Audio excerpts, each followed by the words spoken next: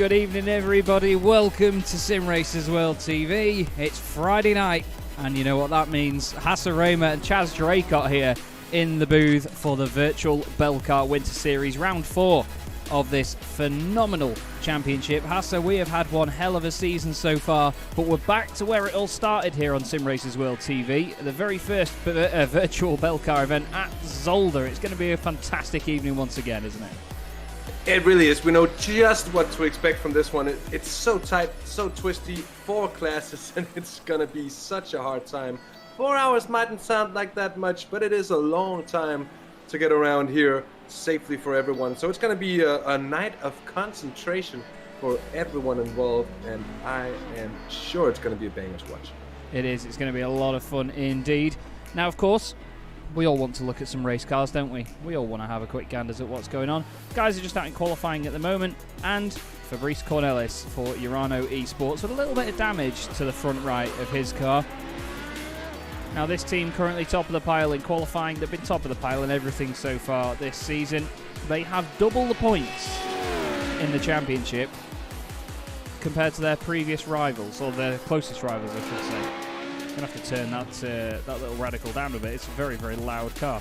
But, yeah, they've got 80 points in the championship. Traxxas by J&V Services. Cedric Wouters at the wheel of that car at the moment. They have 40. And then Simstickers have 39. But to be fair, Hasse, it's been a very, very good beginning and sort of entrance to the championship for Simstickers, hasn't it? They've done a grand job. Yeah, very much so. And last time out at Road America, they were certainly there. Their performance has been improving from race to race. And I think the fact that you have around a month... Oh, and I just put the curse on Brian Lawrence as he takes a spinner out of the hairpin. And I just looked it up, Chaz, by the way. That hairpin has a very, very, very long name. And I'm not fluent as such in Dutch. I know a little. I know my way around. But the Zolder Belcar spelled both, as I believe it would be. Do correct me if I'm wrong on that. I'll have 2 of them, please. Which I would translate to the Zolderberg hairpin then. But you just put it into one long word, and for any foreigner, that's going to be scary as hell. I think many motorsports commentators have been happily avoiding that. Yeah, I'm not surprised. Over the years. Here at Simracersworld TV, of course, we do our utmost to give you the most authentic of experiences, and that will include corner names as well, or to our best ability, because it is very Flemish here at Zolder, isn't it? It is very Flemish indeed, and of course, as I said before, this is where it all started for us on Simracersworld TV with the first Virtual Belcar event. And of course, we had the 24 hours of Zolder here previously on the channel as well. One of the rounds of this championship, the final round of the 2020 Virtual Belcar E-Series. But this Winter Series is not too far from its conclusion now, but as we look into the other classes, of course, I mean, well, who else would you expect to be right up there in the Porsche class other than the Bingo by Simtag EMG car? And I must say, we were very entertained at Road America by these guys, because Boudewijn Kuster said that he wouldn't qualify just so he could start from the back of the grid and come through, and what a drive it was as well. It was insane, wasn't it? Absolutely so. It took him, if I recall correctly, he was at the head of the Porsche 911 Cup field at around half an hour into the race. Yeah. And that having to deal with traffic and everything along the way, it was a huge drive. And just mind you, the opposition is by no means pushovers in this series. And it was sort of that Mika Häkkinen in Spain, was it 98 or 99 with the famous, oh yeah, it was so easy. Can't believe it. He did, after taking a lights to flag victory, he did make it look, or they indeed did make it look relatively easy, which I'm sure it wasn't. But the fact that they can do such a trick, start from the back, go all the way through the field, and not qualify on purpose, that's it's bordering on the edges of arrogance. But as always in motorsports, we do love that. Oh, we do. We absolutely do love it. And it was very entertaining indeed, because it surprised us at the start of the session, as here goes Boudewijn Kuster onto a lap. We'll go on board with Boudewijn, why not? He's been one of the most entertaining drivers to watch this season. bring the gaps up on the left-hand side. If you don't know Zolder, it's a very tricky circuit. You can see so much rubber down already. Oh, there's a car off in front, and Boudwin's going to go and join him. Off in the sand, he's doing his best Paris-Dakar impression, so never mind that one, Boudwin. In the championship, though, which is the Belcar 2 class, we'll give you the classes at the top of the screen. We have the Belcar 2 class is the Porsche Cup cars. Second in that championship at the moment is the Optical Sim Racing Red car, which is just down there. The yellow and black machine, one of Hasse's favourite liveries. Vapor Shop RDR Motorsport, oh there you go, he's just getting going. The Vapor Shop RDR Motorsport car is third in that championship, but quite a way off. Bingoal by Simtag EMG have 80 points. And this it is optimal, not optical. I could see another team with optical in its name. Optimal Sim Racing Red car has 54 points, so a little bit further back. Looking further down in the GT4 class, which we have been absolutely loving this season, other than an unfortunate disconnect in the previous round at Road America. It's the Ecris Motorsport number 15 BMW that leads the championship on 70 points. Currently, they are ahead of Flemish Simsports Black, who we were expecting to see in a titanic battle last time round, but unfortunately there was an issue. I believe it was Senna Hulsmans that had that problem as well, which meant that car did not complete the race in the position that it was in early on. And then Sim Formula Europe. Now this is another team, isn't it, Hasse? A wonderful livery, of course, but they've done a really strong job. I believe this is their first run in the championship, isn't it, as well? And they've come in very strong.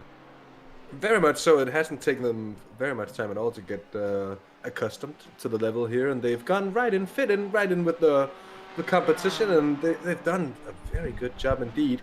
We had a fun situation in the 911 Cups that I just wanted to mention with a very close battle last time out at Road America. Actually, we had it was a bit of a, well, every time, Chaz, we come to praise someone for the good job they've been doing, they get bestowed with the curse. Tells me something about we're having to be pretty careful tonight.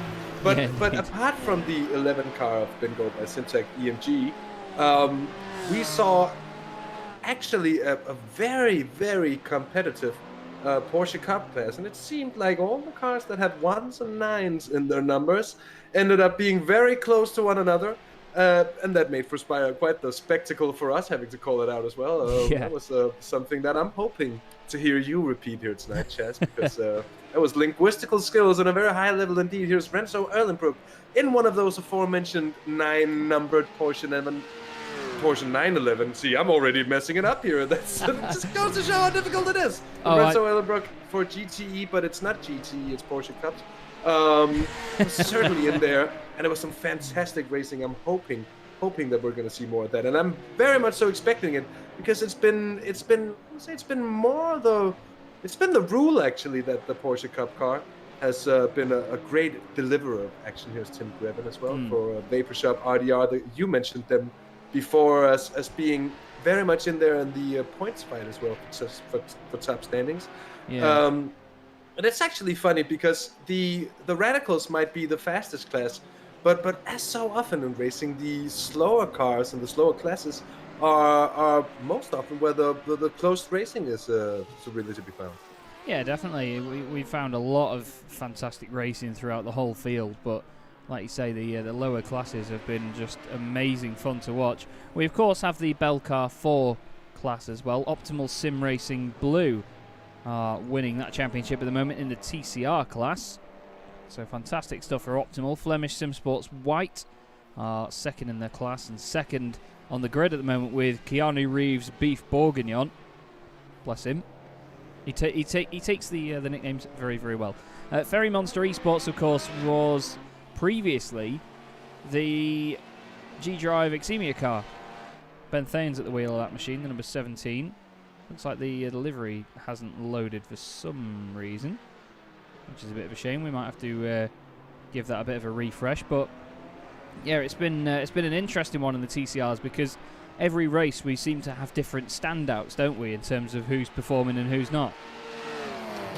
It is so, and we were expecting the Ferry Monster car to be. They've been dominant over the last season, the Virtual Belcar E Series. Here in the Winter Series, they've really found the themselves to have their hands full, and the competition seems to step up the game in the TCRs. Funny, so the TCRs, they are quite unique in that I think, correct me if I'm wrong, I was actually just am wrong. They're not the only front-wheel drive car in iRacing, but there aren't a lot. And especially there aren't a lot in use in the series that are being organized here and there. So I think the drivers that specialize in the TCR will really be specializing in that, because it's quite a different beast to handle.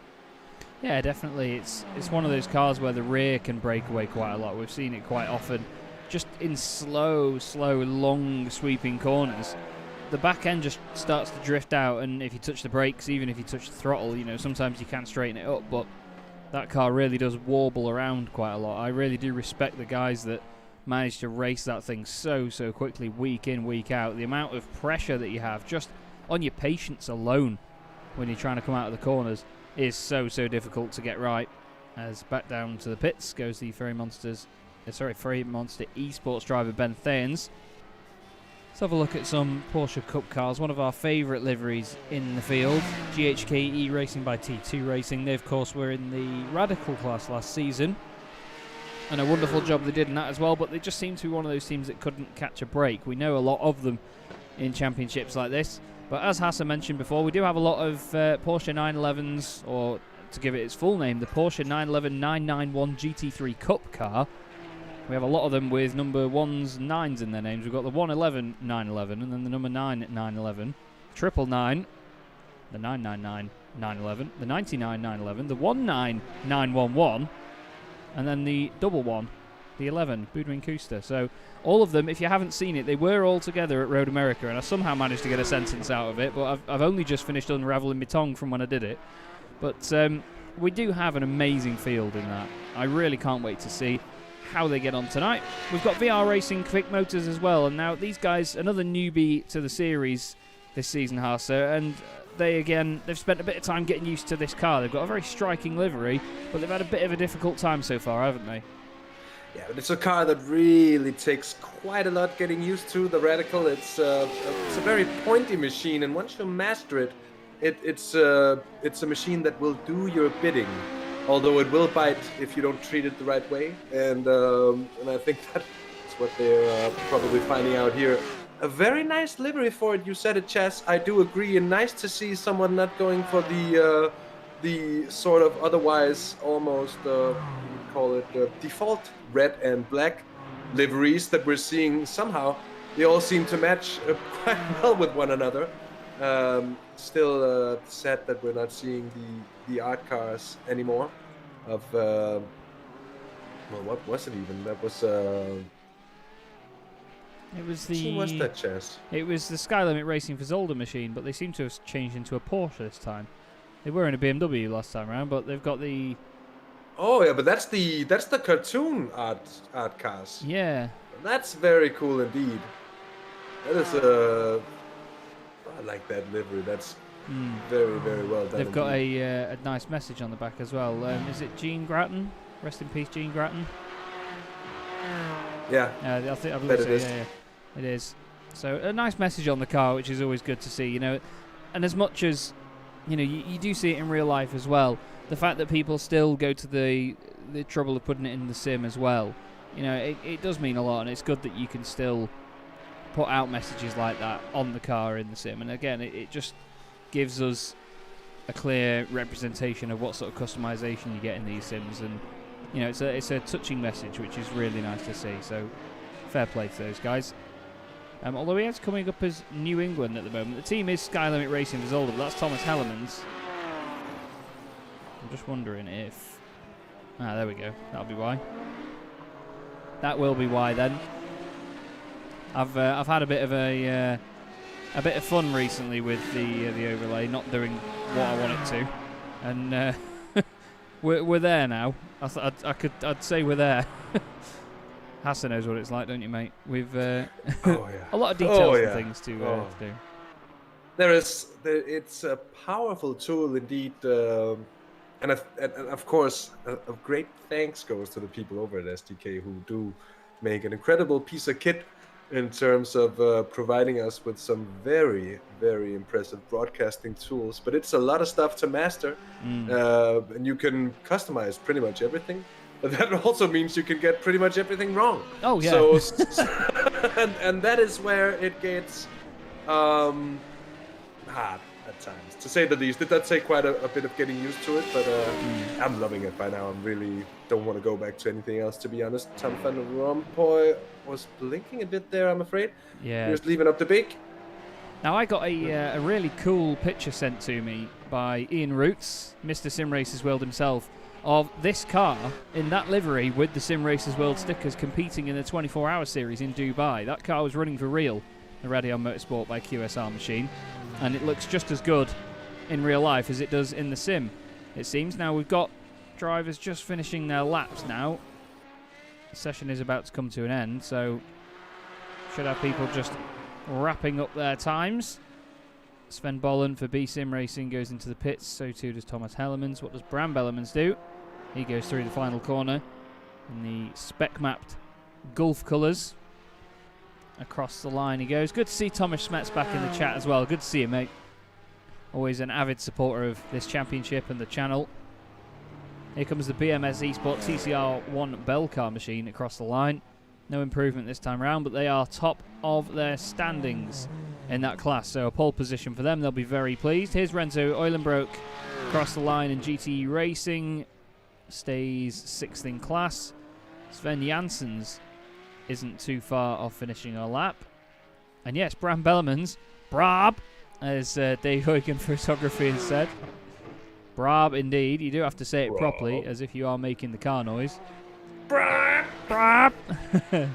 Out the final corner then comes Sven Janssens on the GHK E-Racing by T2 Racing car.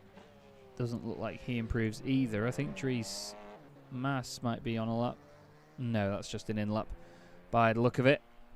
But 4 hours of racing is about to get underway, everybody.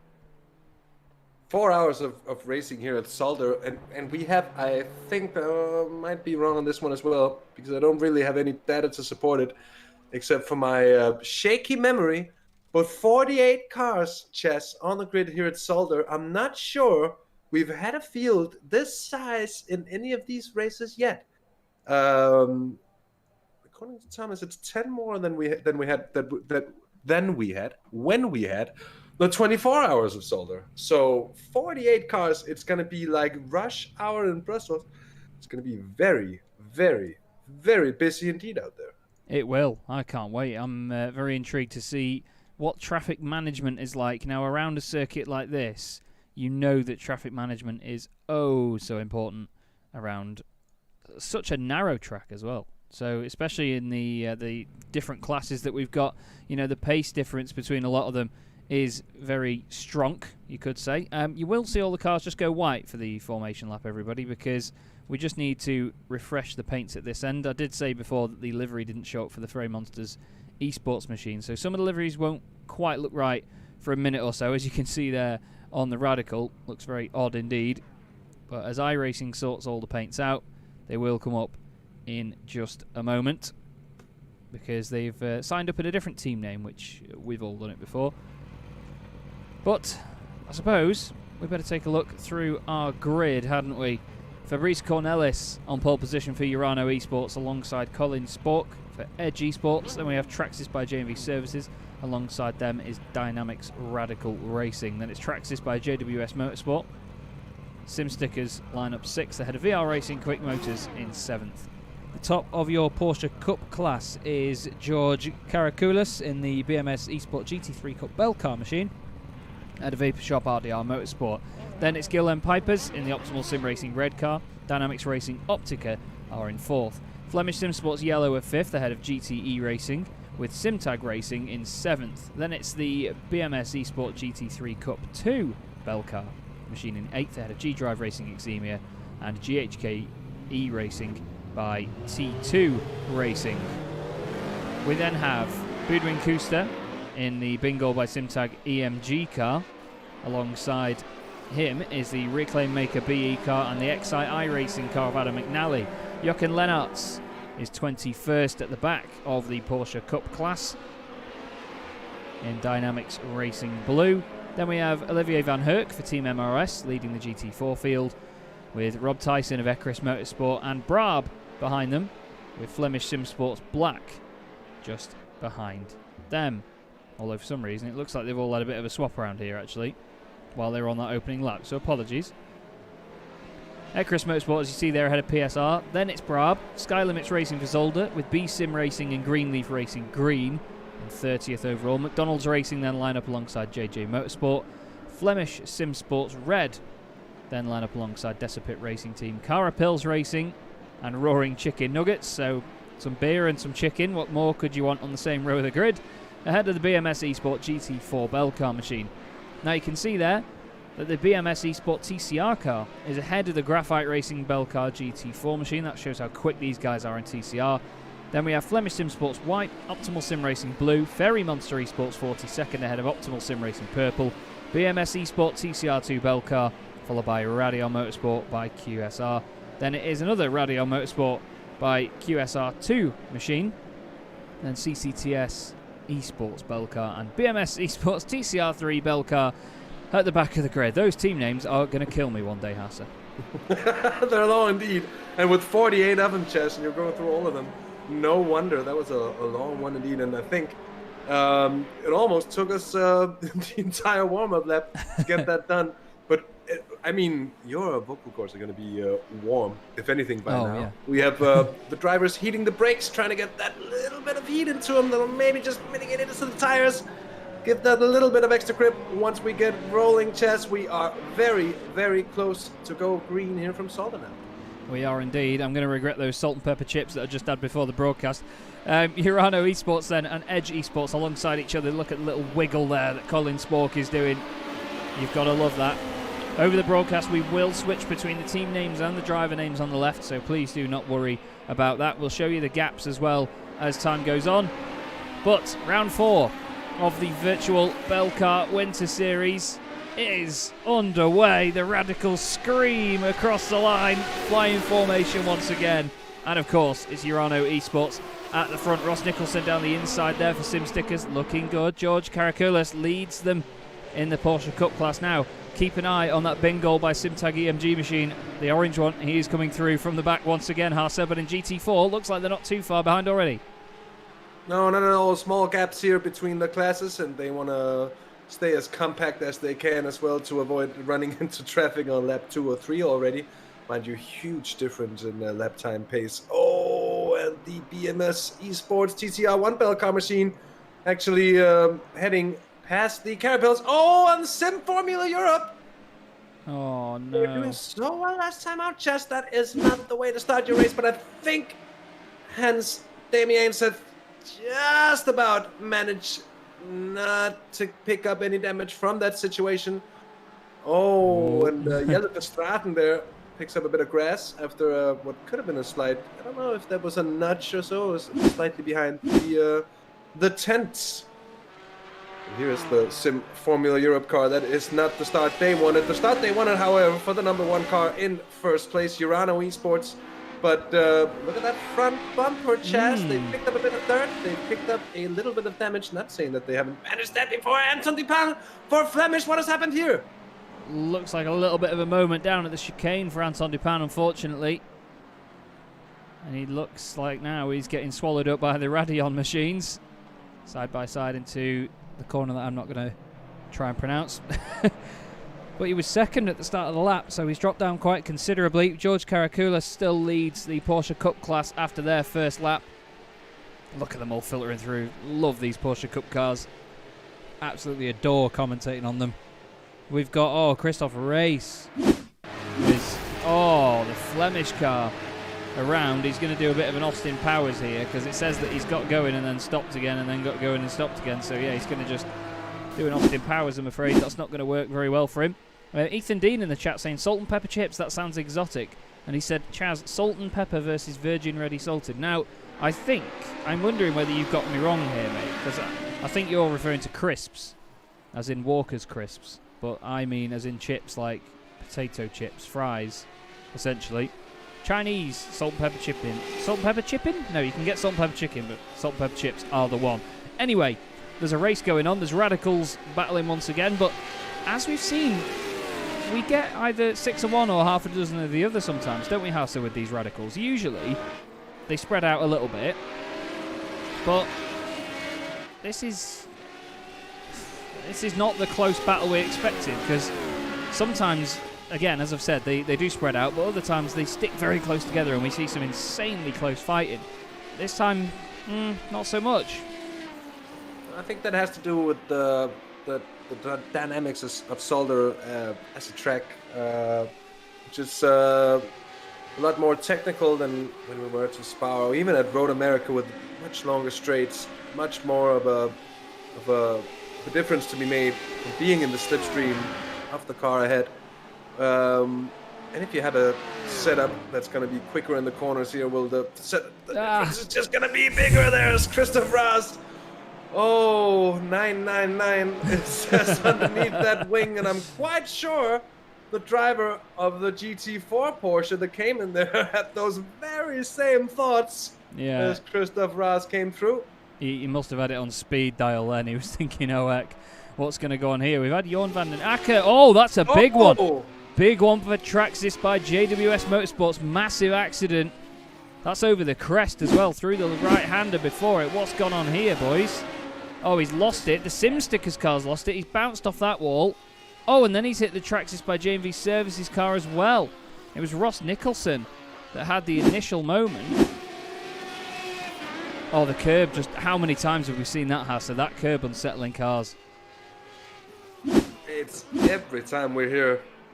It just doesn't take a lot of contact to unsettle a car. We've seen those radicals so many times. The chassis, light and stiff indeed, and they really don't like those sort of curves to bring it off balance. And it's a heavy price to pay, Chaz. Yeah, it really is. Such a shame. We're on board now with Tim Greven in the Vapor Shop RDR Motorsport Porsche. Those two radicals then in the pits. You can see them dropping down on the left-hand side. Not the way you want to start the race. Oh, the number 13. Honestly, it's going to be another race of unlucky 13, I think, here, Hasse. Let's see what happened. It's Steve Klaes, who's also doing all the racing these days, but nothing akin to the sort of ground he was on right about there. That was, as you said earlier, more akin to Harry Dakar, maybe a trip to the beach. I don't know, but Steve Klaes certainly not perfect start, but he kept it out the wall. And in a race like this, you can easily deal with a loss of a few seconds here and there, but it's those major shunts that's going to follow you around all the way to the end of the race. It's those you really want to avoid, and it just so happens to be that it's quite difficult to do so. I think even if you're racing just one class of cars here at Zolder, just racing here is very, very tricky indeed. And having such a multi-class race, we touched upon it earlier as well, it requires so much concentration, and there isn't really anywhere that on the track where you can relax either. So it's pretty much a constant, isn't it? Yeah, definitely. And the thing is that we've seen here in this championship before is that some drivers just have this absolutely amazing knack to be able to pull the car back from a battle further down the order and then come back through, almost win their race in class despite having an incident. Other teams, they just don't quite come back from it. Now, I want to just talk about this updated Flemish SimSports livery because it's got a lot more detail on it. There's like this sort of, I don't know how you'd say it, it's like a circuit board sort of pattern all over it. It looks absolutely stunning. I just noticed it there. They've worked wonders on the spec map, and they've done what I get very picky about and made the number boards glossy. And yeah, it's just suddenly just got warm in here. But fantastic looking car all the same. This is Bart Levens in the BMS TCR car, but Sim Formula Europe there, Hans Damiens, just going through, trying to make up the ground again. A lot of you will see that the gaps on the left hand side. I'm going to try and do it so we look at it a class at a time. We can do it like this, so we get the gap from that class leader back to that car in class essentially. So if we look at Jorn van den Akker, you'll see that his suddenly says 1 lap as compared to the GT4 cars around him. That's him compared to the other radicals, so fingers crossed it makes sense. But either way, we'll try and do this, and it's not so frantically flicking around anymore. We've managed to find out how to sort that out. So you get a bit more of a slowly updating gap from car to car, and hopefully it'll help over the course of a 4-hour race like this. And to be honest, Hasse, we've done this a couple of times now, mate, and these races really do fly by, don't they? Yeah, and for the reason that we're seeing right here as the Radicals go side by side and still through the chicane as well, all the way through, finding a GT4 car on the way. Oh, just about managing to sneak ahead of the Quick Motors, the VR Racing Quick Motors machine of Tom van Rompuy. That was the JMV car, the number 3 machine, who's had a unlucky start to say the least, but they're still running. I don't think they've been into the pitch, Chaz. So mustn't be too bad. Probably looks a little worse than it is. And of course, if you can keep it running, it's going to be a big advantage indeed here. Cedric Boutus, certainly a man with the pace. It's a tough spot to be in. And mind you, have a look at the race timer here, everyone. We're 9 minutes into the race now, almost. We're well into traffic here. This is not the first class to be passed by the Radicals. This is the GT4, so they've been through the entirety of the TCR field already. And it didn't take them more than 6-7 minutes to start catching up to the bottom end of the TCRs, and that just goes to show how busy it's going to be. And within 20-odd minutes or so, I reckon it's going to be such that there is cars all over the track, and it's going to be very hard to get clear lap. It will be indeed, mate. Will be indeed. This is Renzo Eulenbroek with Ross Nicholson behind him for position there in the Sim Stickers Radical. He's going to go one way and then probably the other as he goes down the inside of the Dynamics Racing Optica machine, trying to make his way back up the order now.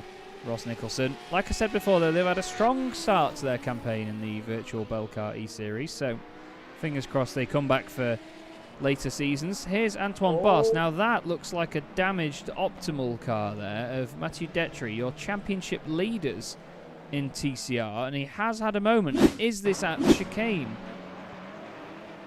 Oh no, that's Tom Van Putt as well. That's a big moment. That's Graphite Racing. That's gonna be heavy indeed, because it takes quite a lot to hurt the TCR machines. We've seen that on several occasions as well. And you can see him clearly having lost pace compared to the other machines around. Just gets kind of... Tom didn't leave room. I don't think he knew that Mathieu had the overlap, really. It was very difficult to tell, wasn't it? Yeah, it was indeed. I was just about to say the very same thing. Now, meanwhile, we have a very close fight in the 911 Cup class in BLC 2 for second and third at the moment, I believe. Oh, apologies, it's not changed over there. Sorry. We've got the Ferry Monsters Esports guy. Won't seem to go back over to the other one for some reason. There we go. Here we go. Oh, Ross Nicholson's off again. Oh no. Another off for Ross, but look at this though. Like you say, Hasse, battle for the lead in the Porsches, and look who's third. Oh, so they've gone from... They were like 9th or 10th in the class. Yeah, exactly. Mid-pack to at the very top in the order of somewhat around 10 minutes. That's very impressive. And a top 4 separated by, less than a second at the moment almost. And the longer they'll be able to contain Budov and Köster here, I think they will be satisfied with that. Oh, look at the optimal 20 car. It's so close, and yet not even thinking about going side by side with Budov and Köster up ahead. It tells you a lot about just how they think about the drivers in the Endeavor car here. I think everyone in this field knows that when they see that orange, red, black thing coming up from behind, they're in trouble. Definitely. It's not a sight that you want in your mirrors when you're in that class, but to be honest, if you were George Karakoulis right now, you wouldn't want this sight in your mirrors, and that is the train of them coming through. And we have... Now, this is a new feature we've got here. Race control number 9, final warning for not following correct starting procedure. Now, that is the car we're on board with here. So that could be interesting to see over the course of the race, because we get more instant updates for it now. And I reckon that having that, it's going to make a big difference for us, as there's a beautiful camera shot at the back of the grandstands. But it makes all the difference for us guys up here, and of course people at home get to see it a lot more quickly as well. Yeah, I was just about to say, because usually we get it over a Discord thread, and that's it's all right for giving the information to us. This way, though, it comes directly out to everyone watching all, which is all the better, I believe. Custer was having a look there into turn 1 at the Vapor Shop RDR 111 car up ahead, but not finding the sufficient run to really get a responsible dive. You can see on the inside there. It's a tricky place to overtake, but it is one of the places on this track where it is possible. And what you find here, I think, is that you can race indeed, but often it just slows you down massively. Oh, there's a TCR having trouble, and that's cost the number 9 machine. Well, George Karakoulis will not be happy with that. Well, he's made contact, Chaz. You can see it at the front of the car as well.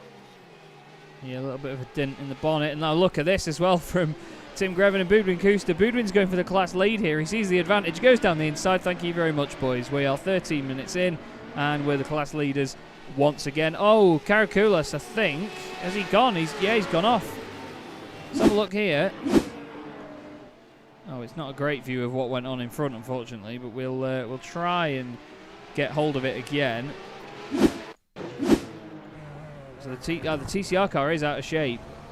Runs a little bit deep. You can see everybody swarming, and there's a Radical in there as well. This is the thing. So many classes in this championship that have such speed differences. Look at how busy it gets in front. The TCR car holds them up again. Now, Karakoulis had a moment of his own here. Oh, the Radical goes close. Oh, he's lost it. Oh! He's lost it completely on his own. He must have just gone out to the right of shot as we were looking at Boudwin Kuster. Manages to recover quite quickly, but that is a very, very quick downhill moment for those guys, isn't it? From class lead to 8th place in class in less than half a lap. Yeah, that went very quickly indeed. And now, Boudwin Kuster in the number 11 bingo by Simtag EMG car in the lead again. And if everything goes to script here, as the 111 car has a dicey moment there, if everything goes to script here, everyone else is in for a tough time trying to hop along there on their pace. Anyway, Rømer here for reklamemarker.be. Through the chicane, close to the 13 car of Steve Kleiss, the G-Drive Unlucky 13 machine.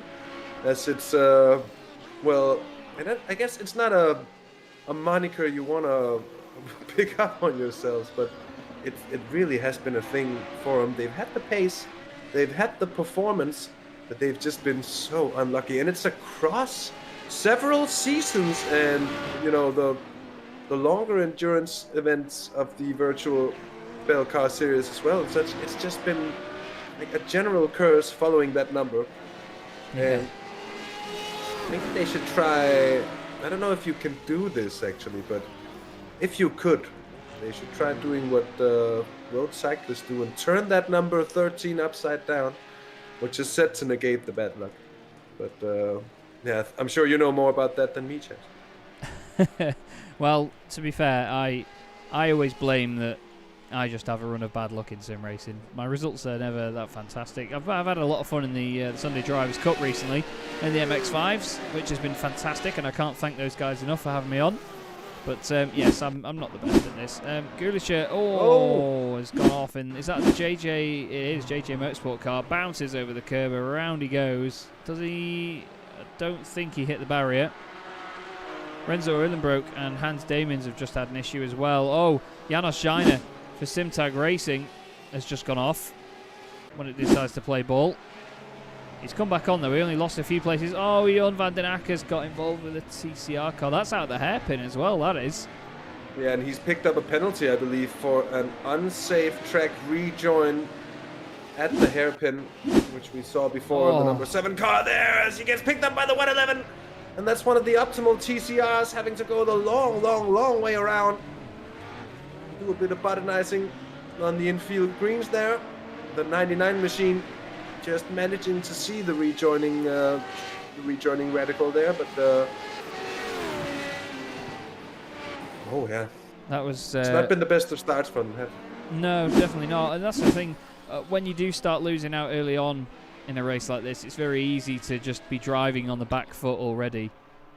I think, to be fair, it's not the easiest of situations to be in when you're on the back foot. Now look at that. Olivier van Herk isn't on the back foot. He's attacking the Ekris Motorsport BMW. Got a great run out there for Rob Tyson. Certainly is flying. That BMW's been fantastic this season. We've got two Porsches in the top 3, and then this wonderful Ekris BMW. Again, a replica of a real-life livery, supported by Ekris, of course. Now Ross Nicholson is back in the pits and dropping down the order because of that. In your TCR class, we have Olivier Bultink leading the way for BMS Esport TCR1 Belcar, and then Ferry Monster Esports in second place. Their livery is now working, as I've changed that. Oh, Colin Spork has had an issue in the Radicals. So what's going on here for Colin? I'm afraid he's going to have a bit of a problem through. Oh, that's a all on his own. Strange one. Yeah, that's a very weird formal spin indeed. It looks strange, but luckily so, in such a tightly packed position on the track there as well, that nothing more happened from it. He could so easily have collected someone else there, but it's all a solo incident, and we're glad to see that here. Ben Thanes getting passed by the number 8 Dynamics 911. Yeah, 4th place in class at the moment, Kobe class. Doing a fine job. Dynamics Racing Optica, but Budwin Kuster leading that again. Jorn van den Akker is right behind him at the moment. But of course, 2 different classes. So what we'll do for just a moment, we'll show you class by class. So this is the Porsche battle at the moment. You can see the gap on the left-hand side between all of them. Not updating too frantically, so you can get an idea as to where they are. In the Radicals, who would have thought it? Of course, it's Urano Esports leading the way. Your championship leaders, they can win the championship tonight. They are double the points of the team behind them. You get about 27 if you have the win and the fastest lap in your class. They are on 80 points, and the team in second place, which is Traxxas by JMV Services, who are currently 5th, have got 40 points. So there's a big difference. And basically, if Urano Esports win this, they're going to be pretty much untouchable for the last couple of rounds. And Fabrice Cornelis, I know, will be very pleased to do it here in Belgium at Zolder. They'll be over the moon with that. Dynamics Radical Racing second at the moment. Oh, Adam McNally's just had a bit of an issue in the last chicane. And now he's being overtaken by Tuan Tran. Actually, no, that's Karakoulis, who was originally leading the class. Tuan Tran is just in front in the number 43 machine. And then if we look at your GT4 battle, it's a nice lead at the moment for Flemish Sim Sports Black. They're making up for Road America, aren't they, Hasse? Yeah, very much so. And I think it's going to be a great fight yet again between the Flemish Sim Sports GT4 Porsche here and the Ekris BMW that you mentioned before. It was a great show last time around indeed. And they've got something to get back onto here indeed with Senne Hunsmans and company. And usually what we see from this very Flemish car and this position of drivers is just so consistent indeed. So a little bit of a surprise to me that they had such a race at Road America. But right now, Senne Hunsmans with a comfortable cushion down to the Ekris car, 7.3 seconds, only 20 minutes in here. It's looking really good for him. Yeah, definitely. Just hope that they keep it going. We've seen so many times in these races before that those gaps can just completely disappear. Now, this is Martin Deckens, second place overall at the minute, but the reason we look at him is there, behind him, is the Edge Esports machine of Colin Spork. We'll go on board with these Radicals again. We love riding on board with these cars. They are so exciting. The right barrel of laughs. I'll bring up the overall positions on the left for you so you can have a look. But yeah, Colin has been very quick all season. Edge Esports at the moment are currently 6th in the championship though, with only 26 points. They got none from Donington, 8 points at Spa and then 18 at Road America, hoping to go one better and maybe steal a win away from the reigning champions, but they're 28 seconds off them at the moment. But at the end of the day, traffic, more of an issue round here than it will be at Road America, won't it, Hasse? Yeah, much more so. And even at Road America, it's a place or a track that really has its places where you don't want to run into traffic. We saw some big incidents at the kink as well. And last time we were here at Zolder, we saw some incidents that seem to repeat themselves as well, which just goes to indicate that there are some parts of this track that are certainly better to run into traffic at than others. And the twisty backside with the straights that aren't really straights because they're still kind of twisty and they still turn into braking zones, and it's stuff like that when you all of a sudden have to take the speed differential between the classes, the difference in braking lengths and all that stuff into consideration. It's just so much to process, and hence it's very difficult indeed. And also sometimes I feel maybe even more difficult than it seems. Although when you do see a shot that has 8, 9 cars in it with all 4 different classes at once, I think it gives a pretty clear picture of the level of difficulty they're facing here. Oh yeah, definitely. It's definitely something that is a lot easier on the outside than it is on the inside, or it looks easier on the outside most of the time in these cars. Now this is Gillian Piper's just coming in the pits in the Optimal Sim Racing Red, which is strange. Not quite sure why he's in so early. Oh, Adam McNally's gone to the beach in the lovely looking XI iRacing car. These guys have had a bit of a tough season getting used to this car. They drive it a lot, and I mean I've followed XI iRacing on social media for quite a while, and these guys, they are living the Porsche at the moment, but seems like Adam maybe just pushing the envelope too much. We look back to Martin Deckens because Colin Spork is about to go down the inside. No spooning going on here, only overtaking. Colin goes down the inside. What can Martin do about getting some sort of cutback? Doesn't look like he can get one at this stage. Now this traffic's going to be important, as we're going to keep saying again and again and again, or as we're going to say 999. Down the inside they both go.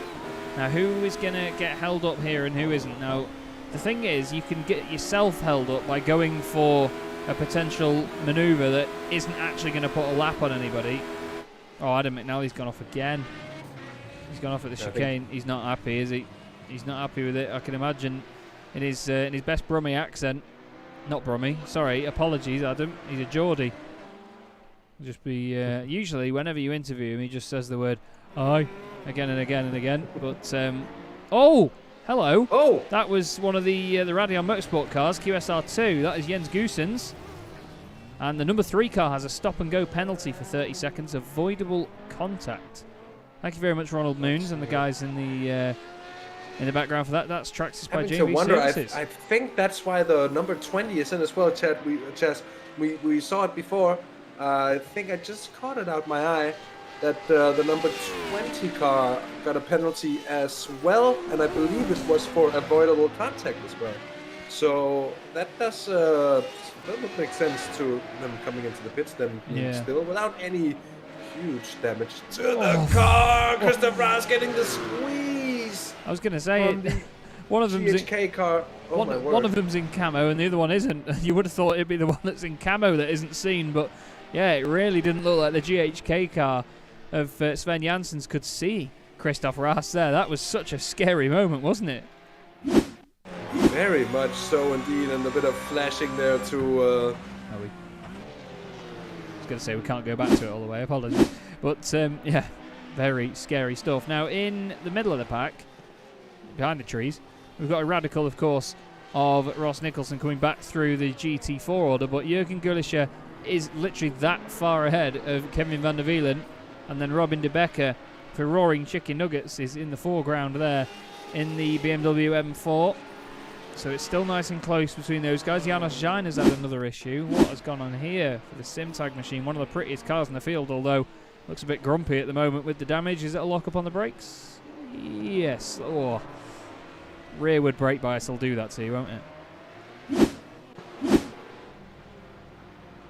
So Bart Levens is chasing down his teammate at the moment, Dries Mas, in the other BMS eSport TCR car. There's 3 of them, and they're in number order at the moment. BMS eSport TCR 1 leading the class with the bright green highlights. BMS eSports TCR 2 with the pink highlights just ahead of the white highlighted car there with Bart Levens at the wheel. These two battling for position in said class. And it looks like Lee Deemer has got into the Porsche for Excite. So Lee, maybe Adam just driving with a bit of anger. The number 11 has a stop and go penalty now as well. That's your class leader. So that's certainly not something from the script, if you will, for bingo by Simtag EMG. I don't recall having seen them picking up penalties, especially not this early in the race. Now, it's going to put them... Well, of course, they can't do any work on the car, so it's not going to affect their strategy too much. But it's going to put them a long way back. Indeed, a 30-second stop-and-go penalty. That is a substantial time loss. Indeed, it's going to be more than a minute on the road, I believe, and it's going to put them a long way down the order with a lot of catching up to do. So I'm not sure they're going to be too pleased with that. They're going to keep their heads down. They're going to keep on fighting. And a comeback by no means is outside of their reach, but a little bit of shadow there, I think. I'm wondering whether whether Ronald missed a one-off, because we definitely saw the triple one go into the back of a car earlier, didn't we? With Tim Greven at the wheel. Not that I'm trying to stir the pot or anything, boys, but we definitely saw that. Here's Christoph Raas, who is now onto the back of Jochen Lennart's in the Dynamics Racing Blue Machine. Dynamics have been putting some fantastic stuff on their social media recently. Amazing work from those guys at Dynamic Simulators. Fantastic looking race car as well. We have Ronald Hulsmans in the chat. Good to see you, mate. Of course, cheering on Senna Hulsmans, leading for Flemish Sim Sports Black at the moment in their class. Now, if I just change that on the left-hand side, there is the gap in GT4 from car to car. So you can see they are nearly 10 seconds out in front, and they can be very, very pleased with that.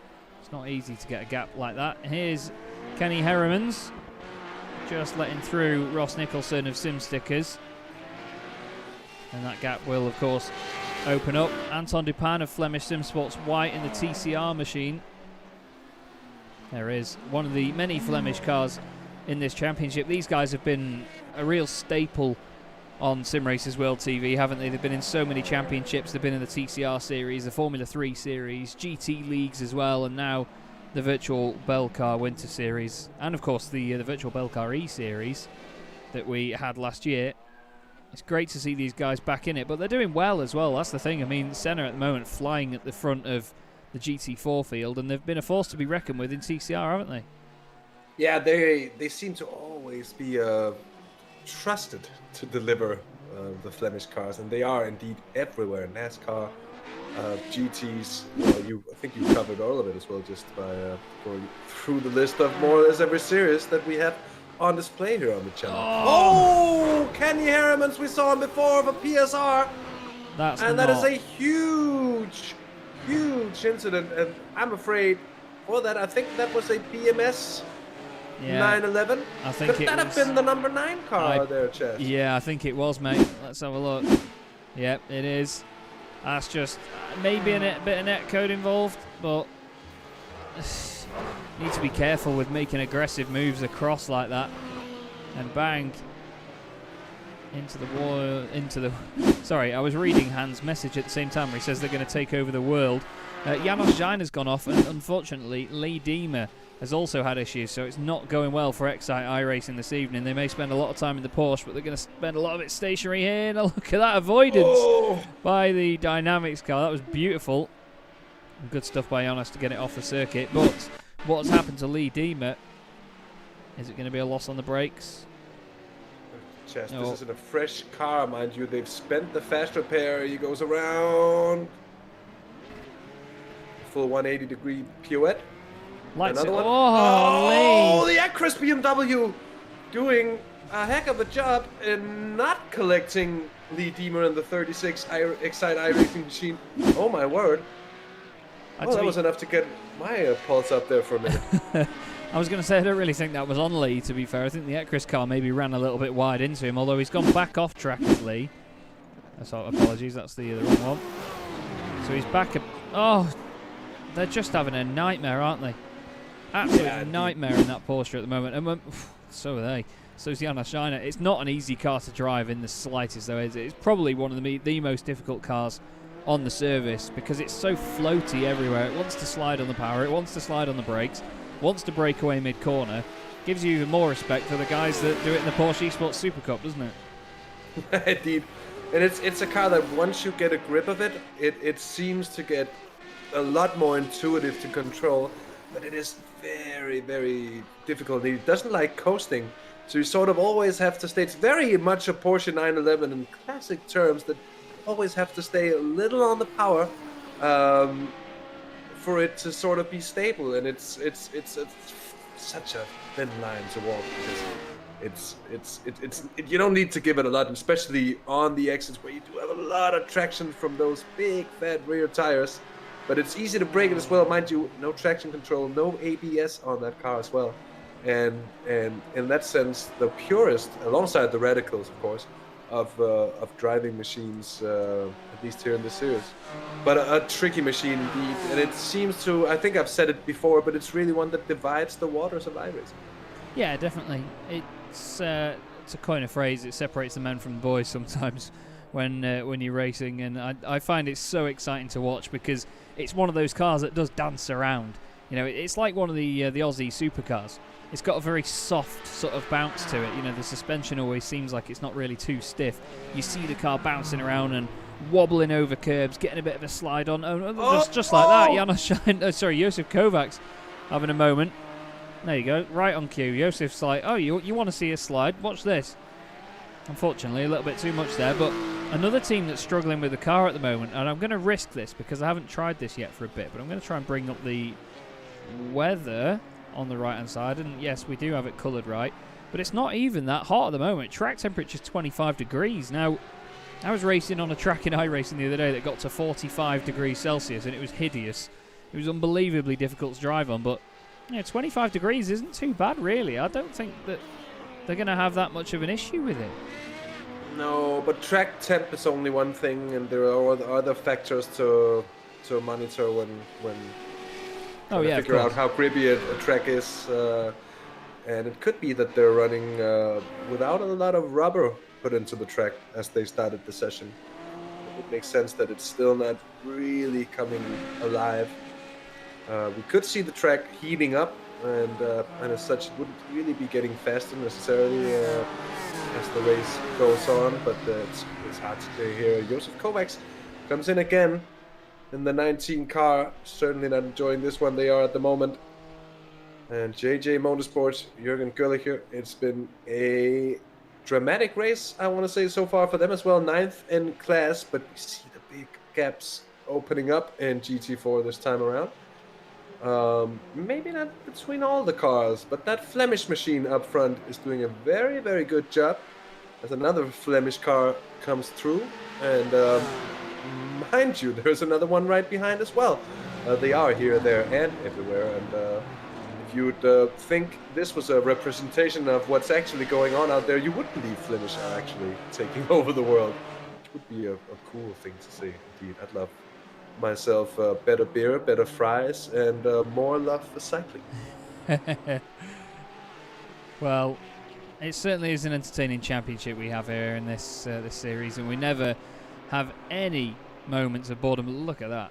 Fantastic collection of 4 cars there. Some of the best GT4 cars in the world. The BMW M4, and of course the Porsche 714 Cayman MR GT4 Club Sport TDI, whatever it's called. It's got one of the longest names that I've seen in a long time, but it is a fantastic bit of kit. And Kevin van der Wielen, at the moment, it looks like he's sort of invaded a touring car race with these BMWs around him, but we always do say that those BMWs are literally like a touring car that someone's put a wing on, and BMW made one hell of a GT4 car out of it. Christoph Raas, by the way, it's Raas and, well, I was going to say it was Raas and Maas, but it's actually Raas and Greven at the moment, with Tim Greven at the wheel. That's the Vapor Shop RDR Motorsport car back on board with the Porsche again. Who doesn't love to do that? And then you can get more of a look at that Flemish Simsports livery. Looks absolutely stunning with those little details. Whichever individual added those in that team, hats off. Looks absolutely brilliant. And now Tim Greven's going to get a good view of it out of his window. Oh, flipping heck. It's become airborne there, Christoph Raas. Over the curb he goes, damages the car visually. It's always going to be a big hit there, isn't it? I'd be intrigued to see if that's actually bent the steering or something. No, oh, that is a big one indeed, and it's not the first time we've seen it. Oh, I think that has caused some kind of trouble for Christoph Raas there, because certainly the car looks to be more unstable. That is a big chop at the front of the Porsche indeed. And it's not the first time we've seen it either, that those sausage curbs are not to be taken lightly. And if you cut them too hard, well, they will damage your car, especially the radicals. You have to be so careful, as they seem to be the most fragile car that we have on the grid here for the Virtual Belcar Winter Series. I'm just staying out Christoph Raas, so maybe just to try and gauge whether it's worth coming in for, or maybe they're just determined to ride it out and get the damage sorted with their next scheduled pit stop. We'll have to see about that. Yeah, indeed. Some of these guys do tend to make the strategies last very well. Others just sometimes, I mean, I don't want to sort of put a downer on it for any of them, but honestly, some of them just go flat out until they run out of fuel and need to pit, don't they? They don't actually put a huge amount of work into a different strategy to the cars around them. They just think, right, well, let's just wring its neck until it runs out of fuel and then put more fuel in it and it'll go longer. You know, it can be very straightforward sometimes, because at the end of the day, you want to spend as little time in the pits as possible and as much time flat out on the track. You don't want to pit early just in case it doesn't pay off a little bit later. So you may as well just try and make the most of their fuel. But around a circuit like this, we're not going to get people doing what we saw at Road America, where they could save fuel in the slipstream of the car in front. This isn't really a slipstreaming circuit at all, is it? No, not at all. But this is a track where you can still sort of, with patience and traffic, lift and coast here and there and try and just save as much as possible. Of course, only when needed. But it's not something you can really rely upon, as it would be at Road America, where you just pretty much hang out behind a car in front. But just have a tenth or two in terms of pure pace, but that would certainly be negated over the course of a lap with the slipstream. As you said, Chaz, this is not the course, or not the case, say here at Zolder. It's not the course where slipstream has a huge part to play indeed. I think actually, if you're close to a car in front, especially in the radicals here, it's just going to be more of a negative effect at the loss of downforce. Yeah, that's very true. It's like getting into the dirty air behind the car in front. It will drag you wide, and especially through some of these corners. I mean, the right-hander that Robin de Becker's coming up to now, we'll just go on board for it. There's a long right-hander here, but when you're building up speed and you get close to the car in front, for this next right-hander here, you're always going to see people go wide here. But if you're behind another car very closely, you're just going to get dragged out. It's like someone puts a magnet on the wall and you just wash out wide so badly. And not to mention the curb on the inside. If you turn in a bit early, trying to almost make an early compromise for that effect, if you hit that inside wall, the car is just, sorry, the inside curb, the car is just going to bounce off and go absolutely flying. Because these curbs here at Zolder, I mean, we all know them, and I would say love them, but I don't think we all love them, do we? They are very aggressive curbs. Obviously, they're there for purpose. You know, they don't want you cutting corners. They want to make sure that while this is already quite a difficult lap to get right, that you're not taking any liberties and you're not sort of taking the mick with it. And I think it's great, because it's such a challenge for these drivers, lap after lap. It's one of the perfect places for endurance racing, I think, because of the amplification of the curbs and how difficult the track is, especially with the track limits. But then you've got the fact it's a very short and narrow lap as well. You know, it's probably one of the hardest races to do in terms of endurance in the world, I'd say. I'm very tempted to just say that's absolutely true, because we have seen so much attrition at these races, and given that it's a field of seasoned drivers almost all the way through, it's really a tough test for everyone involved, and it's a place that really doesn't take kindly to any sort of mistakes. Really, there are so many places on Zolder where if you make a mistake, you're going to pay for it dearly, and we've seen it time and time again, every time we've visited here and as well over the opening 40 minutes of this race as well, we've seen it already, but a small mistake can really just turn into a huge incident here with this close vicinity of the walls. And not a lot of gravel as well. And another thing, of course, the gravel in iRacing being a little bit slippery and not the best at stopping the cars necessarily either. Seem to just skip over it pretty much. Something that I'm personally hoping to see fixed at some point, but yeah, can't have it all. No, just coming back to the point here, Chaz, not to get sidetracked too much, it is difficult. Yeah, definitely. I think, like you say, I agree on the gravel situation. Although, I think if we had safety cars for every time a car got stuck in the gravel, we'd probably just do an entire race behind the safety car and officials. But in all honesty, it does need to happen. Some of these drivers, you can argue it makes it a more enjoyable experience because they're not getting away with just running over the curbs and over the gravel all the time. But it would make life harder, and I think it'd be a bit more frustrating like that. But at the end of the day, it is a sim. We do want to see it simulated, so I'm all for it. I think also it would take away that sort of in sim racing. You don't have the fear factor of what if I put this in a wall. What will it cost? Will it hurt? And all that. Sometimes you think it will hurt because of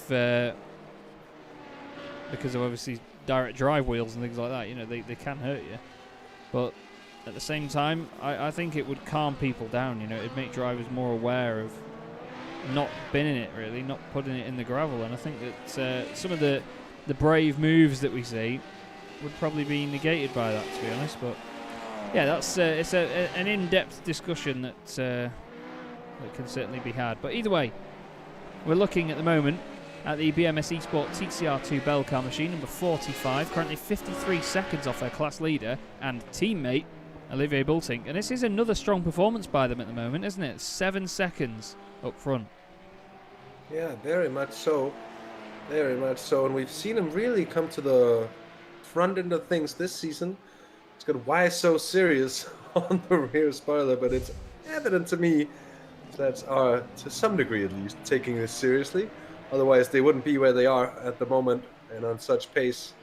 And with a healthy gap of 7 seconds, meaning, well, of course, it's not as big as you'd maybe want it to be, but there's also no reason to push too hard in a position like this. Very much just a case of negating the traffic as smoothly as you can and trying to let the faster cars pass as easily as possible, and where it doesn't really hurt any of them lap time wise. And I think the drivers of the slower classes also often find that they are really having to drive with more patience than the drivers in the faster classes, where you can get away with just being a little more aggressive often. If the slower drivers do that, it's going to end badly really quickly indeed. Of course, they don't have the car to really do that kind of thing, and it's a different mentality it takes, but it's always interesting to watch, and I'm looking forward to see whether it will be another one of these virtual Belcar races, Chaz, where the TCR and or the GT4 classes, which tend to happen quite often, that they come together at the final bits of a race to give us a real fireworks finish. Yeah, definitely, and we've seen it before, whether even when we've had the 24-hour races, no matter how long a race is, there will always be moments where after many, many hours, it does come back together and, battles do reignite naturally. I mean, even recently in the iRacing 24 Hours of Daytona, I can't remember what team it is, and I'm really sorry if they do see this and think, oh, it was us, you idiot.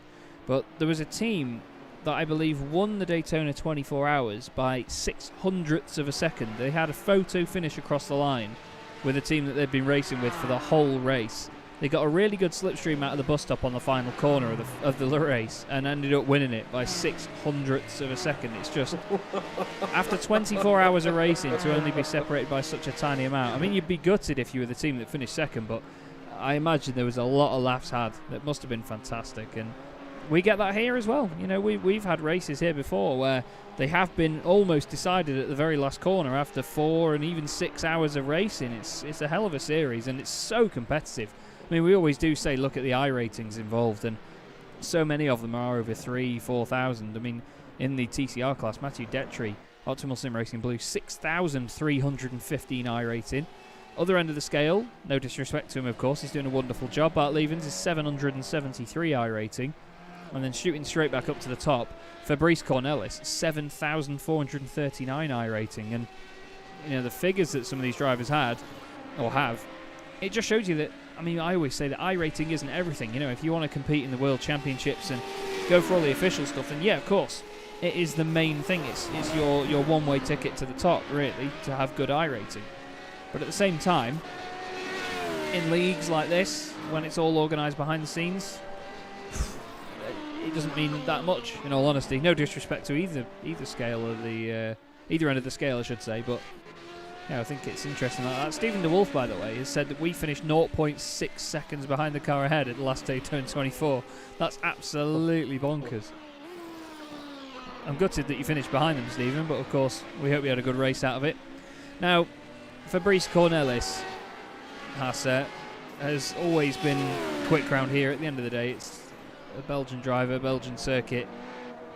He's loving it, of course, but do you think that traffic's going to cause an issue for him today?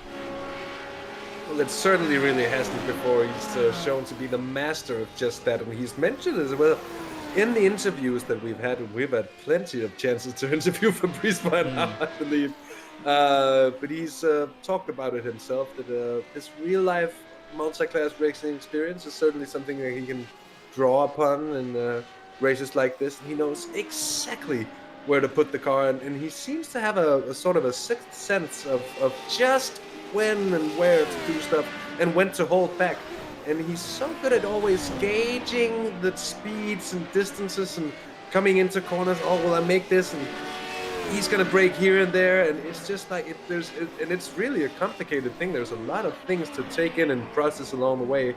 And when it comes to second nature, as it seems to be doing for Fabrice, that's really something that wins you races like this. And I think it's been a deciding factor for the success of this car, of this team, Urano Esports, and Fabrice and his teammates as well, Paul Klubman and company. They just have this force of nature on the team when it comes to dealing with the track. Yeah, some drivers, they just have a knack for it, like you say. I think there are people that sometimes maybe push the envelope, sometimes too much, I think, but there's others where holding back and knowing when to just punch forward at the right moment, it makes all the difference when you're going through traffic. We've had Kobe Klaas have a crash. We were just looking at the number 8 there, actually, with Tuan Tran, who has gone through. Oh, how many times have we seen that? Long slide in the Porsche. Obviously, all the weight at the rear just does not help it in the long run. He's still right behind Tuan Tran. He's actually right with him. Oh, close stuff there through the right-hander. And there's a little bit of damage on the front right of that Porsche. I think that was just when he went into the wall, but pushing hard now is Kobe Klaas to try and make up for that little incident there. Half a minute off the class leaders, which of course the number 11 machine, I think, yeah, it was the triple one that actually had that penalty earlier, not the 11. So there was just a 1 missing off the end of it. It would have surprised me if it was the 11, because like you said, Hasse, I don't think we saw him hit anybody. But look at this now, Kobe Klaas really pushing the car, dancing around, having a good old laugh behind the wheel there, I imagine, although with how hard he's pushing, I can't imagine he'd describe it as a laugh right now. But I tell you what, we've got a fight on our hands between these boys, that is for sure. Closest 2 cars on track at the moment, these boys. Although I say that, actually, further down, Antoine Boss is being caught by Yvonne van den Berg in the BMS eSport. Actually, no, other way around. Anton Dupin ahead of Antoine Boss. That is Flemish Simsports White against Optimal Sim Racing Purple. Flemish Simsports White second in the championship. Optimal Sim Racing Purple 4th in the championship. 20 points between these two teams in the favour of Flemish Simsports White. but that doesn't stop them having a good old scrap. I'm sure Antoine Boss is going to love the opportunity to just take a little chip out of Anton's race at the moment, or at least his progress. I think that it just comes back to what you were saying before, Hasse. The slower cars, they're always a little bit better for the racing, isn't it? Because of the fact that you just have more time to think about what you're doing, more time to prepare for each corner and each move, and drivers don't have to react as quickly if they're fighting against you because the cars move that bit slower. You know what I mean? Yeah, it's true. It's everything happens a little less at warp speed than it does if you're in the faster classes of cars. That's really the case for the radicals here, for instance. And a move made in one of those cars is going to feel, wildly different from making a move in one of the TCRs. And I think there were contact there between Antoine Boss and the 911 up front. Was that one of the Dynamics cars? Was some Kovacs in the Sim? That's the 19 Porsche again. So they've had a bunch of bad lucks just cut straight across that chicane. Looking at the rear end of the car, doesn't look too bad. Seems like it was just a mild touch to put them off center, off balance, and I think they've gotten away with that pretty lightly in the end.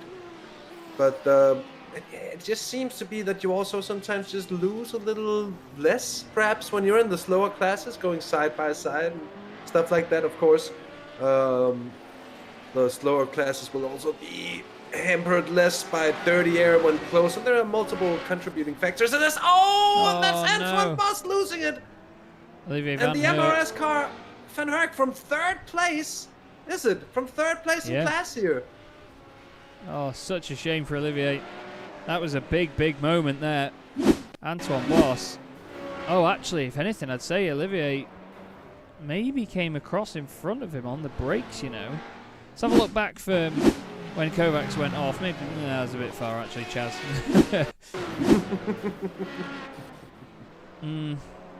Tough to tell. We'll go in slow-mo so I can catch this a little bit more. But yeah, look, Olivier Van Herk on the brakes, moves over to the right, slams on the brakes, does Antoine Boss. And then, of course, with the back end on the grass as well, you're not going to stop that in the Audi. Gives Olivier another kiss. And then Antoine suddenly decides, oh, you know what, I'm going to go in the pits anyway. I'm going to jump in, but yeah, scary, scary moment there. But it just shows you, these inter-class battles that you get, or just a bit of traffic here and there, can really upset the rhythm. This is Hans Damiens on the recovery from an earlier incident. And now having a fight with, of course, one of the Optimal Sim Racing Audis. That is the championship leader, Optimal Sim Racing Blue, Mathieu Detry at the wheel. None of his performances have been detrimental to their championship campaign so far, have they? They've been doing very, very well. Oh, the Roaring Chicken Nuggets have also had an issue as well, according to Kevin Lowers. Let's have a quick scan down. Robin de Becker. That's Lee Deemer in the Excite car. Oh. Thing is, they were side by side, but Lee either goes for the move there or completely backs out, and he was sort of alongside him for the whole thing, wasn't he? Like at this point, he's down the inside. Yes, he's on the brakes, he's holding off, but he's not holding off enough. And you could say that De Becker didn't give him the room there, but at the same time, the minds need to be made up. You either go for it or you don't in those situations, I'm afraid. And I think that was 6 of one, half a dozen the other there. I don't really think that was particularly on one more than the other. Just a bit of a miscommunication, but that's the traffic, and that's what we're going to see. Yeah, indeed, and we've seen it already here over the first hour, and it's not going to get any easier as the race goes on here. This is Rob and JJ Motorsports. They're duking it out for 8th place in GT4 at the moment. Rob's going to come back, I think, here with Abel Court in the 42 car. He was thinking about it at least, but didn't really make it materialize. And now the BMW ahead gets a much better run. And let's see if they can continue that trend. They certainly have been catching the car ahead. And Jürgen Güllicher is looking to make a bit of a comeback here. Certainly going well, ever since they had problems earlier on. And Antoine Boss is out of the pit lane just around now. That was a long time lost. And down at the far end of the class, of course, with a pit stop as well. And around the hour mark here, could expect it to be a decision taken if they've had a bit of damage or something else that's bugging down the car, maybe overly worn fronts or something that could be a thing with the Audi. Might make sense if their pit window, so to say, is open anyways. They might have just been trying to undercut the opposition here. If anything, by the way, if any teams are thinking, oh, we're going to take a pit stop early to avoid this traffic, well, I think they're going to have to think twice about that, because it is simply not an option here. I think that's the Roaring Chicken Nuggets. Yep. With the 12 car of Senna Hulsmans as well. Yeah, class leader in GT4. They've got the sim stickers. Radical just waiting patiently. Or is he? I know Ross Nicholson's pain there in the number 7. Waiting for these GT4 cars. They look like towering machines when you're up behind them, especially the BMW as Senna Hulsmans. Oh, your class leader in Porsche jumps in the Porsche Cup class. Budrin Kuster with a 20-second gap at the end of his stint. Really is flying. Here's Sven Janssens, who is over a lap down on them at the moment. Oh, it's close in the TCRs. This is Jens Goossens. He's having a ganders at the back of Philip Vligen's car, you could say. Looks down the ins. Oh, hello. Oh. Never mind having a look at it. He's having a dig at it. He's thinking, oh, how sturdy are your rear arches? They look a bit better than mine. Gives him a bit of a nip, but loses a bit of time, if anything. Philip Vliegen in the CCTS car getting away, and just behind as well. That was a bit of a sketchy moment there, Hasse. Yeah, I was just about to say just how JJ Motorsports and that BMW managed to make space for the 111 Vapor Shop. RDR 911 there on the inside just looked to be the prequel to Contact, and somehow they avoided it. And there's one of the Radicals getting massively held up behind. Vligen's lost out as well, actually. Goossens got through in all that. They were side by side in front. Hello. Wow. Steve Kleiss has had an issue, though, mate. Oh, that's the 13 car again, then. Oh, no. Let's see what happens this time around. Headbutt. Bonk. Oh, the tiny. It's not a headbutt. He just breathed on him, didn't he? As Steve Kleiss, unfortunately, getting a little bit of a tap there. And it looks like he had another issue afterwards, because he crashed again, or at least by crashed I mean stopped again. No, it seems so actually. Flashing the lights as well though, so clearly not happy. It's close here in GT4 again actually. We've got the Braab machine with Flemish Simsports Red and Decipit Racing Team not too far down the road, but look at this, Radicals coming through, beep beep. Race leader. Here you can see. You mentioned that before with the incident. Oh, no! And as we talk about incidents, there is another incident. And I think the Radical might have been involved in that one as well. It's the TCR. It's the 209 car of Kevin van der Wielen. Or Decipit, indeed. Oh, drilled. Oh, it's the Radical having nothing to do with it. That's the 45 car of BMS. Oh, he just got absolutely drilled, didn't he, by the BMS machine there. Dries Maas at the wheel of that, back on, and then look at the agility of the Radical. Round he goes and through. But again, traffic overlapping, traffic at different pace. It's going to happen. Yeah, you've got to be decisive in traffic. That was where we came from when that whole situation unfolded. And decisiveness, again, go on board with Fabrice Cornelis at any point of this race. Just make sure you notice the decisiveness of every single move in there. It makes it much easier, I think, as well for the drivers of the other cars around him to sort of understand his intentions and to clearly understand his intentions in due time, which I think is something not often talked about, really, that aspect of things. Because moves can sometimes seem aggressive and seem a little push. Oh, I didn't mean to say that. That is not what I intended to let slip out my mouth there. Well, that's one thing that they'd probably get called if they backed out of a maneuver too much, let's face it. Very much so. I meant to say pushy. Oh, it's, oh, no! Oh, no!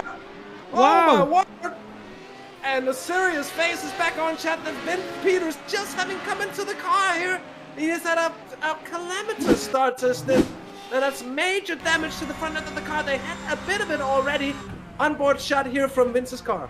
Tom Van Rompuy says, orange ball, corner pocket, biff. Seen a bit, and to be fair, I don't think Vince Peters expected to see an Audi RS3 LMS TCR car on the exit there. Actually, let's go back on board. What's the car handling like for Vince? Let's stay with him for a moment.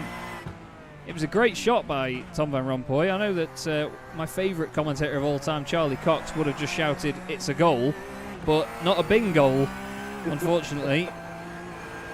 Wow, that was terrible, wasn't it? But at the same time, though, Tom Van Rompuy, he had that issue earlier. There's the moment with the oh wow! Oh, that's Hendrik de Grave as well. And then Van Brom, it's just like Destruction Derby into there. It's like Wreckfest. They're all just piling in one by one. Such a shame for each one. They say indeed, Chaz, that an accident rarely happens alone.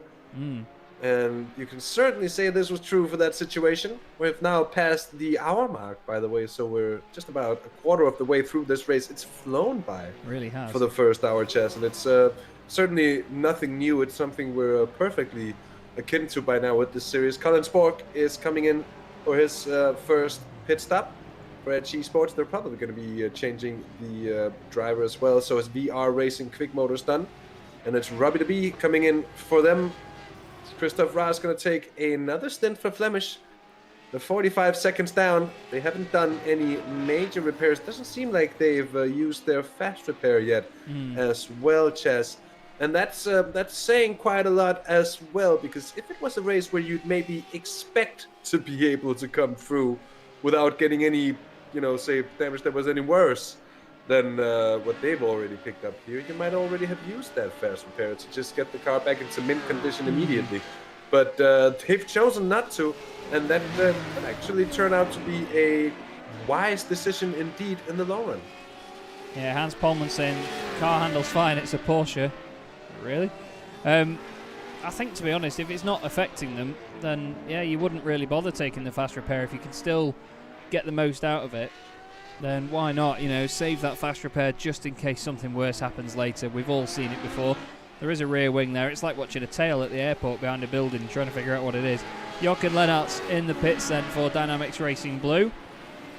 There will be more of them going through. BMS Esport GT3 Cup Belcar now back in the class lead, but of course only inheriting that at the moment, as they actually know they have pitted latest of all these. Vince Peters now in second place, of course, after that incident. So yeah, Karakoulis has actually ended up in the lead, but half a minute their pit stop, 35 seconds compared to the 1 minute pit stops of everybody else except Christoph Raas. So surely these tyres, well, there you go.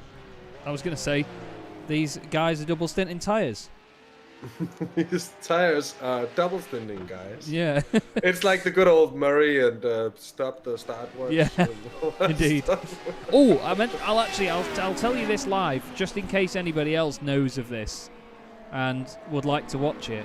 Now, hopefully I don't get this guy demonetized or getting kicked off YouTube, but somebody, I'm not going to name the channel or anything, I'm not sure if you remember an old VHS, Hasse, called Murray's Magic Moments. Oh, yes. But someone has uploaded the entire thing to YouTube, all 90 minutes of it, and I've not watched that in years. I'll tell you what, I've already watched it twice since it came out. Fantastic.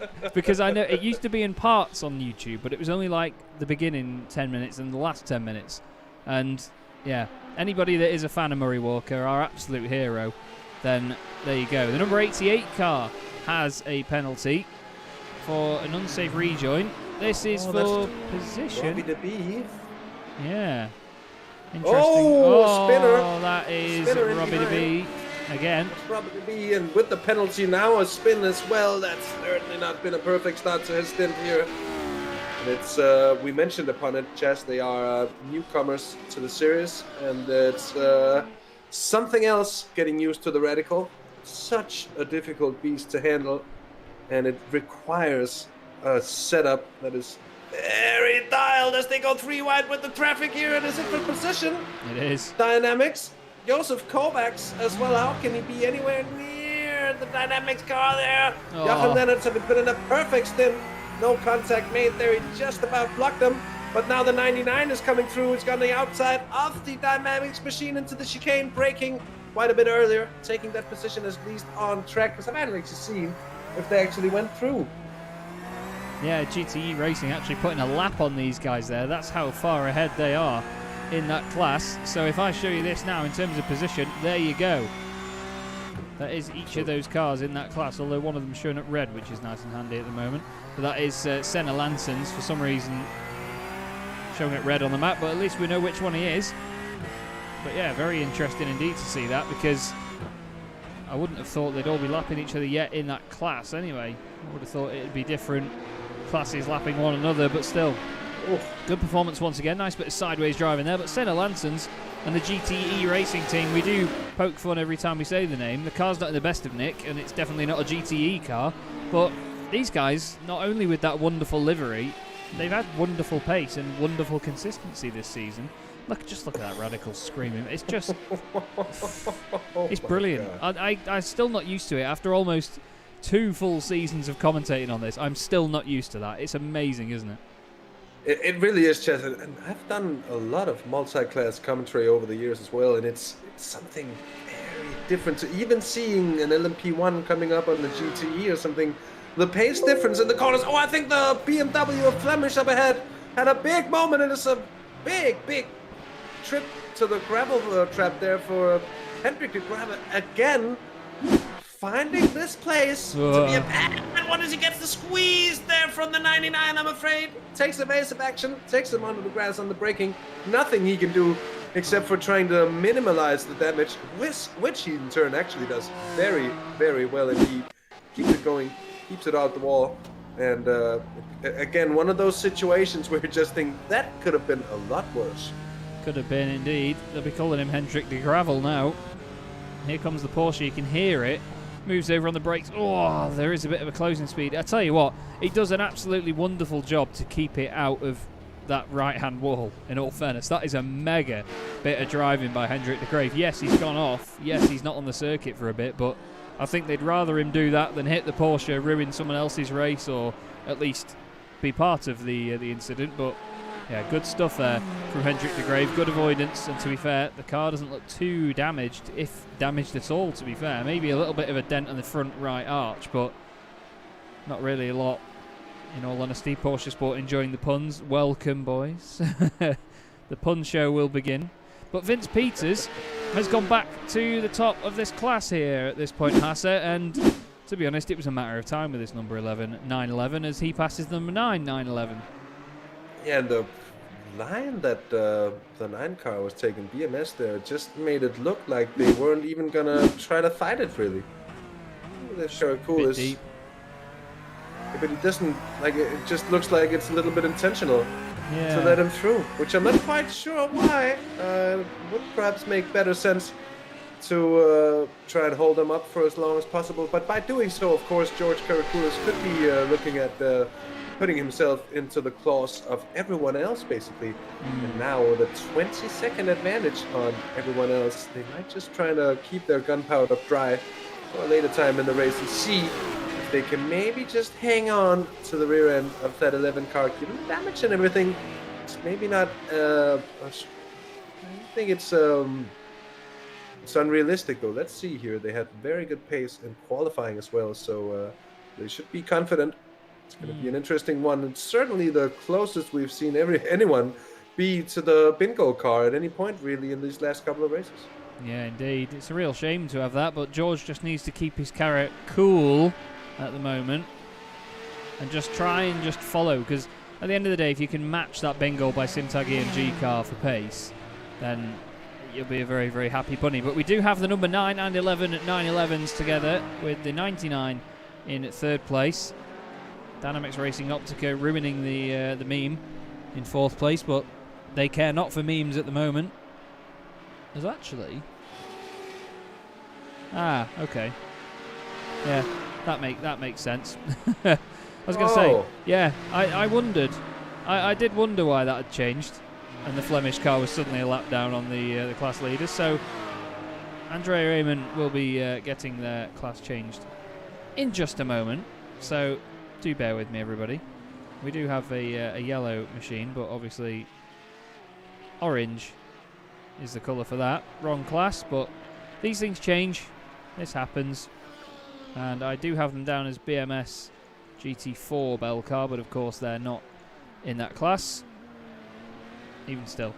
Although, they are still down as BMS eSport GT4 Belcar, but they're in the Porsche Cup car. Very odd, but it is Senna Hulsmans. Don't worry, Flemish. Your car is still leading the GT4 class by half a minute as well over Ecris Motorsport. Ecris do not have a response for them at the moment. Fantastic performance this, and I tell you one thing, Hasse, if there was a team that needed a comeback performance after a bit of an iffy ride at Road America, it was this one, wasn't it? Yeah, very much so. They're putting it in right now. 30 seconds advantage down to the car behind. That is very, very good indeed. Koen Klapman coming in to take yet another second stint for Urano Esports. He is well familiar with the task at hand, and he has done the job on every single occasion to more or less perfection. And we're expecting good things from him as well. I think they're going to keep the lead as well. George Caracula's already being ever so slightly held up, and you can see it doesn't take any more than that, and the advantage is made for the 11 machine up ahead to maybe try and break clear of the BMS car. The pole sitters, mind you, Bingo seem to have been doing a bit of the same thing as they did last time around. Oh, Vince Peters, a big chop at the sausage there, and he's taking a jump for it, and it's not something you want to do too much. You might get away with it a few times, but all of a sudden you're gonna hit that bump in the wrong way, and that alone could damage something like that. Oh, Vince Peters! He's pushing. He's making my nerves go all feeling like an old person here. Well, like you say, he took a big chomp of the sausage, but it's certainly wiggling around at the minute, is that Porsche. That was very out of shape. Fantastic save, though, I must say, from Vince Peters. But Caracolas is not going anywhere at the moment. He'll be happy about this, though. Just following on the slower, or the quicker pit stop, helping them out. Half a minute over the pit stop of 1 minute 1.7 from Vince Peters, and the bin goal by Simtag EMG moment. Cohen just had a little moment on pit exit, says Fabrice. You're not meant to tell us, Fabrice. But still. You can see it's bent the rear wing as well, and he's going to come into the pits here. Let's have a look. We can have a quick ganders at what happens here. Oh, hello. Oh, wow, that is a big hit, actually. There you go. So he's back in. And now that's interesting because he's in. Second place, Martin Deckens is in as well. But that is actually how it's going to be for position now, pretty much. Although, obviously, Deckens is going to have a much longer pit stop. Koen Klopman's last pit stop was 52 seconds.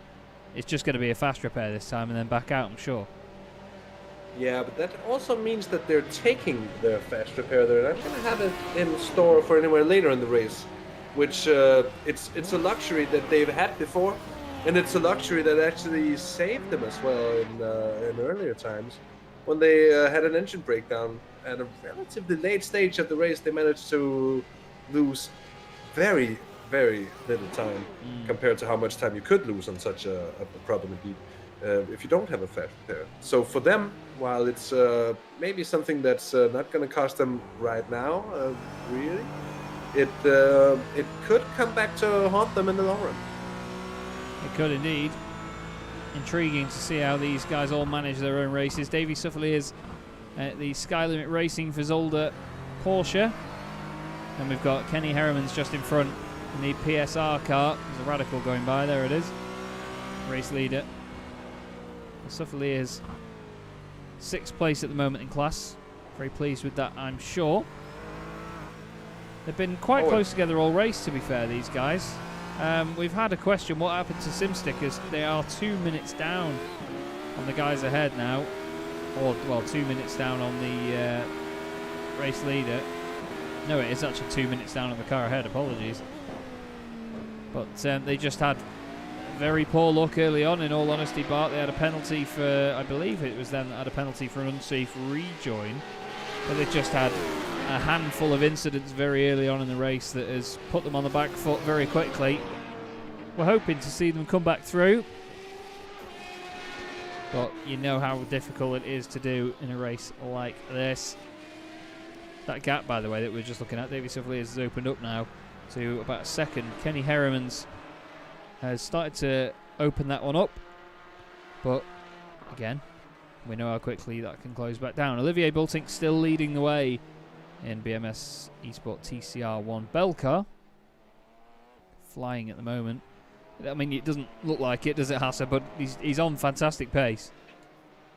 Absolutely so. It's just not going as fast as some of the other classes of cars here, but it doesn't mean that you can't be absolutely pushing it. And what you want to do with these TCRs as well is make sure that you manage, especially the front tires, of course.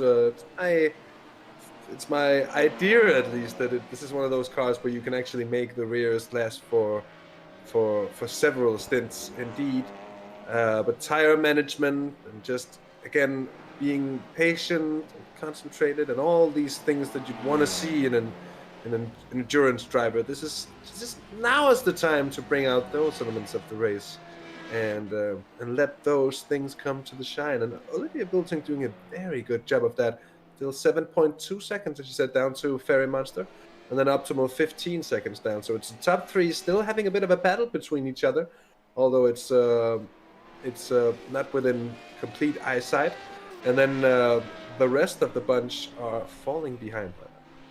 Yeah, indeed. It's actually considerably spread out compared to what we usually get here. There's Jean-Louis Deschamps in the McDonald's racing machine. Davy Suffley has got Herriman's only 2 tenths behind now, so he's actually got ahead of Herriman's on this lap, which I missed, I won't lie. I was just trying to look down the order at something else that was going on. One gap suddenly closed Look up. at Herriman's car. That doesn't look good at all, Chaz. No. Not sure we saw that before, because we were just chasing it, weren't we, from on board with the other one. But yeah, Davy Suffley is go through. Thank you very much, Bart. I really appreciate that, mate. He's referring to my my show reel that went live on YouTube recently, which I'm very grateful that you've seen. Certainly enjoyed putting it together, but let me tell you, it's hard to do. Very hard to do, because when you try and think of, oh, what exciting racing have I commentated on? When you've commentated on as much as I've had the pleasure of doing, it's very difficult to just try and find less than 5 minutes worth while still providing context. Let me tell you that for free. Oh, yeah, one of the radicals getting boxed in, taking a cautious approach as well. We've seen on so many occasions now, of course, under accelerations, the radicals will outrun the 911 Cup cars, but once they're up to speed, but it's a big thing here at Zolder, but we've certainly seen it at Spa, and we've definitely seen it also at where were we, at Le Mans at some point as well? I believe we were very much at Le Mans as well, yeah. Where we really saw the 911s actually outpacing the radicals on the long straights and having to hold off not to come back and overtake them coming into a corner and such, because it would just create more chaos, which is certainly a lot of responsibility to have to take here. Dries Roard is looking left, right, and center to get past the 13 car. And G-Drive, who said didn't take tires. Now Vapor Shop RDR Motorsports certainly did. And you can see the difference here. Yep. And that G-Drive car not able to take the punishment anymore, in the sense that the tires were just giving up and saying, oh, I cannot, when he was trying to brake. And I think that was Steve Gleisch, who lost the position to Dries Rohart. And the 111 car making its comeback. in the sense that they were on the receiving end of a penalty early in the race, Chaz. Yeah, that's just a pain in the backside to have those little offs here and there. It's so frustrating because it eats away at your mental capacity over the course of this race. You know, just trying to soak up the pressure and just get your head back in the game to be able to push once again. It just eats away at you when you have those moments because you just, you know, you say, I can't do this, I can't push to this pace, I can't do this, that and the other. But this is the thing, we've seen so many headstrong drivers, not just in this series, but in sim racing alone, you know, the pressure involved. I mean, I know drivers that race in the real world and they get more nervous about starting a race in the sim than they do in real life. You know, they get more nervous about the fact that they don't know what's coming up, they don't know how it's going to be in turn one. It's insanely realistic in terms of the role it plays on your emotions and your nerves. It's why we love sim racing at the end of the day. But we've got a comment from Thomas Smets. Thank you very much, mate. Very, very pleased with how 2020 went. And I mean, being able to commentate on series like this as well is another reason that 2020 was so fantastic. And look at what has happened now with the Virtual Belcar E-Series and Winter Series. You know, it's a massive, massive series now. And we get the joy of shouting at it, don't we, Hasse? It's such a pleasure. And I always do look forward to these races when I see them coming up in the schedule. And finding myself with a bit of a smile, a wry smile on my face. And it's such a good format for classes, always providing us with so much action.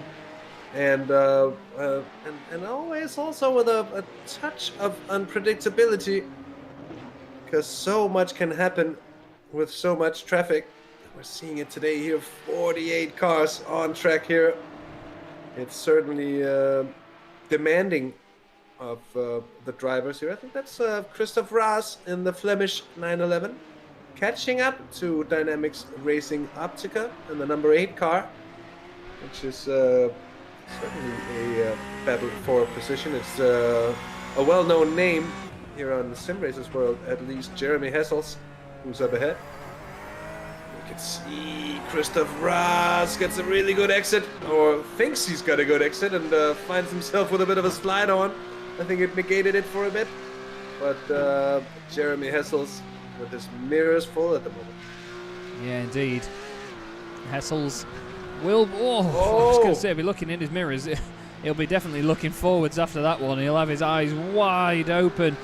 After that moment, we'll go back on board with Christoph Raas now looking at that Dynamics car in front.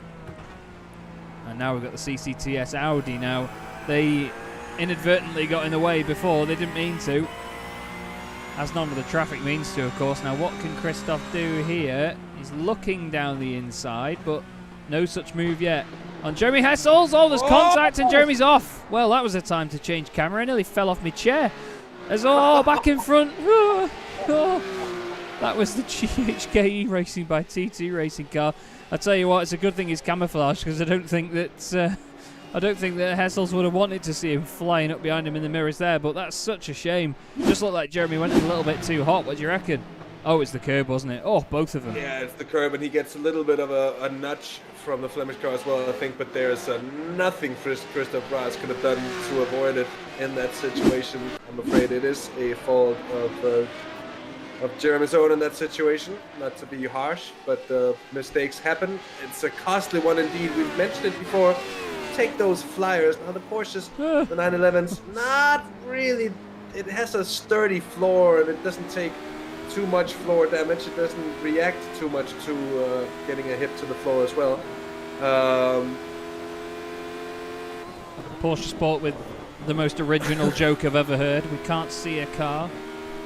Honestly, I'm sat here in camouflage pajamas. Now, the amount of times that people have said to me that they can't see me, whenever I'm just sat in Discord with some friends, we all have our cameras on, and I'm wearing these, they're like, oh, Chaz is just a floating head. Ha ha ha ha ha ha. Oh yeah, amazing. Now, we love you, Porsche Sport. Your support for Simracersworld has been phenomenal, and we hope that it continues.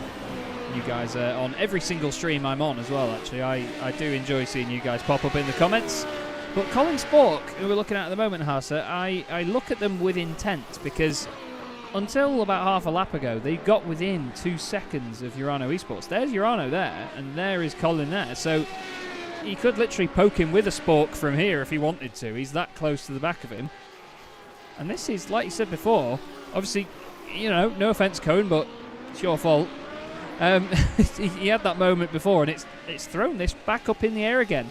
If Colin Sport can keep this pace up, they'll be battling with him once again. I mean, he's the one that's been through the traffic on this lap, and he's gained 0.6 of a second. Yeah, it's certainly new winds blowing across the Radical fields at the moment, and Edge Esports all of a sudden might be smelling blood here, Chaz, and for all of us, that spells great excitement indeed, because we might just get a 2.5-hour fight. It's going to go for the race win. We're going to have to see what happens when Fabrice Cornelis gets in the car next time around. But they haven't been spared of incidents tonight, and that just goes to show that even the best can falter at times. And they'll be needing to stay as cool as they can. They're getting under pressure at the moment. Oh, here's Kevin Tavares in the 20 machine, the Optimal Sim Racing Red. And they have certainly not had their best of races either here, as they just sneak upon slower moving traffic. He's right on the tail of that 18 car. That is the Reclame Marker car as well. And now there's a Radical involved. Coming through indeed. Round the outside into the chicane as if they're not there. Fantastic stuff. Now look at that throttle control by Kevin Tavares there. Slows the car down a little bit before the apex, gets it tucked in and tries to get the run down the straight. Hans Blenkart just in front of him. He's going to try and defend, but it is not going to be enough. And into turn 1, Hans Blenkart loses out on that position from Kevin Tavares in the Optimal Sim Racing Red machine. But as we've been discussing all season, Hasse, Optimal Sim Racing arrived on the scene for this championship this season, and they are not messing about. Look at Kevin just driving away. Yeah, indeed, that went quickly. You'd have to say Kevin Tavares doing a very, very good job, very proficient of him to sort of park the car just enough on the apex of the car behind it. No chance of making any sort of comeback or cutback move, if you will. And what's happened here for Thijs van den Bergen in the 16 car It's flying into the pits. That's one of the optimals. Oh, and here he goes. I think maybe Thijs was as bamboozled as you were by the sounds and sights of that CCR coming into the pit from behind. Oh. I'm sorry. You see that in the mirror as a driver, and that really could throw you off for a second. Not that I'm saying that it's what it actually happened, but I was going to say I know lads that would blame that Audi for that spin. You know, he'd be like, the Audi put me off. Anything to not admit fault. Tyson will be going, stupid Audi drivers, for God's sake. But no, we see that a lot. It's a very difficult corner to get right out there in that final chicane, because the car is turning so gradually on the power. As soon as you get a little bit of slip in the rear tyres on that Porsche, I mean, we all know how much it floats around the circuit anyway. It just goes around, and I would say it bites, but with the front end on it, with the little mouth, it definitely does bite. As down the inside goes the number 8 machine. That's Jeremy Hessels, Dynamics Racing Optica driver. They're currently 6th in class, but at the moment nobody can touch, although it does look like the front of that car has definitely been touched, and some. Vince Peters flying out in front for bingo by Simtag EMG. And I'm wondering whether that's an aerodynamic improvement on the front of that car, but I highly doubt it. For the race lead, though, overall, this is 1.2 seconds now between the top pairing. Now look at Colin Sport. He is attacking this traffic. Oh my word, Chaz, he's flying like he's driving like a man possessed at the moment. And traffic coming to his aid. They're quickly closing on the Urano car at the moment. Look at this. He's going to get a quick run here, and he might go for it instantly. If he's not getting blocked off, it would be gutsy indeed, but they're just blocked off by traffic ahead. Look at it. The 88 car on the outside alongside the 209 Bespin GT4 Porsche, and then the Flemish BMW as well. This is great stuff. Intense moments of this race, and certainly this is really what multi-class racing, what endurance racing as well, is all about. Because you can have close racing anywhere, but when you have close racing and a packed track with slower moving traffic to contend with at the same time. It's like playing an arcade game and upping the difficulty level to the very hardest you can find, and then finding some drivers that are just masterful enough to still have the battle going on there, Corn Clubman. Ooh. As I heard that sound, Chaz, I was kind of expecting the rear end to go on that radical, and I think Corn would be really happy that it did. Oh, the back of that car, it's literally like if the grip on the back of that car was an executable, it'd be on or off. It breaks away so quickly from you. And look, again, same part of the circuit. Colin Spork manages to get in there. Porsche Sport. It's not a game, it's a sim. Of course, boys. Trust me, I'm very much on that bandwagon, but at the same time... Again, I nearly fell off my chair. Oh my word. Just to make clear, I did not just call iRacing an arcade game before. I was comparing it to something you would do in an arcade game.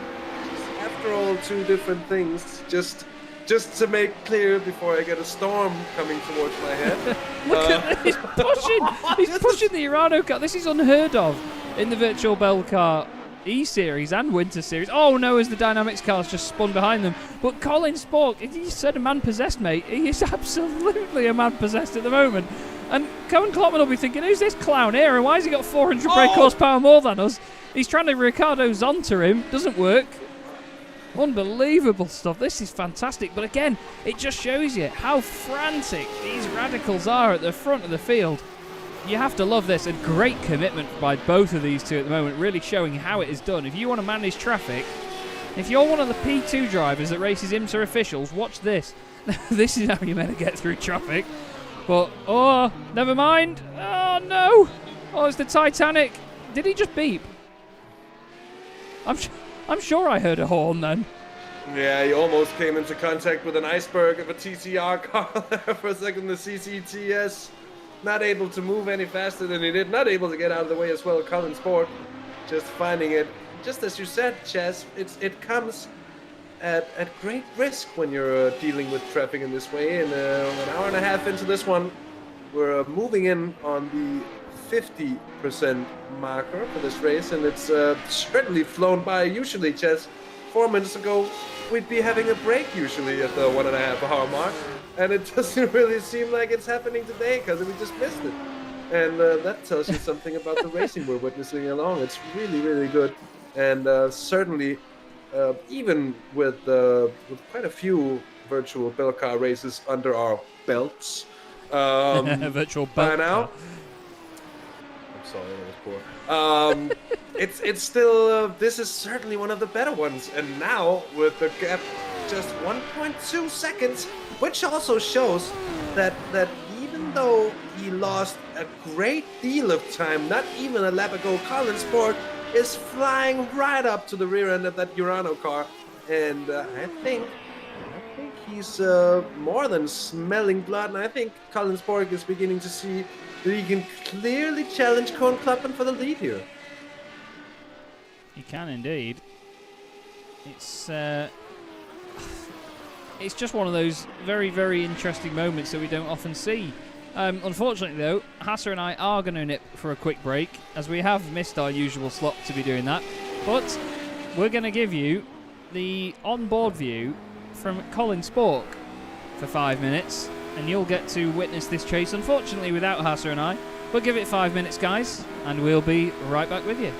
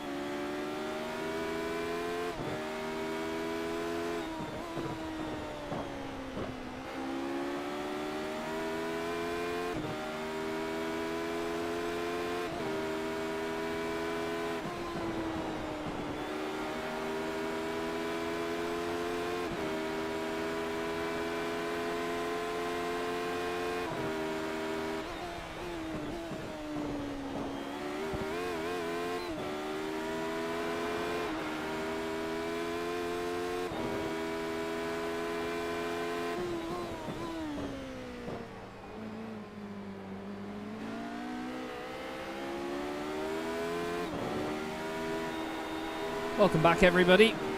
Or should I say welcome back to myself and Hasse Rømer.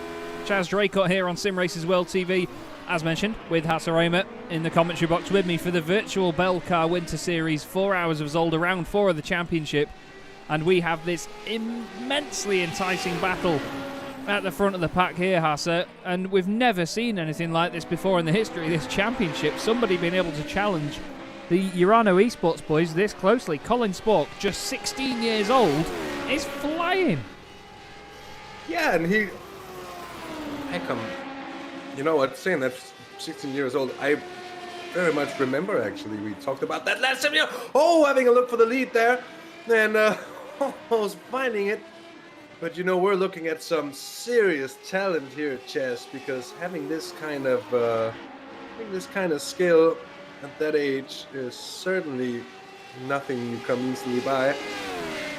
No doubt many hours of practice has gone in ahead of an event like this, and you can see the sort of pace at the moment being on display. And coming from Colin Sport and Edge Esports, very strong at the moment, and doing something we haven't seen in a long time in this series, Chaz, and that is challenge Urano Esports for the lead.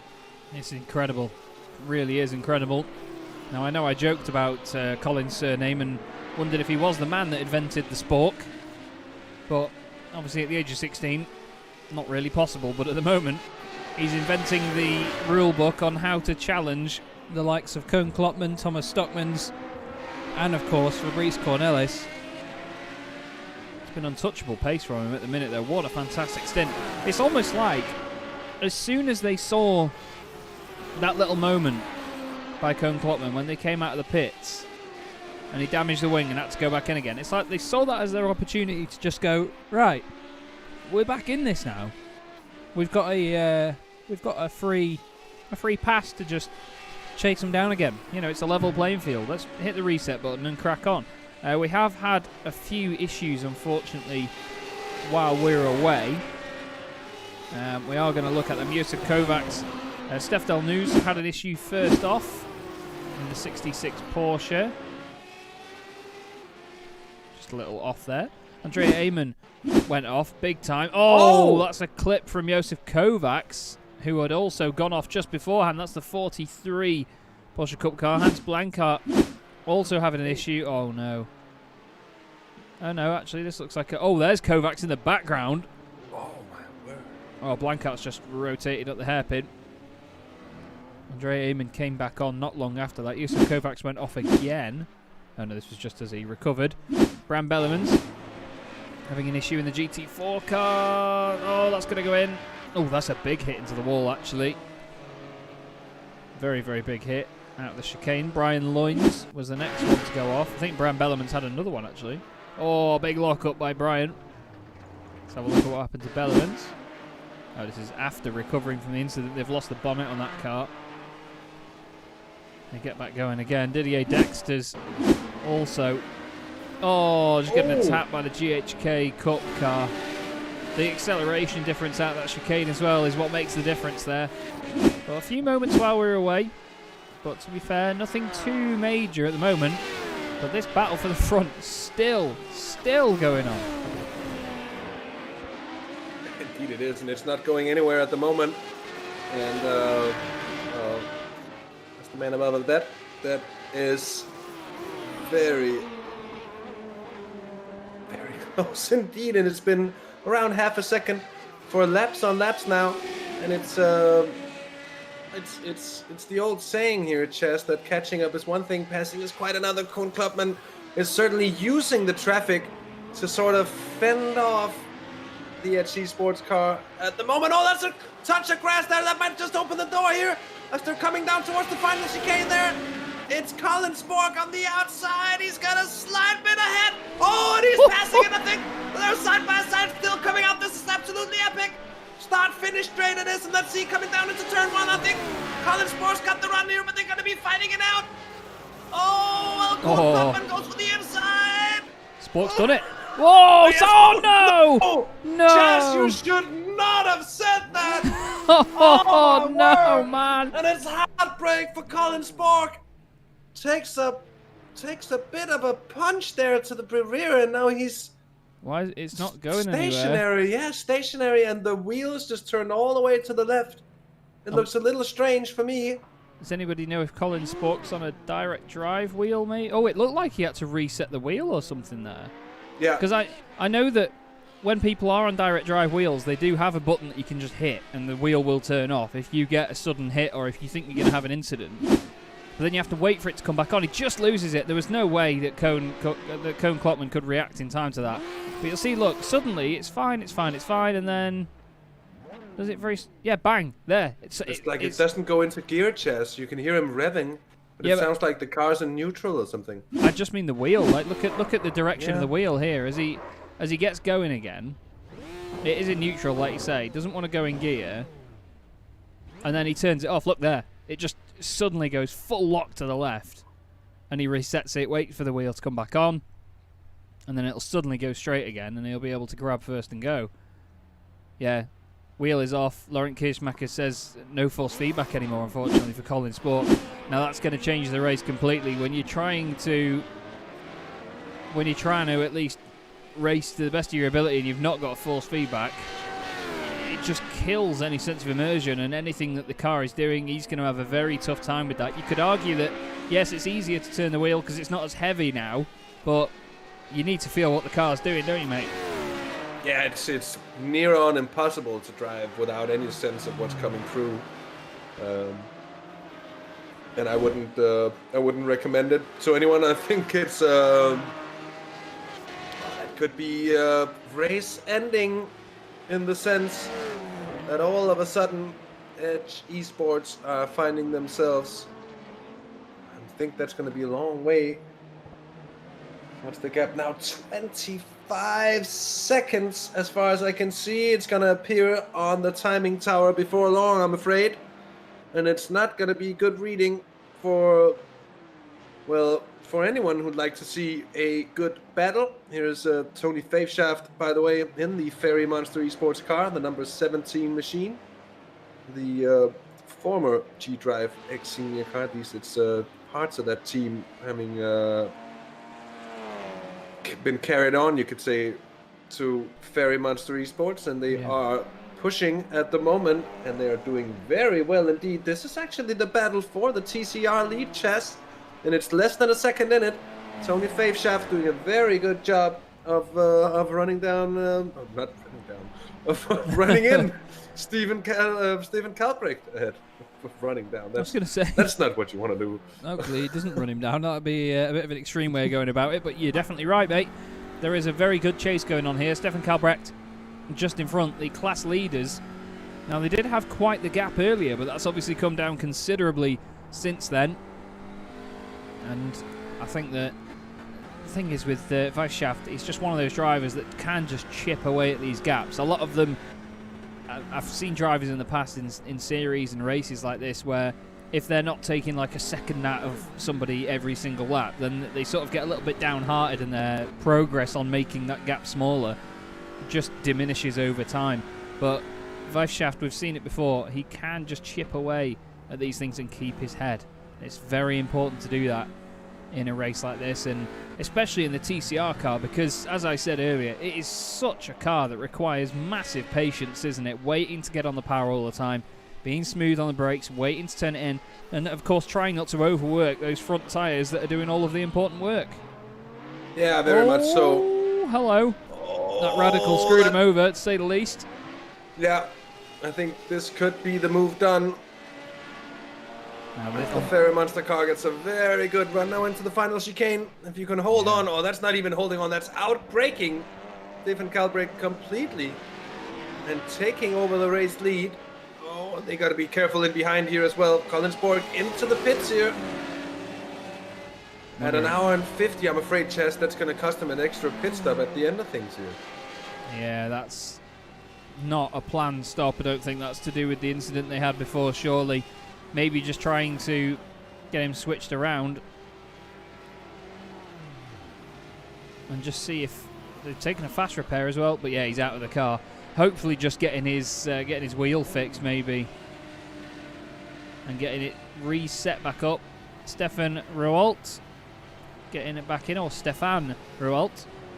I think it would be Rouault in French. Yeah, because I would expect it to be of a French derivative. Yes, it certainly seems so, doesn't it? Very Leroy so like Ello. But with Roux in front, so Rouault. It's like Renault. It's not a good name for shouting. Rouault! Rouault! It sounds just like you're falling over. I'm gonna just put a leash on myself with making fun of people's names because I have a very weird name myself, and I just realized, and I could very well indeed very quickly come within the firing line myself. I shall keep my mouth not shut because I'm not able to. And you think you all know this by now, but let's say filtered. Yes. It's something that I've not really learned to do, it seems, over the years. Somebody did reference that in my show reel, which I uploaded just yesterday. I included a clip where there's a team on Simracersworld that race in the Sunday Drivers MX5 Cup and in the TCR series called Fast Cars Go Bang. And one of them went off the circuit, and I shouted, "Never mind, fast cars go bang, it looks like fast cars go on the grass." And yeah, some of them took that very lightly, which is good, because at the end of the day, that's why we all do this. You know, we have fun, we make the puns. They're absolutely awful, but at the same time, you've got to love them, haven't you? Because it's our job. We have fun with it. Right, hopefully you don't Kim behate us after that one. But Kim's just come out of the final corner and lost a position to Sven Bollen.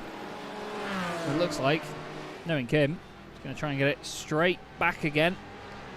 But when it's BMW versus Porsche, it's the most intriguing of battles because these cars couldn't be more different despite being in the same class. You know, they've both got large wings. One's very, very much rear engined. The other's very much front engined. One's a lot taller than the other. One's a lot shorter in terms of wheelbase. Yeah, the dynamics of those two cars are very different indeed, and the BMW is a little bit better on top speed. The Porsche engine has a little more torque, and I think we've seen as well that while the Porsche can perhaps be quicker in the corner, it's the case that sometimes BMW is just that little more stable. Doesn't mean you can't lose it. It is TCR, or I'm sorry, TCRs. It's very much not TCRs. It's GT4s. But it's still true for the GT4s that they are basically just road cars with stiffer suspension and a roll cage, plus a bit of aero kit put onto them. If you allow yourself to be quite blunt about it, which I do on a very regular basis. So another time shall be a big difference there. The 13 cars got punted off, I'm afraid. And a very much a traffic incident here. That's Thomas Podpraki. Oh no. And it's going to be a hard place to rejoin there with the traffic you got a rivering through. Oh my word. Let's have a look again. The Porsche just comes over. And how many times have we seen that? You upset one of the rear tyres on these Porsche Cup cars and they will just go around, and then unfortunately Podpraki just lights up the rears on the grass. Such a tiny touch as well. Hans Blankart had an issue at the same time that was going on. He's decided to go to the beach. But yeah, it was just the tiniest little move, wasn't it, by the Porsche on the brakes. Look, just comes over a little bit. Tiny touch of netcode. Very lucky not to collect the Porsche in front, which I believe that was a Decipit Racing team, wasn't it? In that yellow and black GT4 car. But again, that's the scary thing when you're going into a hairpin and you're hard on the brakes accidents like that can happen a lot. Now here's Lorenz Klutz chasing Robin van Gogh, or Robin van Gogh, and I'm sure he wants Lorenz to go away at the moment because he'll be filling his mirrors with that bulky TCR car. Audi actually releasing, I think it was today or potentially yesterday, their updated Audi RS3 LMS TCR, so no doubt we'll get that in 19 years on iRacing, which I can't wait for. But it's a very, very aggressive looking machine, as this one is, but it just looks a bit more, maybe a bit too futuristic for my opinion, and that's a little can of worms to open there for everybody to discuss. But do you think cars are starting to become a bit more sort of futuristic looking, like they are becoming a little bit like spaceships? I mean, we all saw the sort of concept cars that we used to get in the mid-2000s, and we all thought, no, I really hope we don't get cars that end up looking like that. It's a bit over the top, and I think we're sort of getting to that point now, I'm afraid. But, you know, in time, it's the things that grow on you, isn't it? Nobody likes change. Well, nobody likes change at first, until you get accustomed to the change and you kind of get sorted with it, and then all of a sudden the change becomes the normal, and then you're just waiting for something else to change, and a bit of change of course there for the McDonald's BMW after a slight touch with the CCTS Esports Belcar TCR machine there, as the BMW surely is going to go past here.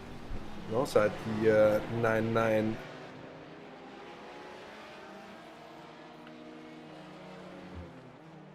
And certainly at Chaz, we've I hardly want to say too much about it, because it's just a sad story to see the bad luck of the 13 car. They've been hit from almost every angle I want to see but by no fault of their own, and it hasn't been easy going at all for them. Now, looking back, Vince Peters ahead by, I believe, 12 seconds by now. So he's gained, but it's not been the half a minute that it would have cost them to take tires. So I think BMS Esports are on a course for good things. If they can keep on doing that, it might actually allow them to challenge for the race win.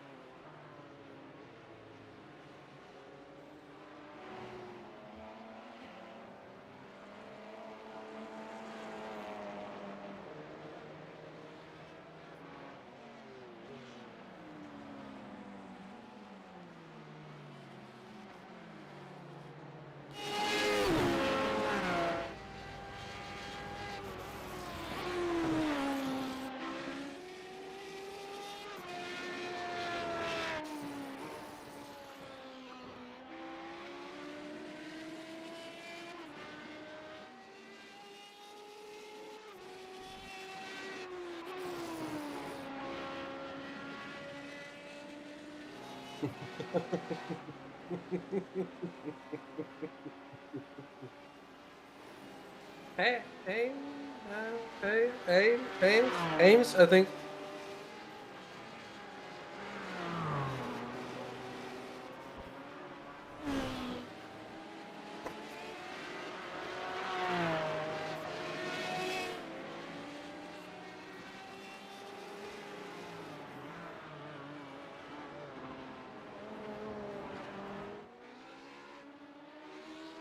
Yeah, and that's I think they had something under their nails. They wanted to get out there and really prove that not only to themselves but to the rest of the competitors and to the GT4 field in particular, that by no means were you to expect that they would be continuing what we saw last round from them at Road America.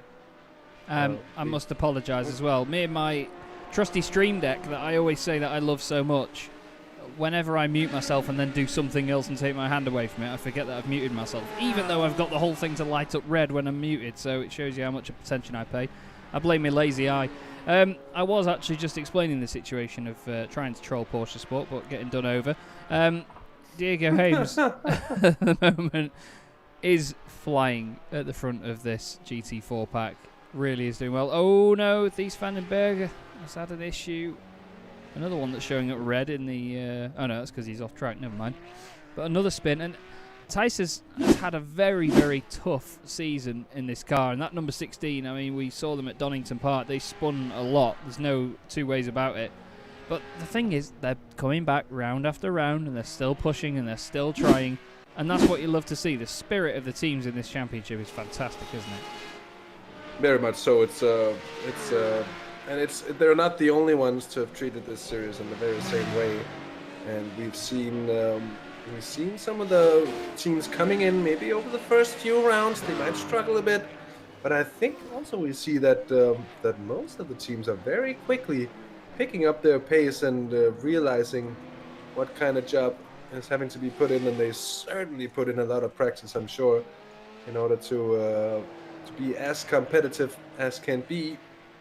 And of course, and you sign up for the 911 Cup car, well, you know what you're signing up for in reality, so you can't come and say, that's a tricky car. Well, yes. You probably should have known when you signed up for it. So I think it comes with the car as well. We don't see as much from it. We see different kind of spins, very much, or particularly, I think, in the GT4s. And they have this way of doing what I normally call a slow spin. Not that it happens at slow speed, but that you mentioned as well, just when the car just slowly starts going, and the driver might think, I got this. I'm just going to do a slight counter steer. And then it keeps on going, and you go, I'm going to do more counter steer. And it keeps on going, and all of a sudden you're going to like, that's full on. And it's still going around, and all of a sudden it doesn't hardly often do more than 180 degrees around. And it's, I find personally, and this is just my personal opinion, but I find the GT4 Cayman much more frustrating to drive than the 911 Cup car. And I know a lot of people would probably disagree with me quite harshly as well. I find the Cup car easier and more rewarding to drive as well. No, just me. I agree on that one, because in all honesty, when the GT4 car has got less power as well, it's just a little bit slower all round than the Cup car, and it does have that really, really irritating, long, slow drift away from you. And to be honest, I think a lot of that can be down to traction control as well. Obviously, in the GT4 cars, these Cup cars that we're watching now, Thijs van den Berg does not have traction control. It does not have ABS. It's not got anything fancy to save you putting it in the wall. As we look at Kimber Haight in the BMW. Hello. Wow. Pierre Dissot getting very, very close there to the front end of that BMW. Just checking out that it's the new grille and definitely not the one off the new M4. Because, let's face it, you could lose the Porsche Cayman in the front of that grille. Over the hill again they go, though. And Dissot doing a smashing job. I just had a quick message there from Colin Spork, who said that he's going to jump in for a chat.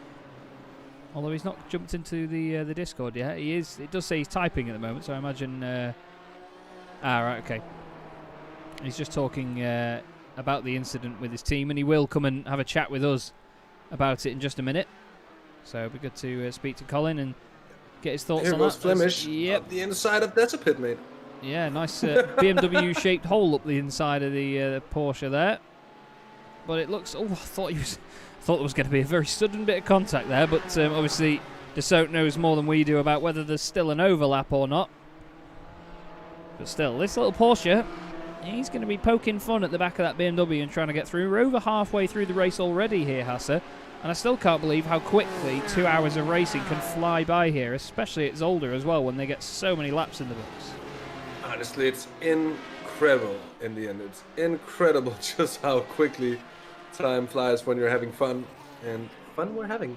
And not just down to us being, having a bit of a silly giggles, but it's very much down to the racing as well. it keeps on being close enough for it to be interesting at several points of the field. And at the same time, there's always the entire traffic element to contend with as well. Renzo Erlenbrook in the pits at the moment, alongside Thomas Prodpaki. So that's GTE Racing and G-Drive Racing in the pits. And I'm just having a look at the current pit time for both of them. G-Drive leaving after a stall time of 48 seconds. Still standing. Here's been a bit of a moment. Is that for Vince Peters? Oh! Whee! I don't know if everybody's seen the meme where the voiceover just goes woo, but that's the first thing that came to mind there. Unfortunately, you know, I'm trying to be professional, but I'm clearly not capable of that at the minute. Cone Beavers then, he'll be trying to poke away at the Decipit car now. He's just suddenly become a part of this fight, and this is the perfect time to do it. When you've got two cars that are fighting in front of you, it is the best time to get involved, isn't it? Because they're already preoccupied with something else. You can sort of sneak up on them and then suddenly be like, hi guys, how's it going? Let's get this show on the road. And then suddenly they're like, stop blowing holes in my ship, and then it all goes to pot. But Cone Beavers needs this right now because they had bad luck early on, obviously, with a big spin, which put them at the very, very back of the pack. And this Sim Formula Europe car is up there in the championship as well in GT4. Currently third place, 45 points. They are, here's my awful maths, 18 points ahead of Team MRS in fourth, but they are 25 points off the championship leaders. So they're well in with the chance of a podium in this championship fight, but at the same time, they can only hold on to that if they get a stronger result here, because down in 12th place, one lap off the lead. Not too much to write home about at the moment, is it, Hasse? Not at the moment, but if you look at the gaps ahead, it seems the car in 5th place, which is the PSR car with the Bouts at the wheel at the moment, they're about a minute up the road. So if they keep on just being patient and avoid having more incidents, and that is easier said than done. Of course, here's Cone Beavers, goes up the inside of the Decipit car. Takes that position for now, at least, because there is going to be a cutback, and there are going to be side-by-side. Oh, the Radical sneaks on through. The VR Racing really proving how small the Radicals are here. Yet side-by-side, Beavers goes late on the brakes. Nice. Chaz, very nice move, but he might suffer the exit here. Decipit, I think, is going to come back. This is not over yet. No, indeed, it's not. It's very easy to get a position, get a little bit overconfident, and then suddenly lose it again. This next lap or so for Cone Beavers is going to be an interesting one indeed. The Decipit car, though, trying everything at the moment. Pierre-Yves Dassault all over the back of him. Roaring Chicken Nuggets racing team in the chat have said the BMW is a boat, it's just too big for this track. I asked if it's more of a chicken strip than a chicken nugget. Kevin Lauer says it's the chicken Titanic. I don't quite get the reference, but it's funny either way, to be fair. But yeah, an old favourite phrase of mine is, oh no! Well, an old favourite phrase of mine isn't oh no, but that's what Cone Beavers is going to say now. I can imagine in very different wording, but oh no. To be fair though, look at that from the Decipit car. Pierre-Yves Dassault, he was waiting. He is still waiting. To be fair, that's really, really good sportsmanship from Pierre-Yves Dassault there.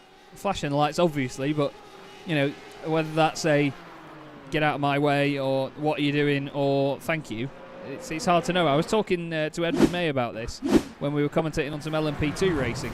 It's hard to know what's a polite flash, a nice flash, or an angry flash. Especially in iRacing, where it does it about 6 or 7 times. There's no on or off, it just does it. Yeah, it's true. It's true, and especially at night when you're having the darkness to actually be able to flash ahead and still communicate to the car behind. I think that the flash, once you get past in a multi-class race at night, it's very much a way of saying thank you for the space you just gave me and the ease of passing. I know, at least personally, I tend to use it as just that myself, and it's actually the flashing isn't really much worth at daytime. Of course, you can't make your presence known to a car ahead, but that presence could say should be known in advance if you're coming up on someone. So, but at night it becomes a tool actually that shouldn't be diminished in the value that it has in getting through traffic. Here's Dylan Pipers coming into the optimal sim racing number 20 machine. They haven't had the best of times this race. And Sven Janssens in the 66 GHK racing by T2 Racing 911. We can say a bit of the same for them. Had an issue with Sven Bollen. Oh, let's see what happened to him. Oh, hello. That curb just completely caught him off guard. He went two wheels there for a moment. It's not a good place to be, though. Oh. Matthias Maas also had an issue at the same time, but... oh, no! Oh! There you have it. He was obviously expecting the Porsche to get out of the way. This is how it looks from Matthias Maas. Onto the brakes. Now look, he's going to see the Porsche going, so he's thinking, oh, it's going over, it's moving out of the way. Oh, no. Oh. That's just so unfortunate for Matthias and the number 3 machine. Pain in the backside, that is. That's a pain in the front of the car as well, I imagine. At G-Sports, I'm afraid there's a problem. Stefan Rouault is in the pits, at least for as far as I can see. Having been so for a minute and a half now, with what could be damage to the car. Look at it's the right-hand front, of course.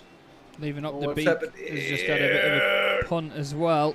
So it's it's all kicking off all over the place at the minute, which is a real shame. But yeah, Stefan Rouault having a bit of a nightmare there by the looks of it. Can't quite see why he's gone off, although Johan van den Akker has gone past him, but we'll have a look. But either way, we have his teammate Colin Spork joins us in the commentary box. Colin, first off, before we speak about the incident earlier, is there any sort of insight as to what's going on right now?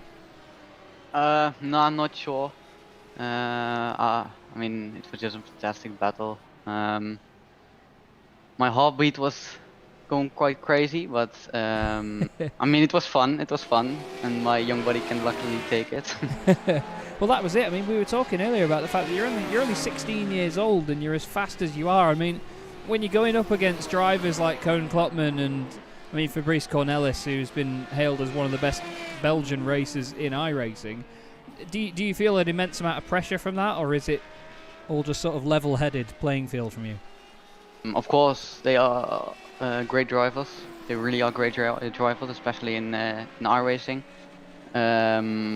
But when I'm on the track, we are, for me, all equal. I know what my pace is, and I won't over-push. But when I see an opportunity, I will just go full send for it.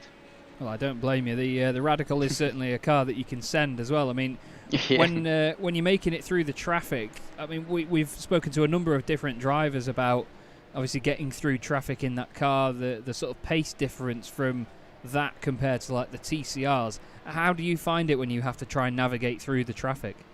Well, it's really hard. I mean, I think qualifying is like more frustrating than anything I've done ever, because you won't get like one clean lap, and you're only just driving laps and laps and laps to try to get a like least amount of traffic in your lap. But it's always hard. But I think in a race, in the first few laps, you really need to take it easy, because of course drivers don't know you, don't know where the main overtaking spots are. But after like a stint or something, and at the end of the stint, you have a bit more feeling. But still, it's sometimes scary what like the pace differences in the cars. And yeah, you can see Fabrice is really like going full send every time when passing a few cars. But I'm a bit more cautious with that, of course. It's only like my second season in sim racing, so I'm still learning. But yeah, it's tough sometimes, but it's also fun to challenge yourself to keep it clean but get the like best amount of lap times possible. Yeah, it certainly does look like a lot of fun, and I mean, what a series to be in as well, so early on in your sim racing career. How have you found adjusting to this sort of traffic and constant battling? Has it been a lot of fun, or has it been a real challenge? Well, I think both. It's always a lot of fun because it is the challenge. But well, I like started last season with sim racing in GPVWC and like the Super League Lights, and Okay. they're all cars are like equal. Yeah. At least almost equal. But then when you go into iRacing with different cars, you always need to like see, do a few test runs, etc., to see how the car reacts on like offline braking, etc. But yeah, I think it's always fun to challenge yourself, especially with the pace difference around here, and with the Radical, what already is quite a tough car to drive. Yeah, yeah. And when, especially like when I was closing up to Kun, like I saw him, at least my teammate told me that he crashed coming out of the pit lane. Yeah. So I knew I wanted to put pressure on him because he made a mistake, and I think maybe he is mentally a bit weak at the moment. So I just wanted to put pressure on him, and try to like stick behind him and follow him through traffic. But it was quite tough because when you're like 6/10 behind them, you can lose like a second in a few corners because of traffic. That's the big difference there is in traffic. Sometimes you like close up to a car in front like 3 seconds a lap, and then you need to navigate the traffic, and then you will fall back maybe 3, 4, maybe more seconds. So that's always tricky, but a lot of fun. Yeah, that's it. I mean, the pace of that car is phenomenal, and I mean, I've tried driving it before, and I have no idea how you boys manage to get it round as quickly as you do. It really is an art form. But so far, Colin, it's been an absolute joy to watch you this season. Obviously, a real shame about the incident earlier. I did want to ask about the wheel situation. Now, yeah, when you stopped, it seemed like the wheel went fully to the left and you couldn't get it in gear. What was going on there? Yeah, well, it was quite a hard incident, and the force feedback really gave a hard reaction to it. Okay. So my force feedback turned off and my wheel fully turned off, so my gearant wasn't working anymore. Ah, right. So I needed to restart it, but then when it was restarted, I could drive again. But my force feedback was gone, so I drove a few laps without force feedback. And with this car, especially, it's like it can really snap at you out of nowhere. Yeah, especially if you can't feel it through the force feedback as yeah, well. especially. And then it's really tough to try and keep your head down and do good lap times. But yeah, it still was a 23.2, so it's still a good lap time. But I wasn't feeling confident at all, because when the car makes a snap, you can't feel it and you don't know what's happening. So yeah, very tough indeed. That's unfortunate. It really is, mate, because I mean, you were one of the only drivers that we've seen so far in the history of this series that could properly take it to the Urano Esports guys, and it was a real sight to behold. We've enjoyed it thoroughly. Hopefully you guys can manage to turn it around a little bit now, because I know that your teammate's been in the pits for a while, so we'll leave that with you. I mean, before we let you go, do you want to give a quick shout out to anybody while you're on? Of course, I want to give a shout out, of course, to my team, who's helping me always, and also giving me the seat for upcoming Super League season of GPVWC. Awesome. And also, of course, my parents, who always supported me, and gave me the stuff that I need to perform at this level, and of course my sponsors will also help with that. Brilliant stuff. Great to speak to you, Colin. Well done on that stint earlier. It was phenomenal, and hopefully we'll speak to you again soon. Yeah, hopefully. Cheers. Bye-bye. Bye. What a lovely young man Colin Spork is, and a truly thoroughbred racer. He's so fast. And he's just another one of the guys that proves that you get these drivers that when they're out of the car, they're such fantastic, lovely people and great to speak to, but you put them in a car, they're just fierce, like ravenous racing drivers. They're just amazing people. They just turn it on and off, don't they? Yeah, we saw something from Colin Spork today that we hadn't yet seen in this series, at least before on his previous drives, and that is something that we haven't seen, I think, from anyone. There was a ferocity in the way that he drove his car to go past Cone Clubman, and you can hear it in him as well. The way he spoke about wanting to put pressure on him, maybe trying to force a mistake. That was the guy that was fully committed to racing, and at 16 years old, playing mental games with some top level racers around you. That says quite a lot, and he was pulling it off until pretty much his gear came in his way, more or less, with this incident. Yeah, that's it. I mean, even though there was the incident, I mean, what really lost them the time was actually having to reset the wheel and everything afterwards, wasn't it? Yeah, exactly. The incident would have lost them a few seconds on its own, but having to reset the pit stop, everything cost them a minute and a half, and coming in for that. And that's going to be very, very hard, I'm afraid, for him to claw back here. Watching this TCR pairing, which is the CCTS Esports Belcar machine of Lawrence Klotz, putting pressure on the BMS Esports TCR3 Belcar machine, the 33 car ahead. Currently the battle for 8th place in TCR.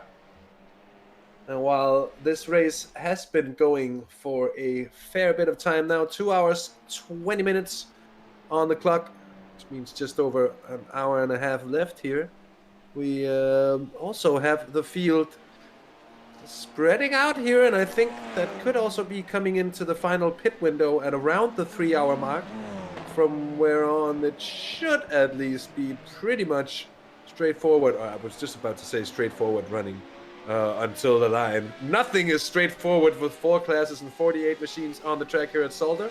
No. So let's just say a complicated run still to the line. Oh, that's the VR racing car. Getting a little too familiar with the roaring chicken nuggets, I'm afraid. And that could have gone worse. That was a dicey moment indeed for Robbie the Bee. It's not the first one he's had this race. And it's a steep learning curve. But mind you, they're ahead of Simstickers. They're ahead of Traxxas by J&V Services. We're 8 laps down on Urano. And they're now ahead of Edge Esports as well. So, certainly keeping their heads down, and if they keep on doing that, they could be in for a very, very decent debut result here. They definitely could. It's going to be it's a hell of a stage to have your debut performance on. Just looking at Cohen Klopman now in the Urano Esports car, a car we've become very familiar with recently. He's just completing the 100th lap of the race, and he will now be going on to lap 101. Now, there you go. And another race being led comprehensively by these guys. 3 minutes and 24 seconds ahead of Dynamics Radical Racing in second. Johan van den Akker is then another minute behind in Traxxas by JWS Motorsport. And not to sort of put a dampener on it, Hasse, but it's a bit of a shame to see the Radicals spread out so much, because, as I'm sure you'll remember, we commentated on the round of this championship in 2020 that went to Circuit de la Sarthe in Le Mans. And the Radicals there, obviously with the help of Slipstream keeping them together, that was some of the most insane racing we've ever commentated on, wasn't it? It really was, and it wasn't actually only in the Radicals, because it was in the 911s as well. It was a fantastic race at the Sarthe, and my hopes will be coming back to Le Mans sometime. This is for the lead as well, by the way. Oh my word! Bourguignon on this shaft. So 5 shaft having lost some time or what? I don't know where I got that from. I just looked down the timing tower, couldn't see anyone really close, and then all of a sudden this pops up. And there is a closer than close battle for the lead here in Piano Bourguignon, who time and time again has proven his capabilities in this TCR machine, and Flemish Simsports has been the team to beat on many occasions. And you know what? This battle has been going on before, hasn't it, Chaz? Has indeed. We've seen this a number of times. These Flemish Simsport white drivers are very quick indeed. Obviously, second in the championship in the TCR class at the moment. 11 points behind Optimal Sim Racing Blue, who are third in this race in their class. Now, the car behind them, Ferry Monster Esports, the third in the championship. 7 points off the back of them. So we've actually got a reverse of the championship top 3 here, which will be very intriguing to see the result of as we head to the final round after this, which I still can't believe, because personally, probably one of my least favourite circuits in the world is at the last round, but I think we're going to have one hell of a race there. Canadian Tire Motorsports Park, lovingly known as MoSport. As much as I really cannot drive that circuit and I don't get on with it, it's going to be one hell of a race there. But look at this now from Bourguignon. really pushing. He's had a great run down into the Villeneuve chicane. He's going to be late on the brakes, surely. Puts his nose down the inside of Tony Vifshaft. Side by side again, there's still an overlap. Needs to be careful, there's not contact. The two of them drift together. That's why we love TCR cars. And look at that, Bourguignon goes through. Vifshaft's not going to take that line down, though. Expect to send at the last corner, but look at this. 2 more classes coming through. He's boxed in, Hasse. Yeah, very much so. Can't do anything there. And Keanu Bourguignon grabs the TCR lead away from the Ferry Monster car there. That was a very, very, very nice move indeed. And I can't even, I'm afraid I'm having a bit of SDK hiccups with the replay here. So not much I can do to talk you through it. But a supreme move, just a slight touch between the two. And then in comes Bourguignon to the pits. Well, oh my word. Quit while you're ahead. well, certainly not expected. No, I mean, and it begs the question comes to mind. Was it really worth going for such a high-risk move? Because, of course, it's worth it if it's for the lead. But if you know you have to pit right after, just mightn't be worth it. I'm not quite sure there. I think, to be fair, even if he knew he was pitting, it's getting into the head of your rival, isn't it? You know, he's had a very 47-second pit stop. That didn't feel like he was in the pits 47 seconds at all. But it's just getting into the head of your rival. You know, if you knew you were coming in the pits, just as you did that, hello, Radion car sideways. You gotta do it, because you get in their head and then you get into the pits straight away. It doesn't give them a chance to assess where you're quicker than them or where they could gain a bit of time over the following lap once you've overtaken them. So I think even if it was planned that they were coming in before that, that was a great time to do it for Keanu Bourguignon as he launches over the curbs. He's apparently, they last pitted on lap 46 though. And yeah, apparently it was a 47-second stop last time out. So yeah, I'm not sure that was a proper pit stop. You know, he was in the pits for 35 seconds. I think maybe a drive-through. Could have been a drive-through indeed, but we haven't seen anything pop up on race control. Could it have been? Now, I'm pretty sure, don't they get drive-throughs for a certain amount of incident points? Oh, yeah, of course. The 4 incident points from the contact could have added up to that. That could have. Yeah, indeed. Anton Dupin coming in, chat, as always, with plenty of info for us. Yes. So it is down 2 incidents and a drive-through, so that's unlucky for Flemish. Down into 4th place now. Especially after just getting a lead as well. Yeah, that's certainly not what they wanted. But you have to say that Tony Vifshaft in that situation, very, very sturdy defending without being too harsh, still leaving space, but only just leaving the required amount of space, and not an inch more. And they just managed to squeeze in through. The contact, though, costing, I would imagine that both cars received a few incident points for such amount of contact. They both stayed on track, and that's probably mostly down to the fact that it was a couple of TCRs. Had that been any other class, I think those cars had been off track at the very least. Yeah, that's it. You know, we did get lucky with the fact they are TCR cars and they didn't both go flying off or have a horrible spin like they would have done if it was one of the Porsches that made contact, because they are so much on the limit of adhesion, these things, in comparison to the TCRs. I think they have done a wonderful job of that, in all fairness. Managing to continue on such pace as well, which we all know and love. Because I just can't get over, like, I can't stress enough to people how difficult it is to get pace out of that TCR car. Honestly, it requires such patience all of the time. As we've got Stefan Rouault back out on track, good to see. Managing to crack on again, but it's a shame that they dropped down after being so close to the leader. They're now bottom of the class again, Hasse. It's just such a contrast in fortunes, isn't it?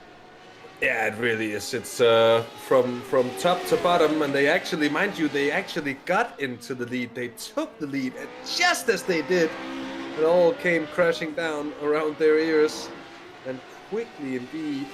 And it's, I'm afraid it's fallen a bit apart for its esports since then, but still plenty of, there can be plenty gained in the last hour and a half. There could be incidents ahead in the Radicals field. There could be more points up for grabs as well. Plus the experience that it's going to be for the entire team to just run the race in itself. It's probably going to be some valuable stuff to be picked up there as well. And then I'm just amazed by the promise that we're seeing as well from Collins Port. I have to say, that driving, it was like things I rarely see with the intensity and the focus, and it was an impressive performance to challenge a driver, a car, and a team that hasn't really, to be honest, hasn't found much challenge so far this season. They've been dominant, and for once, there was someone showing that they could match the performance of Urano Esports, and that's always welcome here, of course. Oh yeah, definitely. We love to see it, and they did an absolutely smashing job of staying so close for so long, and then even having a go, getting through. But then that one tiny wobble on the exit was all it took, and then all of a sudden that battle was gone, and things were back to square one again, I'm afraid. But still, oh, sounds like I heard a slide and a move. We've got Urano Esports back in the pits. You can just see the rear wing there. Fabrice Cornelis back at the wheel. I think Lawrence Klutz just had an issue as well. Oh, a little bit too hot into the Villeneuve chicane. Decides to just straight line it. And oh, hello. Bit of a scary moment coming back on there. Now, Fabrice Cornelis, they still haven't taken that fast repair, obviously, as you can tell by the front right of that car. But that's the thing. We've seen this a little bit before, haven't we, with the Radical? I think we saw it at Spa-Francorchamps last season, where the cars looked like they'd been through 10 rounds with a T-Rex, but they'd come out the other side and lost. But actually, the car underneath, away from the visual damage, was actually behaving fine. I might have to question you on that one, Chaz. I'm not quite sure, because remember, and I'm not, you're like, of course, everyone, Chat and Chaz. That sounds like two very dude-style brothers. Oh, you know my brother, I'm Chad, and this is my brother Chaz. I'm sorry, that's completely, sorry, sidestepping here. We did see them when Clubman, a little bit of a moment there, and he lost it on pit exit. They got quite a knock to the rear end of the car. Now, I'm not quite sure about this, but I don't think that they took I don't think they took repairs in their Chaz. I think they've taken the fast repair, but they've hit one of the curbs and picked up a bit of gravel as well with the right-hand nose of the car. But I don't think that you can get the wing repaired with the old damaged model on the Radicals without taking a fast repair. Yeah, that's true. Although, and that is the fact I'm not quite sure, and so as I said, correct me if I'm wrong, but I don't think they have a fast repair left by now. Yeah, I think Hendrik de Gravel has actually pointed out that they did take it early on, didn't they? We said that. We even pointed out the fact that it could be interesting later in the race, as just in the background there, Sven Bollen has gone off into the gravel to collect some Sven pollen out in the weeds. Not too far off circuit. It's a bit of a strange one, that, you know. We usually see people go off a lot further than that, but just a wheel on the grass. And there you go. And yes, Hendrik has pointed out that is from hitting Spork, the damage that is on the Urano Esports machine. So, to be fair, Kevin, if you want, mate. Kevin? What am I on about, Kevin? Sorry, Hendrik. There you go. It's even more reason for me to say what I was just about to say. Do you want a contract at Simracersworld TV as a commentator? You do a better job than I would. You remember these things. I don't, you see. This is the problem. But the two BMS cars right together on track at the minute. This is not for position. That's the car ahead. The 35 machine is for position there. The CCTS machine. And yes, you do get the gravel nickname from avoiding a car, Hendrik, I'm afraid. But that's just what comes of it. What does it pay? Can't tell you that. NDA. Lawrence Cloaks looked like he was on a bit of an NDA there with the curb, to be honest. Some of them are really attacking these curbs, aren't they? And then other times you can tell that people are just being oh so careful because they can realise that damage is being picked up bit by bit. That, of course, trying to squeeze through there with the flashy lights. Trying to get the extra 15 brake horsepower for flashing the lights is Olivier Bultink, who of course was leading this class earlier, still flashing the lights. Get out of my way, son. As Peter Mackay and I pointed out, a true Audi driver in the fast lane on the motorway. Wow. Get out of the way. That was maybe a bit uncalled for by Olivier Bultink, but yeah, I hope he writes a letter. That was I don't even have any words for that, Hasse, I won't lie. That was very strange. That it was, indeed. They just managed to keep the cars pointing in the right direction. 3 classes, 3 wide there, almost at least for a second. And is that gonna be bump drafting from the CCTS car? It looked like it for a second. We know that the TCR cars, they do like to get with it. Well, then let's say I don't know if they like it, but they're not as touchy with an intimate distance as some of the other cars, and we've seen it from its most charming side from some of these great battles. And I know Chaz is as the mainstay of the SRW TCR series as well. You are more than familiar with just how amazing the race can be when it gets touchy with the touring cars. And it's certainly a flashback to the golden days of BTCC and going for first and all that good stuff. Yeah, the TCR cars are fantastic. Some of the racing that you can get out of these things, as we said before, because they're a bit slower than something like the Radical, the drivers just get so close all the time. Bits of contact here and there, but they can get away with it. You know, they can have door-to-door stuff. And it's one of the few cars in iRacing that you can get away with stuff like that. And this class has given us some immense racing. Since hello. Oh, Who was that there? Was that the race leader? It was. Fabrice Cornelis having a little moment there, just trying to get on the power.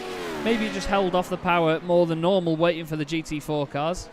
And then when he got on it, he decided to spit him at a wall. But he needs to be very careful of that now. Of course, we have spoken about the fast repair. Jon van den Akker is in second place now. Dieter Arts is in the pits with the bright yellow lid in that wonderful Dynamics Radical Racing car. Looks great. Really do like that livery. It's like this sort of old BMW M3 GT2 art car, was it? That had all these stripes and things down it. But obviously in the Dynamics colours, and it looks great. That's true, yeah. I forgot about that. It's a throwback, that, isn't it? Good-looking machine indeed. Yeah. And so is the... Oh, what is happening? Sven Janssens in the 66. This car, they have not had a break this season, although a little bit of a blend into the scenery there in the camouflaged Porsche. Gets it going again, though. But yeah, they're another one they've just had a really tough time this season with a lot of spins and little mistakes here and there. You know, it's not been a massive sort of disappointment for them, but some of these teams just seem to struggle a bit in getting used to this car. Senna Hulsmans, how is the Flemish Porsche GT4 car at the moment? I'd have hoped you'd know, mate, but Diego Ames leading the way at the moment in class after your wonderful stint earlier. Now only 2 cars on the lead lap, Hasse. We've not seen that very often in GT4 this season, although I suppose it's a shorter lap here, but even still, epic stuff. Yeah, very much so. It's indeed, there are still a few close runners throughout the GT4 field, as we'd of course come to expect by now, but we've been accustomed to the lead battles being quite a lot closer than they've been here tonight. It's been Flemish Simsport really taking an early clenched iron fist upon this race, and they have not let go yet. They are sitting on a 41-second gap to Ekris in second place, and as you said, they're the only ones on the lead lap. So right now it seems there really is only 2 cars in it, and Sorry. Oh. I've been given some information, mate. I'm really sorry to jump in like this, but Stephen DeWolf says, at the Principal Skinner go. Thijs van den Berg is the designer of the Dynamics Radical, and they call him the Principal Skinner. So for anybody that doesn't know of that joke, I implore you to watch The Simpsons. But that's to be fair, that's probably one of the greatest nicknames I've ever heard. That's really a very apt name. I love that. And Senna's in bed at the minute. Fair play, mate. You chill in bed, mate, while the boys continue to do the job. We hope you do chill. And are you getting back in the car actually later, Senna? Let us know in chat. But sorry, Hasse. I didn't mean to jump in there like that, but I just couldn't help that one, I'm afraid. Oh, never mind. By now, I've forgotten where I came from anyway. So. Oh. Oh my word! That is Carapils, and that is Tony Faveshaft. By the way, Chaz, I didn't realize this is the leading TCR car, starting immediately for the pits, and you can understand that is a big hit on the rear end.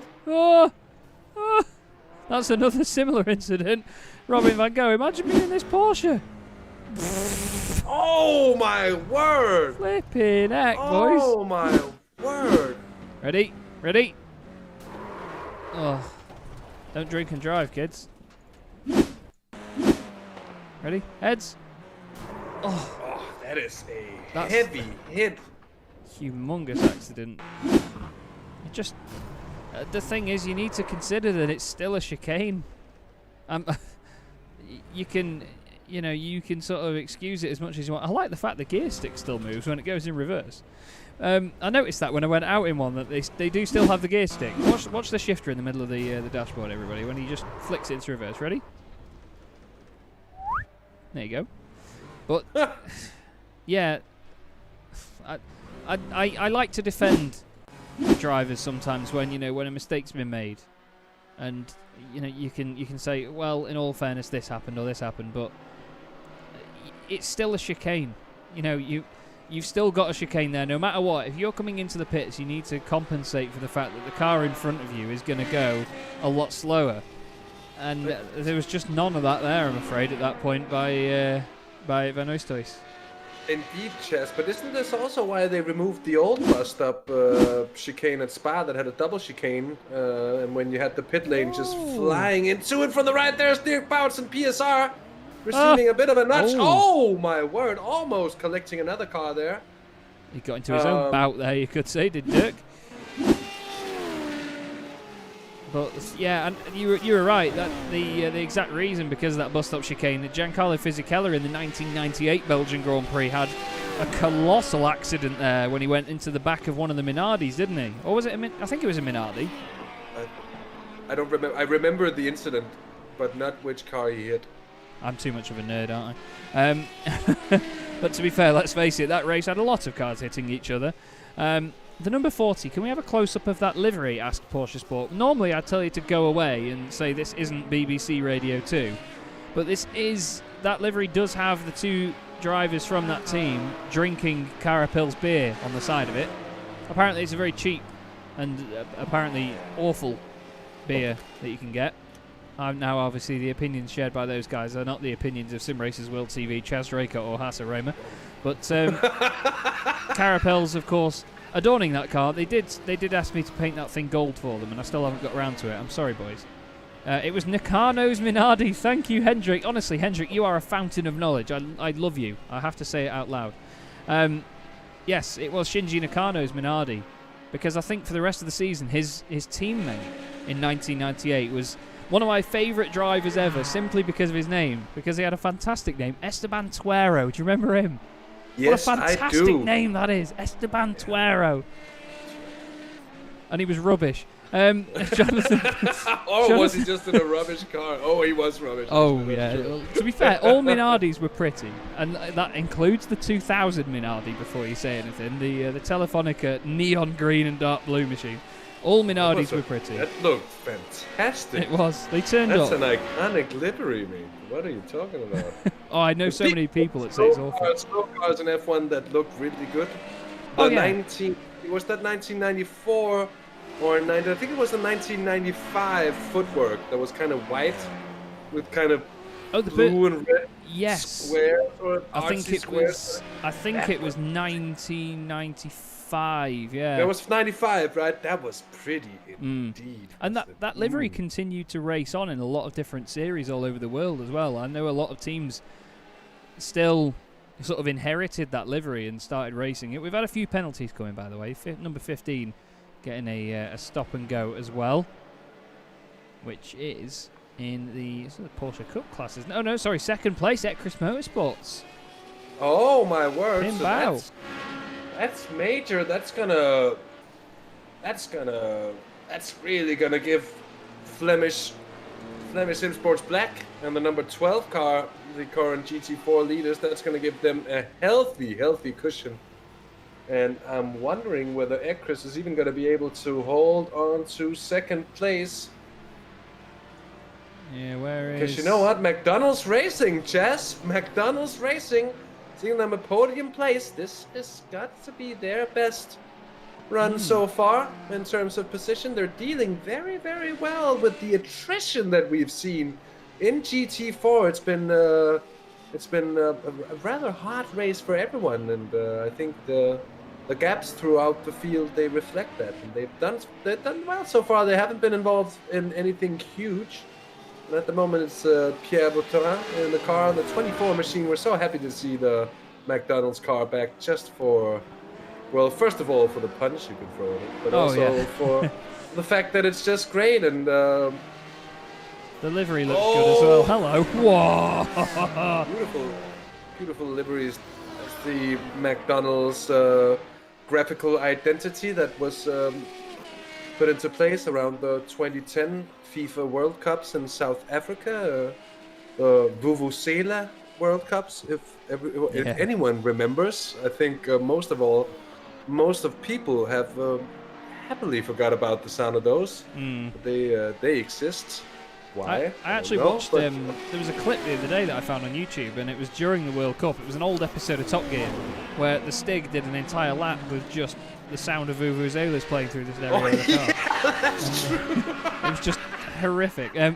Speaking of horrific, quite the opposite really. Hendrik de Greve, the Sauber C13 1994. That was the black and white one. Now I agree that was a stunning car, but I actually preferred their 95 car, the Red Bull Sauber from the following year. Janos Scheiner's just had an issue here actually. Jochen Lennartz has gone off with him. Sorry, I forgot there was a race going on. I just thought about 1990s Formula 1 cars. Oh, he's let it hit the wall on the exit. Janos Scheiner's also gone off circuit. Oh no, bye. The McDonald's car. And the well, Janos I'm Scheiner. gonna reuse the one I've done before, Chaz. They almost did it, like they do on the Discovery Channel with the people trying to mount. Look at this. Oh, hey up. And just getting that's like an approach, and getting a refusal. And you're on to your next time. Well, I'm sure they're behind the wheel of the McDonald's machine with Pierre Vautrin. There won't be a man with a Happy Meal face. Nah, I'm desperate for that. That was... wow. I've got splinters off the bottom of this barrel. I'm just scraping for these puns. But I'm sure he wasn't loving it in that situation. Oh, hello! These radicals, man. These radicals. Yeah, but look at the 19 car not giving any space there, really. And I think I know why. That's to probably put down an example as well and say, okay, mate, that was a little too frisky, perhaps. Yeah. We're all here, you know. It's not a break. Oh, look at that into the chicane. That's Mitchell Lagai. We've seen him before. So he said it was. This is not. There are relative newcomers to this season, of course, not this race, but he's showing his pace right around now, Chaz. We're just 10-12 minutes away from entering the final hour of this race, and we'll be monitoring whatever goes on track with keen eyes. And if we don't, we'll probably miss it. So we'll see what happens.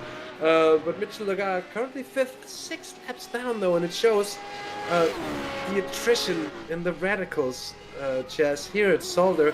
it seems to be that way every time we get here. That it's it's not measured in seconds or either like hardly even minutes, but in laps. Yeah, that's it. These races really do fly by, in all honesty. I absolutely love it. But at the same time, I wish there was more time in the day to just watch the immense traffic management that some of these drivers have. I mean, the VR Racing Quick Motors machine that we're looking at now, that was so, like you said, a bit frisky through the traffic. The number 19, Janos Jaina, avoidable contact, getting a stop and go. And Hendrik de Grave, I must admit, some of these little facts and figures that you're coming out with are amazing. He actually, I heard about this very briefly. I didn't understand the whole story behind it, but apparently they underfueled the 1998 Prost in pre-season testing just to get sponsors. Now, the 97 Stuart Hasse, I can agree. I have a mini champs model of at least all except 2 teams from the 98 season, and there are some stunning cars around between 92 to 99. There are some absolute corkers, I must admit. In all fairness, I have to say that my favourite of all time is the 1997 Arrows. Brian Loynes. He doesn't care about 97 Arrows at the minute, does he? Let's face it. But, with the Danker and Zepter Damon Hill machine. Oh, no! Oh! Well, we've seen the triple one come in before for a stop and go. Do you think we're going to see another one for that one? Because that looked a little bit sketchy. Let's have another look here as he comes in. It's hard to say because there's also... he should have maybe just he was a bit impatient. held off a bit. Yeah, it's hard to say. We'll see what race control says about it. They've been relatively strict, but I like that as well. It does encourage everyone to go as clean as they possibly can, knowing that any sort of incidents where you are the culprit. Oh, did you see that? The 11 car, I think, getting a massive amount of oversteer from the final chicane. Vince Peters, even with a 38 second gap that is by now, that could have been a massive hit, and he's gonna be hard up his throat at the moment, and very happy that he held that one. Now it's time for a deep breath and just to settle back in. Now I'm just looking at the points in the championship in the Belcar 2 class, which is the Porsche Cup cars. Now this bingo by Simtag EMG machine leads the championship with 80 points.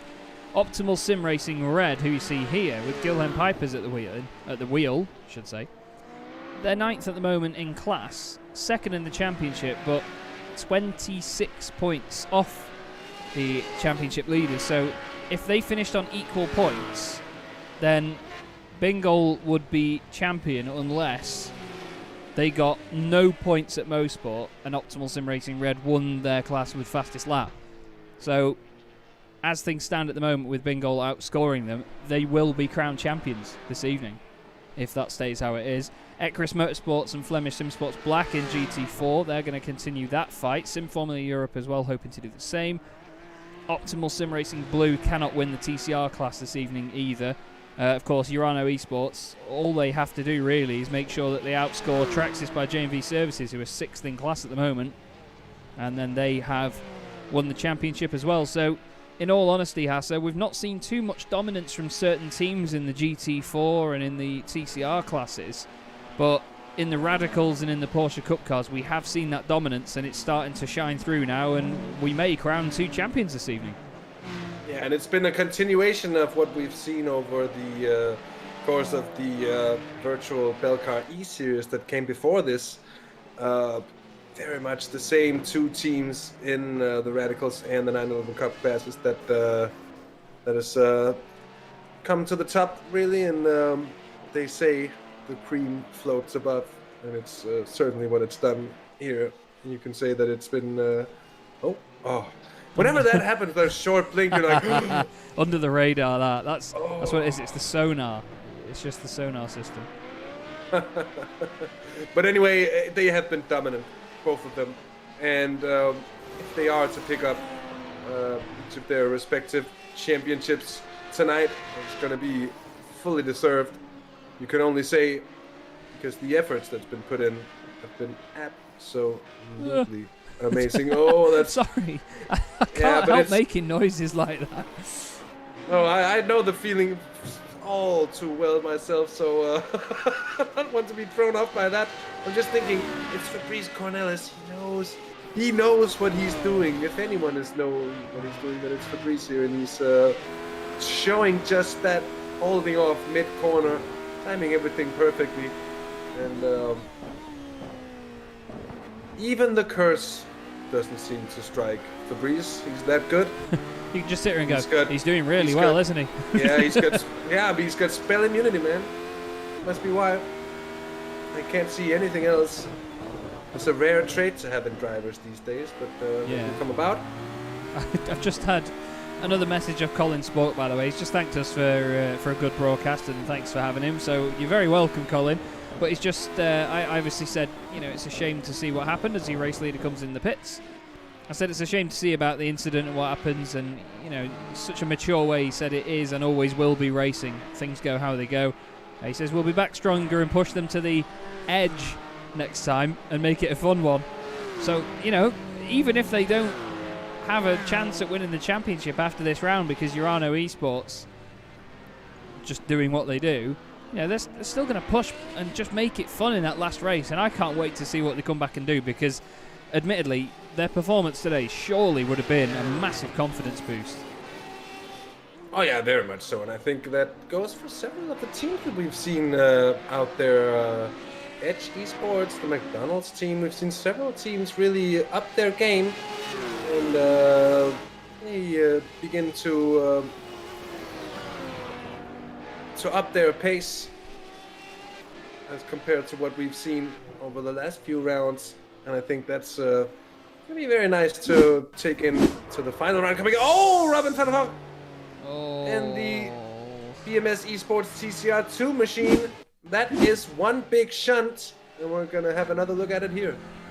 Not sure what happened there, whether he's just put a wheel on the grass or something. Let's have a look behind. There's only a GT4 car coming, so it's not going to close in very quickly. There's smoke there in front? Looked like someone had already gone off or something. Maybe just a blink in and out on the connection. Oh, that's a hardware failure if I've ever seen one. Yeah. That's a massive hardware failure. The wheel just suddenly snapped left. He went off again after this. Oh, it's still sat there. It's blinking in and out, and then it's... His wheel is back here, reconnected.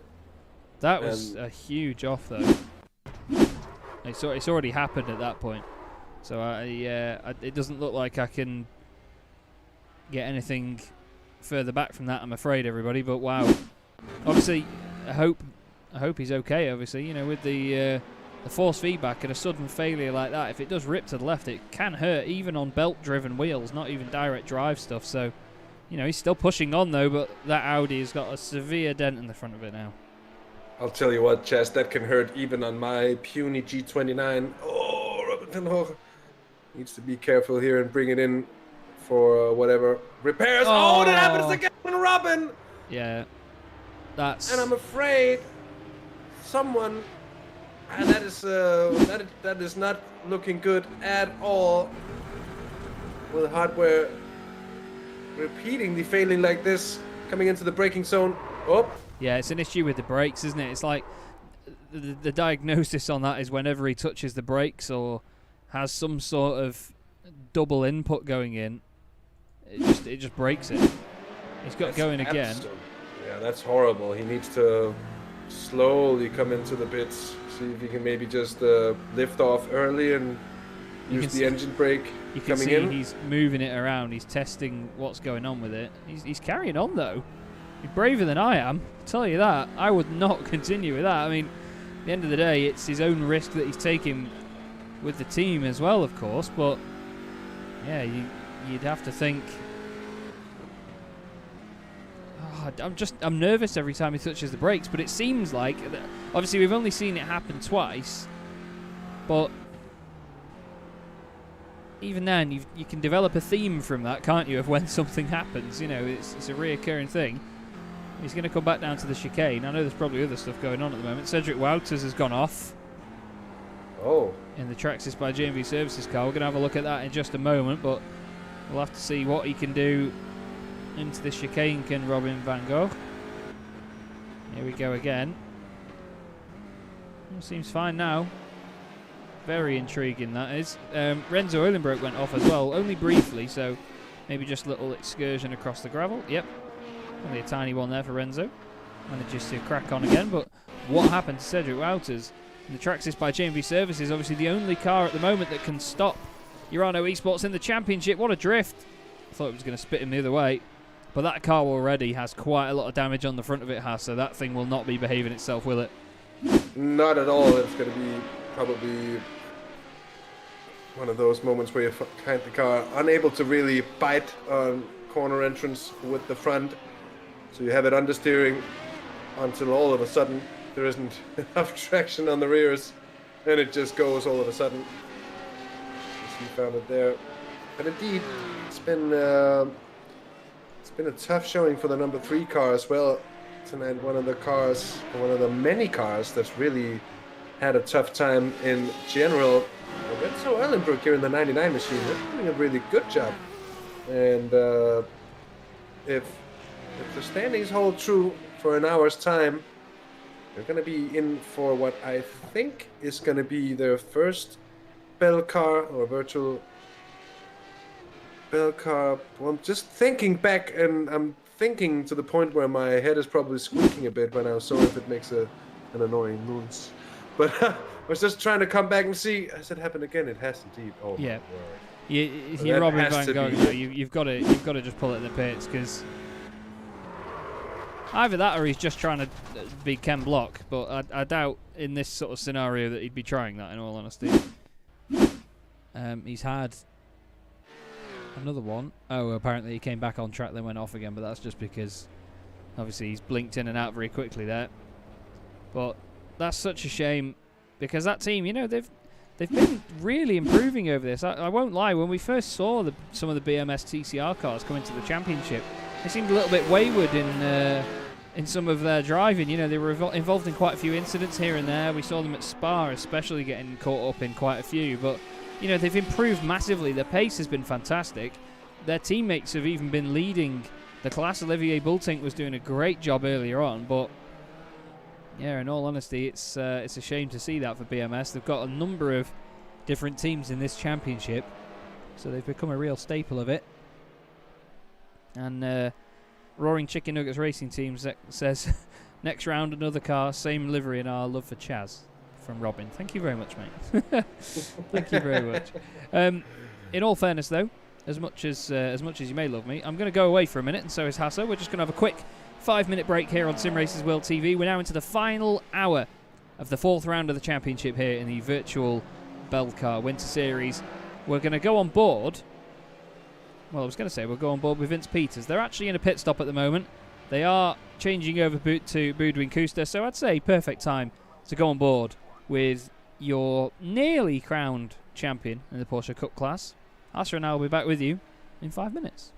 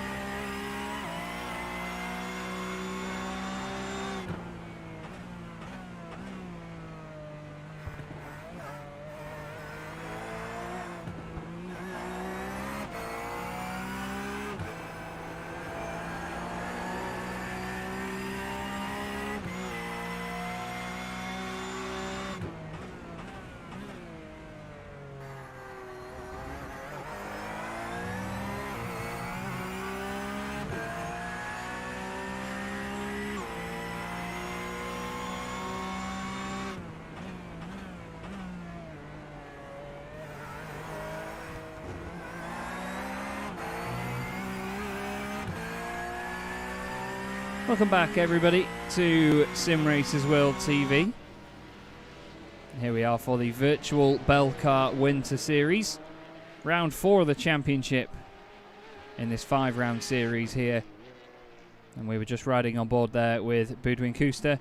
Chaz Draycott here in the commentary box alongside my partner in crime, Hasse Rømer. Hasse, we've had another fantastic race so far this evening. A little bit more sedate than other ones in terms of positions changing around, but still, at the same time, it's been a lot of fun, hasn't it?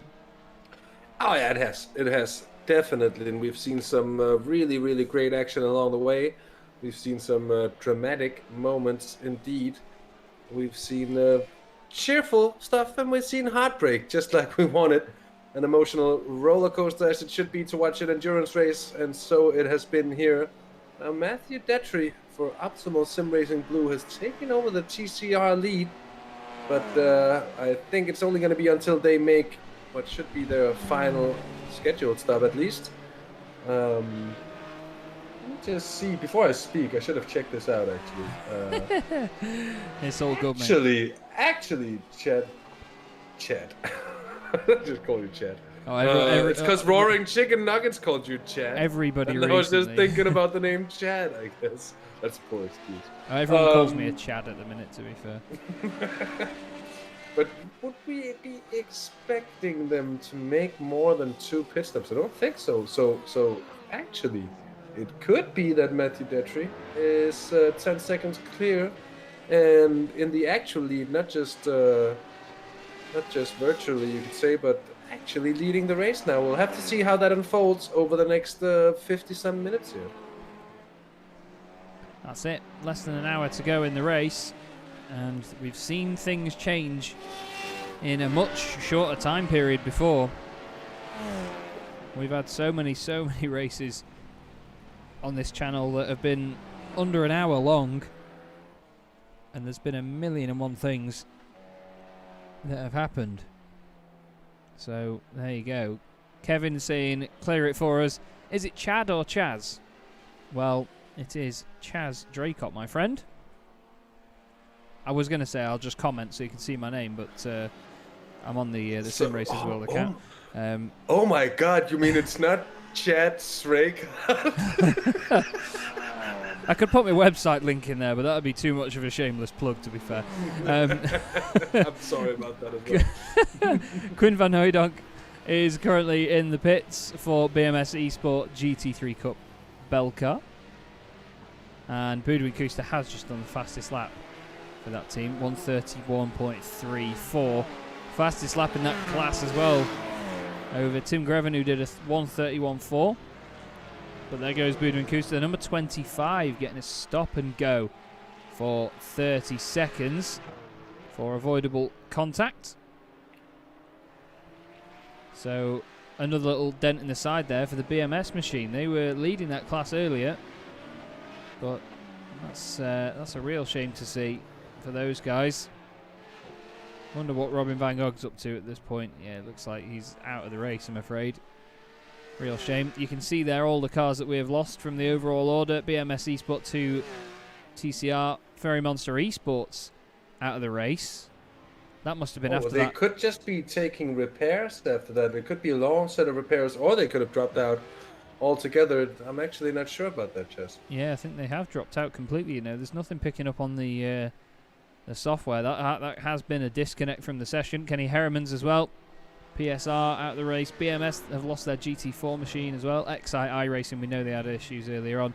And Graphite Racing Belcar, after that big hit that they had early on, actually, that ended their race. So, real shame to see quite a bit of attrition, but considering that we have, what, a 48 car field, you know, we've lost 6 of them.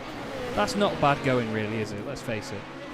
It could have been much worse, it really could. And I also think that this race, it could have been one of the reasons that this race was a little quicker on settling in than some of the other rounds we've seen in this championship, that all the teams pretty much just content to run where they were and say, okay, first of all, we're going to have to finish the car, and then from there on, we'll see where we are. And I think that's at least it could have been the mentality for a few of the teams out there today, and it could also be an explanation why we've seen some, like a little less intensity in some of the on-track duels, and yet we've had plenty of problems to fall on all parts of the field, all throughout.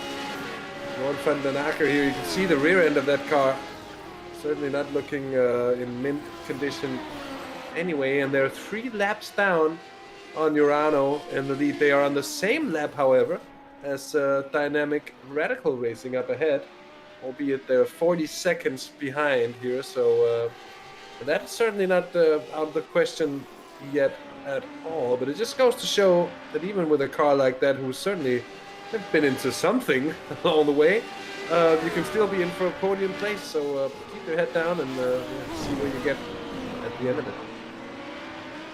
Yeah, that's the thing. You sometimes do in a race like this. I mean, I mentioned it before, didn't I?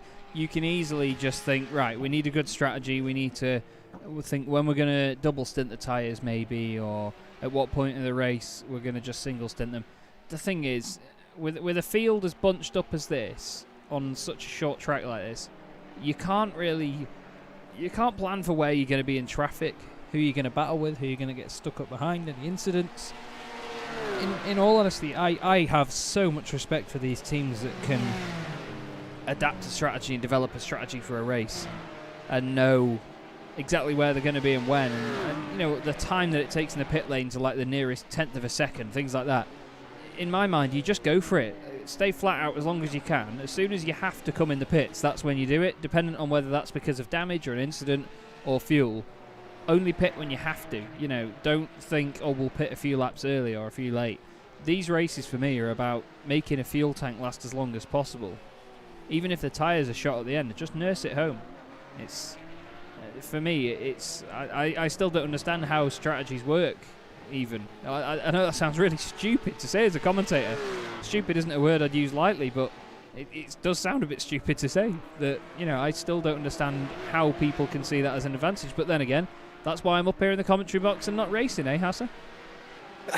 That's a good point indeed. I think for some of the cars that has, like the GT4s, that has a big fuel tank and they can run for up to an hour and a half. Oh, Steph Del News takes a bit of a spinner after having a heavy touch on the inside curving there.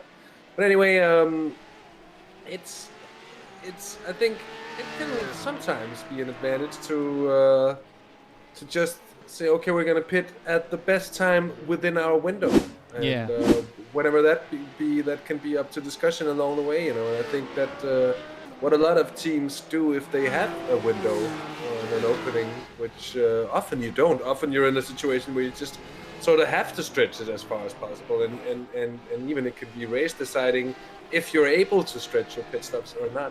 But it's very different actually from class to class. Oh, a bit of a tight squeeze there. 3 different classes at once. Oh, it's going to be another tight squeeze. Oh yeah, you just hate to see the tents come in front there. At least I don't know if you have a cam pack or different shots here at the Zolder or anything. I still get the tents as they come through there on my end, and I don't see the cars. I'm not quite sure if they're going to come through alive, and then they appear.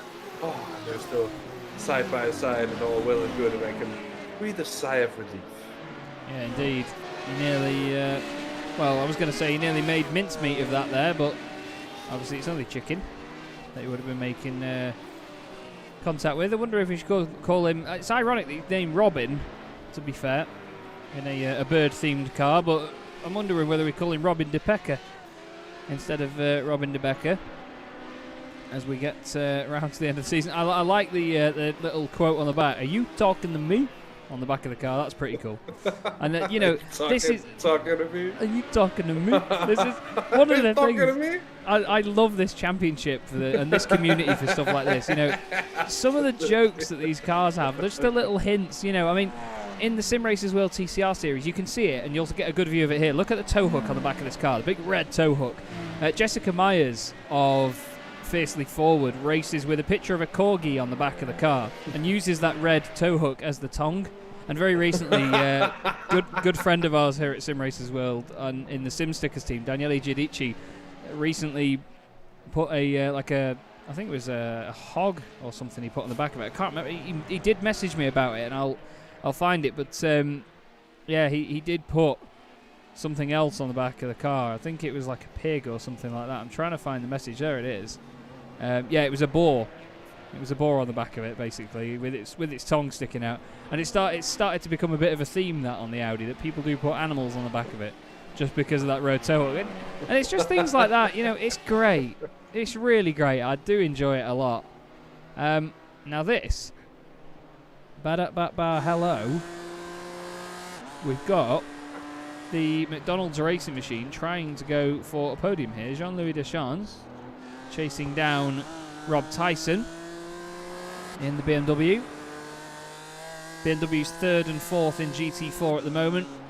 Porsche's 1 and 2. Robin DeVille at the wheel of the Flemish SimSports Black Machine. Stephen Maris in the Team MRS car. Now, these guys last pitted. Rob Tyson, who we're on board with here, pitted on lap 100. Team MRS pitted on lap 94. Jean-Louis Deschamps just behind, pitted on lap 109. So, not too long ago, any of the pit stops for these guys, really. But I'm sure they'll prove me wrong and pit again very soon. But this is an interesting battle developing here, Hasse. This has been very much under the radar by Jean-Louis Deschamps. A very sneaky hamburglar, trying to gradually climb his way up to the back of Rob Tyson. But look at the pace he's got in the chicane as well. It just seems like he's absolutely on it at the moment. Yeah, Rob Tyson is no slouch at all. He's really been one of the fast drivers of the class throughout this season. And in earlier rounds, really been the only one to be able to carry the BMW M4 to the front of the GT4 field. And we had a question from Jack Worrell in chat as well not too long ago about the pace of the GT4s. As far as I understand it, at least before recent updates, the Porsche seemed to have a bit of a pace advantage on the BMW. Might still be the case, not quite sure. Haven't driven the BMW, so don't know exactly how that is on track. But from what we've seen, it does indeed seem like the Porsche Cayman GT4 is slightly faster, especially on a track like this. I am sure at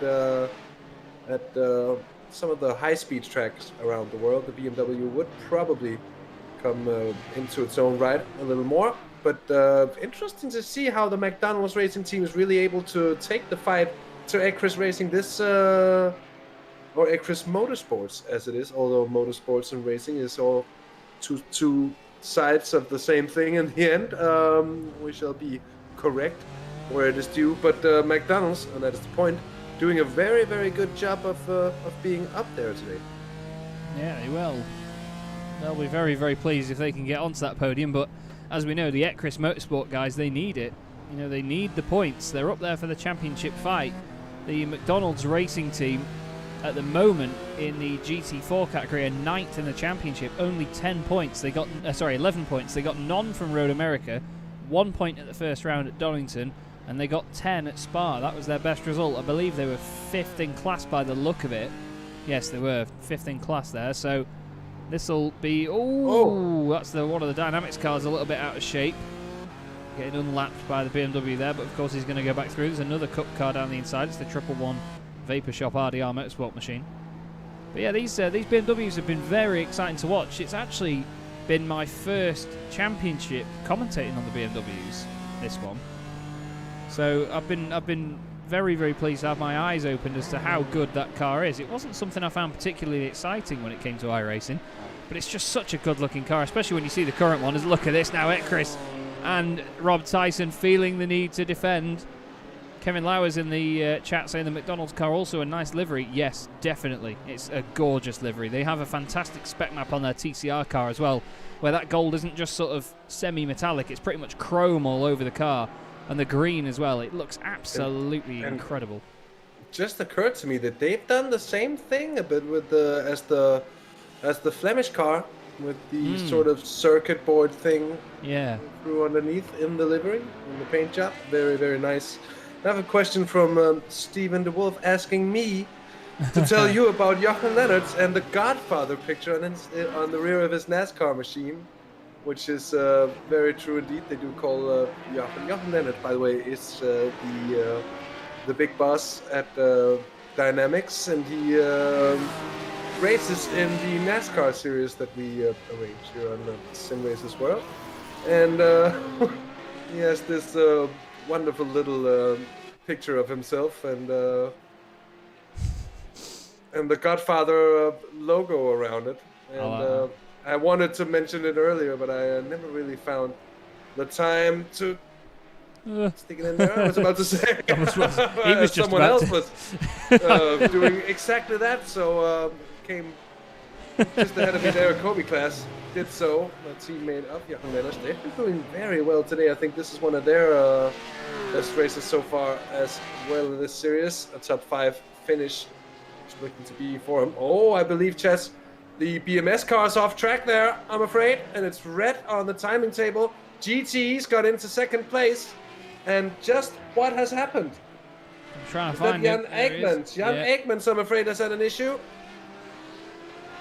Well, let's have a quick ganders at what happened here. Oh no, he's not going to get it. Oh, the roaring chicken nuggets. Oh no.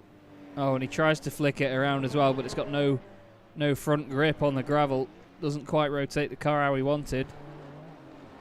That's a real shame. Kimber Hater said the circuit board layout on the new Flemish paint refers to the sponsor, a Chinese brand of electric cars. Interesting. Oh. And now into the pits, Jan Eijkmans. Understandably. So you have to wonder if they're also sponsoring the McDonald's car then. You never know. You never know. I do like the idea that they've put it on there as well. The gap has opened up again now, by the way. 1.4 seconds. I know it's not a massive gap, but still. The Golden Arches somewhat further back now from Rob Tyson. Away from that podium. There's the pesky race leader. I like that you call it the Golden Arch. In Denmark, it's a little more bluntly known as the Golden Seagull. I like that. Oh, I like that a lot. There you go. There is a Golden Seagull, everybody. To be fair, as a kid, if you ever did draw anything with a vast sky in it, you did just draw seagulls like that, didn't you? Yeah, exactly. That's brilliant. That is exactly where it comes from as well. And I've always loved that nickname for the old Mackie. It's I like that, yeah. Oh, now, I have a little bone to pick about McDonald's here. Not at McDonald's particularly, but even though, I disagree that it's not McDonald's, is it? It's not M-A-C, it's McDonald's. You don't sort of overly pronounce the Mac. But why do we all call it a Mackey's? Or Mackie D's? That's a good question. Maybe because it's American and that. Yeah, I suppose so. Although my old boss, and I'm going to name drop him and everything, Paul Wiston. I still hold this against you, Paul. He always used to call it Maccas, as in like McLaren, like Maccas. We call it the Macca, don't we? I don't get that either, because that's not got an A before the C either. So everyone out there that calls it a Macca, stop it. When you're having a Mac with an MC instead of MAC, isn't it just because it's a shortening of the original name? Maybe. Although they call the burger a Big Mac, don't they? Yeah, they do. Oh, for God's sake! Right, Jan Eijkmans. Here is that. There's that incident again, and look, it's just the pain of this. He tries to get it turned around. Nope. Unfortunately, goes in the wall. It just won't turn at that point. Indeed. We're gonna stay away from the McDonald's situation now. Clubman is in the car. Wasn't Fabrice Cote? Oh yeah, of course. They were having 3 stops here. The Radicals. I was being confused with some of the cars that are able to run for longer. So to be fair, you noticed that I didn't. I'm sorry, everyone. I'm in a different world this evening, but yes, like you say, Hasse, 3 stops for old Radicals. To be fair, Chaz, we're all in a different world. To be honest, we're in the world of virtual racing. So you shouldn't take a beating, or don't give yourself a beating for that. Now, someone who's not going to get a beating, to be honest, is the Urano Esports team. They've won every round so far this season, and with just over half an hour left to go, touch wood, they are on their way to a very, very good clean sweep of this championship. Obviously, don't forget, everybody, we do still have one more round of this glorious championship to go. in the Virtual Belcar Winter Series. We'll be back with you on the 26th of February, Friday the 26th, same time as usual, 6:30 p.m. GMT at Canadian Tire Motorsports Park, known lovingly as Mosport, where another 4-hour encounter will be upon us there, and that's bound to be, as much as I hate the track, a fantastic finale to this great championship. But 2 championships are looking like they're going to be decided tonight so far, Hasse, and even with Boudouin Kuster doing what we saw him do at Road America and starting further down the order, they're 1 minute and some change clear at the front of their class at the minute, and that bingo by Simtag EMG car, they've just been fantastic, haven't they? Yeah, the class of the 911 Cup field, indeed, yet again, it's been, we've come to expect it from them by now, I'm afraid. But they've certainly lived up to expectations here, and they're well on their way to picking up their second Virtual Belcar Championship. As mentioned earlier, they won the class in the Virtual Belcar E-Series, and now they are on their way to doing the same thing in the Virtual Belcar Winter Series. Interestingly so, actually. Oh, I'm afraid we've had a problem for Senna Lansens here. Showing him as... Why does it show him as... Yeah. His number, for some reason, as a driver... His colour is red, and I do not know why. And I've tried changing it twice over the broadcast, and it's not worked. Alex Bayens. Oh, that's quite a chunky hit into the wall, actually. I imagine that's done more damage than it will visually represent. Looks fantastic from that angle, doesn't it, that GT4 Porsche? That whole back end is just gorgeous. Really do love the wing on them. And, of course, you can get the road car with that wing on as well. The GT4 machine. I think it's got slightly different struts on it. He's just waiting to get going. That's You can, and yes, it does. I've seen it at my local Porsche dealer, where I often go to buy cars stuff with the driver's license that I don't even have. To be fair, I go there to drool and to dream and to be one of those annoying types that just come by to look at their cars. I had a nice chat actually with them at some point about sim racing, about what Porsche does in sim racing as well, and on the Danish scene as well. And they actually found it quite interesting to hear that I had things to do with things that were happening in sim racing. So, Senna Lansens catching that one. That was kind of a moment, but doing well. But anyway, back to the 911 Cup class. I was about to say before, interestingly so, that the BMS car actually lost they lost 2 positions on that incident before, telling you that it's quite close in that battle for second place. It's a half a minute separating 3 cars, but Hans Pohlmans and Jan Ekmans at the moment are separated by less than 10 seconds. So that battle for the final podium stat is very much still alive, as we are indeed into the final 30 minutes of this race. There you can see on the left hand side the gaps between all these cars as well, as they were last time round. So you can tell there the closest 2 in class are actually Trace Rohart in the Vapor Shop RDR machine, only 3.8 seconds off the back of Guillaume Pipers. The car right in front of him is Hans Blankart in the Reclama Maker BE machine. Now they're a lap down on them, so that's not for position. But there is Guillaume Pipers, and we'll show you Trace Rohart is there in the RDR machine. So it is still very, very close at certain points. It just doesn't quite light up our timing screen as much as we would expect based on the overall differences. But still, it's been another one of those races so far, Hasse, where it may have been a bit more tame than usual, but we've still had these odd little differences here and there between the pace of certain drivers, the way they manage traffic. It's just still got all those elements of a great endurance race.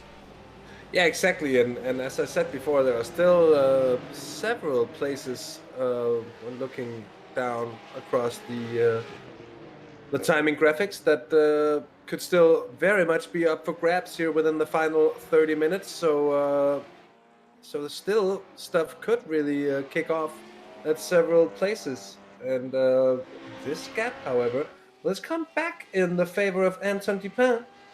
And I'm just looking at it. It says, no, I'm sorry. That was of course the BMS car, who's had 3 stops. Anton Dupin and Metzi Detrich, both of them having been in twice. So sorry for causing any confusion there. And indeed, Kevin, I would like to hear Chaz's best Samuel L. Jackson impression. I think that would be a good one indeed. Maybe we'll have that. We can draw it out of him someday, maybe. I don't know. To be fair, I don't know if Chaz even does. Like, I don't even know if you even do a Samuel L. Jackson impression, or it might be one of those. Well, I'm gonna do him now moments.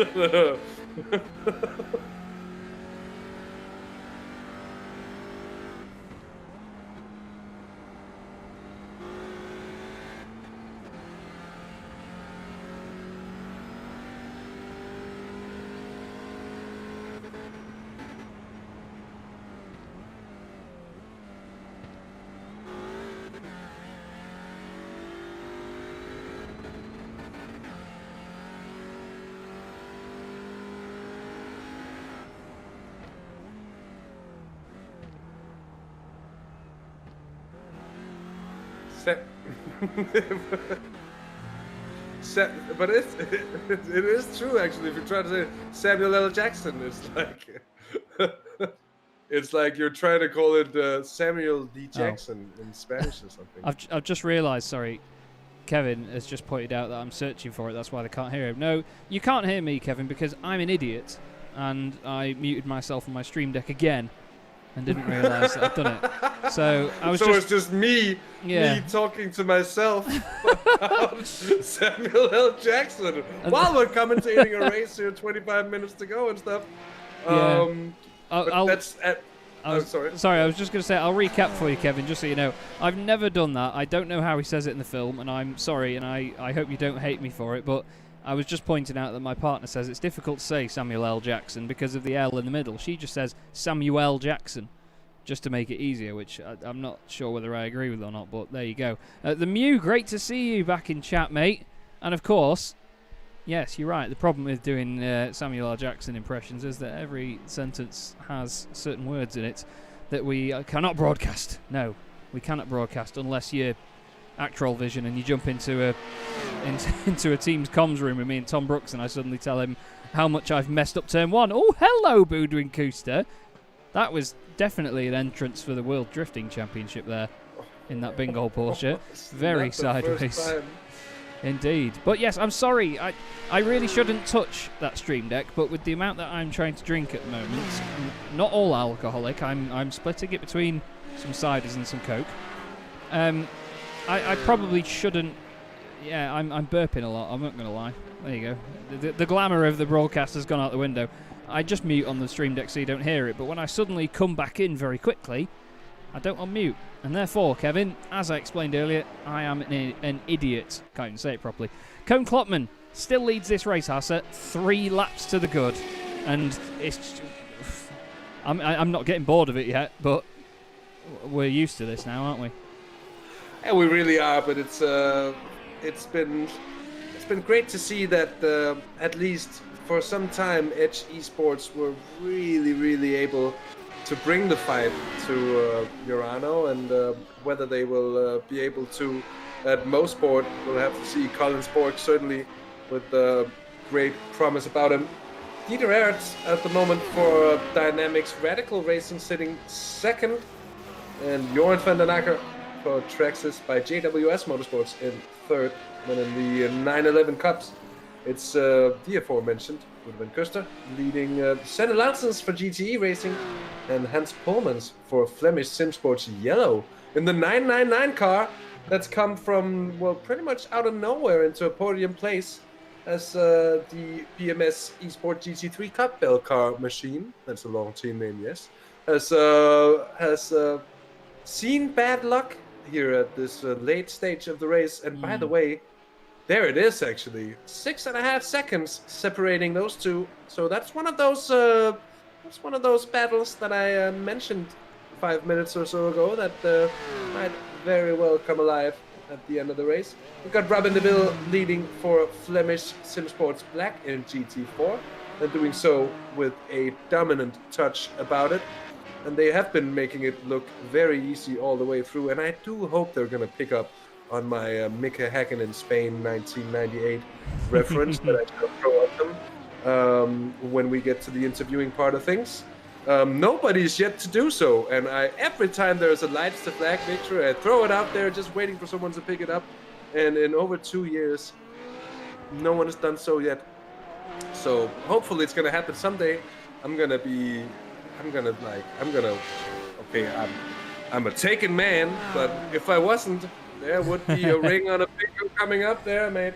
All jokes aside, Team MRS sitting second in GT4, looking very good indeed at the moment, with Stephen Maris behind the wheel, and then the Equus car that we saw in close competition with the McDonald's BMW that is now fallen slightly behind. I say slightly.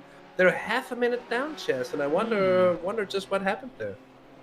Yeah, that's Jean-Louis Deschamps pitted, it seems. Oh. And it doesn't look like Rob Tyson has pitted recently at all. So yeah, Jean-Louis Deschamps pitted on lap 100 and actually lap 109. Maybe a drive-through penalty that we might have missed for those guys. No, but the pit count for both of them is 2 as far as I can see. So they've had their scheduled stops and no more than that.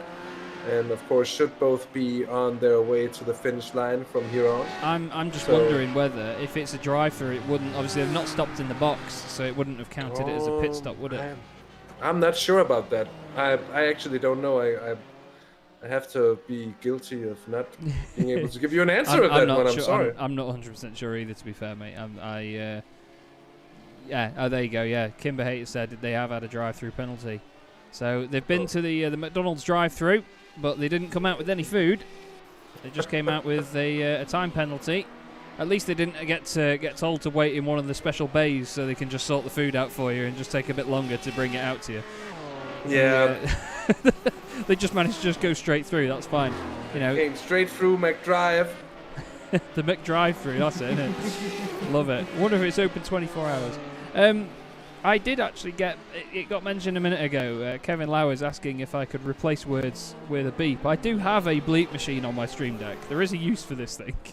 So if somebody, I don't know, say Cone Klopman, you could say he's driving the absolute. No, it's loading it. Wait for it. There it is. Oh, for God's sake. That's the thing. The first time you do it, it doesn't work. But if you could say Chaz is an absolute. There you go. You can beep like that. But whether that comes in handy or not, you never know.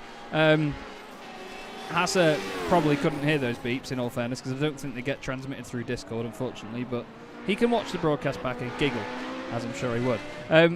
You mentioned Robin DeVille, though, earlier, in the Flemish Simsports Black Porsche. These guys, they have just been completely untouchable, haven't they? Yeah, absolutely. So it's been a class display so far. And they're bringing it home now, I believe, it's by no means an easy feat. But they've kept it clean at a place where it's been so difficult to do for everybody else, and they've done it all the way through.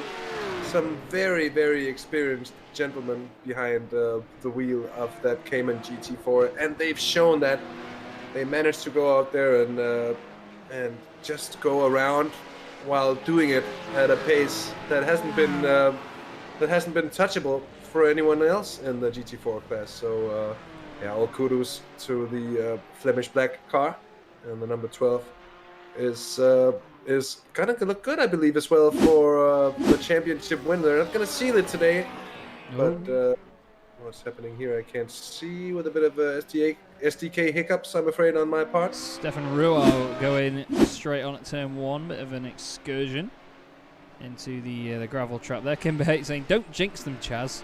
Well, to be fair, Kim, I'm scared to look away now, because my version of the commentator's curse is that we'll watch a car for a little bit, and as soon as I look away, something will happen to it. So, you ready? Here we go. There's the Sim Stickers number 7 machine.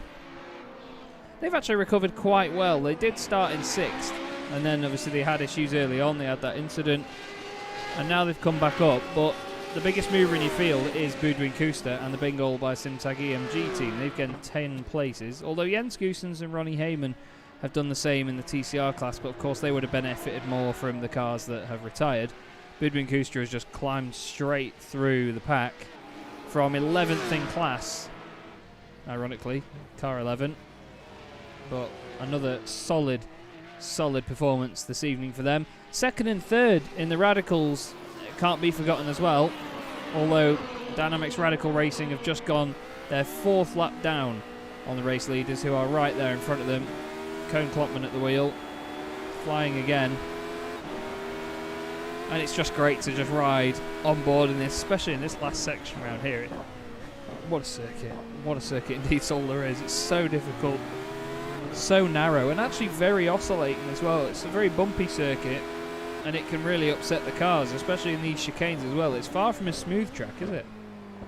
No, not at all. It really isn't. And curbs are horrendous. So for so much of the track, as I've mentioned before, the walls are right there. I'm riding along with Dieter too. It really makes me want to hop in behind the wheel of one of those cars for one of these races. I think they are immensely fun to drive. I think we get should. A hang of it. That would be great, I think wouldn't it? we drag Jack Squadron into the commentary box. Get Jack Oliphant on the broadcast. Get Jack Werrell on the commentary. And we jump in one of these rounds, you and me, and make an absolute hash of it, quit after an hour, and then come in and then make a hash of the broadcast as we try and take over from Jack at Jack. It'd be a great day. It'd be a great day. Oh. The 13, and then Alex Baines goes off as well as he's trying to make sure that he gets around the stricken 13 car. That's having trouble here at Dieter Ayers. Finds the same path through that chicane. I know you're tend to go a little deep on the exit of that middle part of it before the final right-hander, but you know there's grass on the outside there. Don't touch it, guys. Kevin Lauer saying that Radicals practice on an empty track is absolutely useless for a race like this. Oh, what's happened here, Chaz? Senna Lansons. Oh, Senna Lansons. Oh, the 99. Oh, all the brakes. Oh. Scary. Scary indeed for the car in 2nd place. Oh, listen to that. How quickly that just snaps away. Ready? Just that tiny bounce is all it takes. That is how on the limit these Porsche Cup cars are. They can just go so quickly with the tiniest little thing upsetting them. Obviously, no traction control, no ABS in these cars. Tom Van Rompuy gone off though, Hasse. What's happened here? Well, let's see. Oh, he gets collected. I'm going to have nightmares about that. That just came out of nowhere. Whoa. That genuinely made me jump that. I didn't have an eye on that Radical at all. I don't even know how, because you see the slide, but it was all I had my eyes. I was like, oh, Radical sliding up ahead. It could be one of two things. Either he's hit the wall trying to avoid him, or he got collected, and that was the incident. And there was the second, it was the ladder, and Tom Van Rompuy finding himself rather unlucky there. That's the leader. Oh, that's Kuster. That was Budwin Kuster getting absolutely smacked. Oh my word, Budwin Kuster, that's heavy contact. Oh, and that's so careless. Oh my word, and the gap is 1.5 minutes, which could put GTE Racing in a position where they in turn could go for the race lead. It all depends on how damaged the 911 is, but they want to bring it in here. It's a hit to the rear end of the car where the engine is, and that could cause trouble for him. So I think it's a precautionary pit stop for Budwin. I don't think they want to take any risks on throwing it all away, but let's see if they can bring it back out there, and if so, how quickly and in what position. I want to see what happened to Anton Boss afterwards, because he hits them and he's just gone. Look, it just disappears. I think he's instantly jumped out of the car at that point. Whether he's scared of the stewards and he's run away, but No, but he can't. He wasn't standing still. I don't think he'd be able to jump out of the car while it's going that quickly, to be honest. I've seen people Alt F4 like instantly from the sim before, and that works. But yeah, that makes sense. That could be like what he's done. Although look Could at that, also- he's not taking the fast repair. So he went in to. They've had a 1 minute and 1 second pit stop, and they still lead the race by over a minute. Yeah, that's true. Although I don't think he actually stopped in the pits. Do you think that was a incident-based drive-through that they got there? Yes, it would have been. Yes, definitely. Yeah, he disconnected, said Kim. Straight away. Oh, maybe maybe he got disqualified. Oh, It is easy would've- to overlook the incident points, isn't it? It's something we don't think about. Actually, we can have a look here. I can see that Budavan Kuster has 11. But is that Budavan only, or is that the team that has 11 incident points when we see that in SDK? I'm actually not sure. People will have to excuse me. I'll go in the sim and show you what you can look at in this. If you go into entries and see this huge list here, we can look at this car, click that, and then this usually shows you, although it's normally on the right-hand side, you see incidents, but it's not there at the moment. 50 incidents is a disqualification. Usually it tells you, though, or is it in the results? No, it doesn't show you in the results, unfortunately, but yeah, usually you can see the incidents on the right-hand side there, and there's two numbers. There's the first number, which is the current driver in the car, and then the second number, which is the entire total from the car, but no, it seems not at this moment. No, you'll only be able to see that for your own team when you're in a race. Yeah, I imagine so. Although usually I think you can see it for all others, but I think maybe it's not completely accurate, so they've taken it off for other teams, or maybe just because we're spectators in the session. You know, we're not drivers as such. So. Well, but when I'm racing people in the special events and stuff, I'm 100 certain that you can't see other teams' incidents. Yeah. Well, hopefully that explanation, that saves me making a video on it for my YouTube channel. Hopefully that explanation helps people out a little bit. Yeah, Kim saying normally you can't see the incidents from others. Thank you very much, boys, for clearing that up for me. Now, Anton Dupin has also, well, it's gone down the pan. Oh, big drifteroo into the final chicane. What the leading TCR chest. That was a scary, if ever I've seen one. Yeah, how easy is it to do that, eh? Look at that, big drifteroo sideways from Anton Dupin. Looks fantastic, but yeah, that's not going to help him. And those tyres as well, I mean, I know you have to look at, that's good branding for Flemish, isn't it, with the Porsche in the foreground. You do have to look after the tyres in that TCR car. Although, Kevin has now said you can see it for all the others, but because we're spectating, we actually, it's because we're spectating we can't see it at the moment. Interesting. And then Stephen DeWolf can only see his incidents. That's interesting, that, boys. So basically what you're saying is Kevin has hacked it. Someone get Kevin. If I race an email you, Kevin, delete it. Flemish Sim Sports Black then, still leading GT4. Team MRS now nearly 2 minutes behind, which is a long old time around Zolder, especially when you've got the traffic to try and make all that time back up with. But still, it's been another wonderful performance. We're into the last 10 minutes now, Hasse. Honestly, since we got past that first hour and a half and had that first break, the time has flown, hasn't it? Absolutely so, and even that first hour flew by. We even missed the first break. We don't miss our breaks. We're very, very aware of our rights as commentators. So when breaks are due, and we even missed it today. That goes to say a lot about how exciting the racing was, and it's been the formula, I think, of this series as well. The opening hour, often very hectic, very close as well, and then from there on it tends to settle down.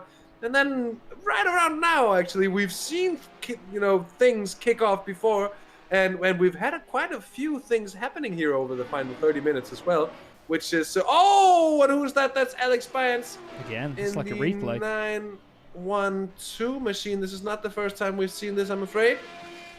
And that car's not pointing the right way. And he was very patient last time, wasn't he? And he's doing the same again here. Let's have a look. Oh, it's the exact same reason why the car's already damaged, unfortunately. Same part of the car. Luckily, the engine not in the front of that Porsche. Stephen Maris for Team MRS. Now, they were what? Second? They've gone Second, off. indeed. Ooh! That was the VR Racing Quick Motors car, wasn't it? Yeah, indeed. Evasive action there on the left-hand side, on the outside of the track. I'd rather go on the gravel than collect anyone else. Bairn's just doing a very large three-point turn to come back on, but continues. Now, this is close. I think Cedric Wouters just passed Tom Van Rompuy after that incident. But now, Tom wants to get it back, doesn't he? Yeah, an important championship points up for grabs here, especially for the number 3 car, who sits well in the championship at this point. They'll be happy to pick up a little extra here after what has been a very tough race for them. And, almost going 3 wide. As the Flemish TCR has a look at the BMS machine there, I think. And wonder whether that is... There was a car then, sorry, that we've not even looked at all race, and I kind of feel sorry for them. Jelle Verstraeten, a name that we normally speak about a lot in these broadcasts. Greenleaf Racing Green. They've just been so under the radar at the moment in that wonderful looking Porsche. 5th place, solid points result again. Clean looking car, a little bit of a dint in the front right maybe, but they've just put in a great performance so far. They've got Jürgen Güllischer in the JJ Motorsport car 16 seconds back. They're ahead of Sky Limit Racing for Zolder, Flemish Sim Sports Red, Sim Formula Europe, Decipit, Brab, Cara Pils Racing as well. You know, they've just been there, doing their job in this race, not causing trouble, not getting stuck in trouble, just nice clean drive, and that's what you need in this championship, isn't it? You know, you could have your championship rivals at the front of class absolutely going for it lap after lap, maybe getting stuck in trouble, maybe pushing a little bit too hard. If you're there getting points after points, round after round, then you're doing everything right. At the moment, they're actually 5th in the championship as well. 2 points behind Team MRS. Unfortunately, though, 45 points off the top spot, but even still, with the quality of the grid that we've had in each class this season, we have had a few runaway winners. Greenleaf have done a really nice job, to be fair. I'm sure they're very pleased. It's not an easy series, is it? It certainly isn't, and yes, they have really done a good job. They've been consistent. They've been like good at doing exactly what they've done today, not really dragging any attention to themselves, which in a race like this, for the most part, is a very, very good thing indeed. It means you're just going around. You're not causing trouble, and you're not having any trouble either. And if that is the case, well, it's certainly looking good. Oh, this is Detry. Matthew Detry, and the that's not for position. I think that's that is not the for position. No, 33 car. They are 6th in class. Bart Levens. Yeah, indeed. But Bart Levens. I've had it pointed out to me. Whoa, hello! You don't need that pointing out to you. Matthew Detry is 2nd in the TCR class at the moment, and if we look out the windscreen, there in the chicane is your class leader. Detry is catching Anton Dupin quickly at the moment. He was only a 10th or so quicker than him last time round, but as Stephen De Wolf has said, he has been closing in quickly over the last couple of laps here, Hasse. So this could be very focusing in these last few laps. Yeah, it really could. In this, as you said, for the race win, just have to think if that big slide and the off-track excursion before for Anton Dupin has maybe taken the edge off of his tire life, and could that be one of the reasons, at least, that he's falling into the clutches of Matthew Detry? Now, it also goes with saying that Matthew Detry is a very competent TCR driver indeed. Oh, and he has the dynamics radical for company here, but he's been up there time and time again this season.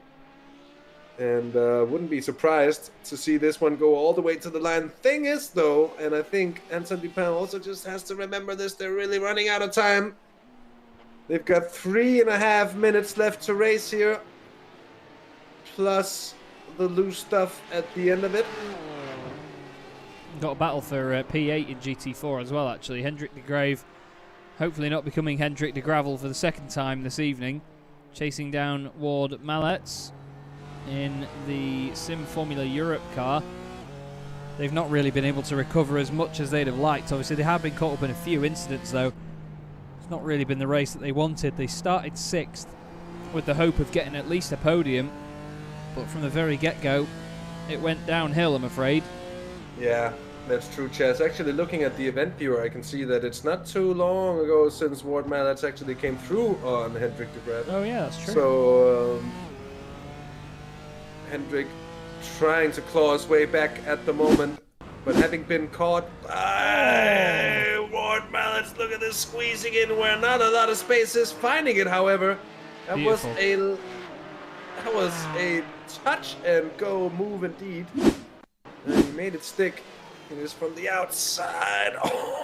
Oh. To be fair, Hendrik, fantastic awareness there to give the room.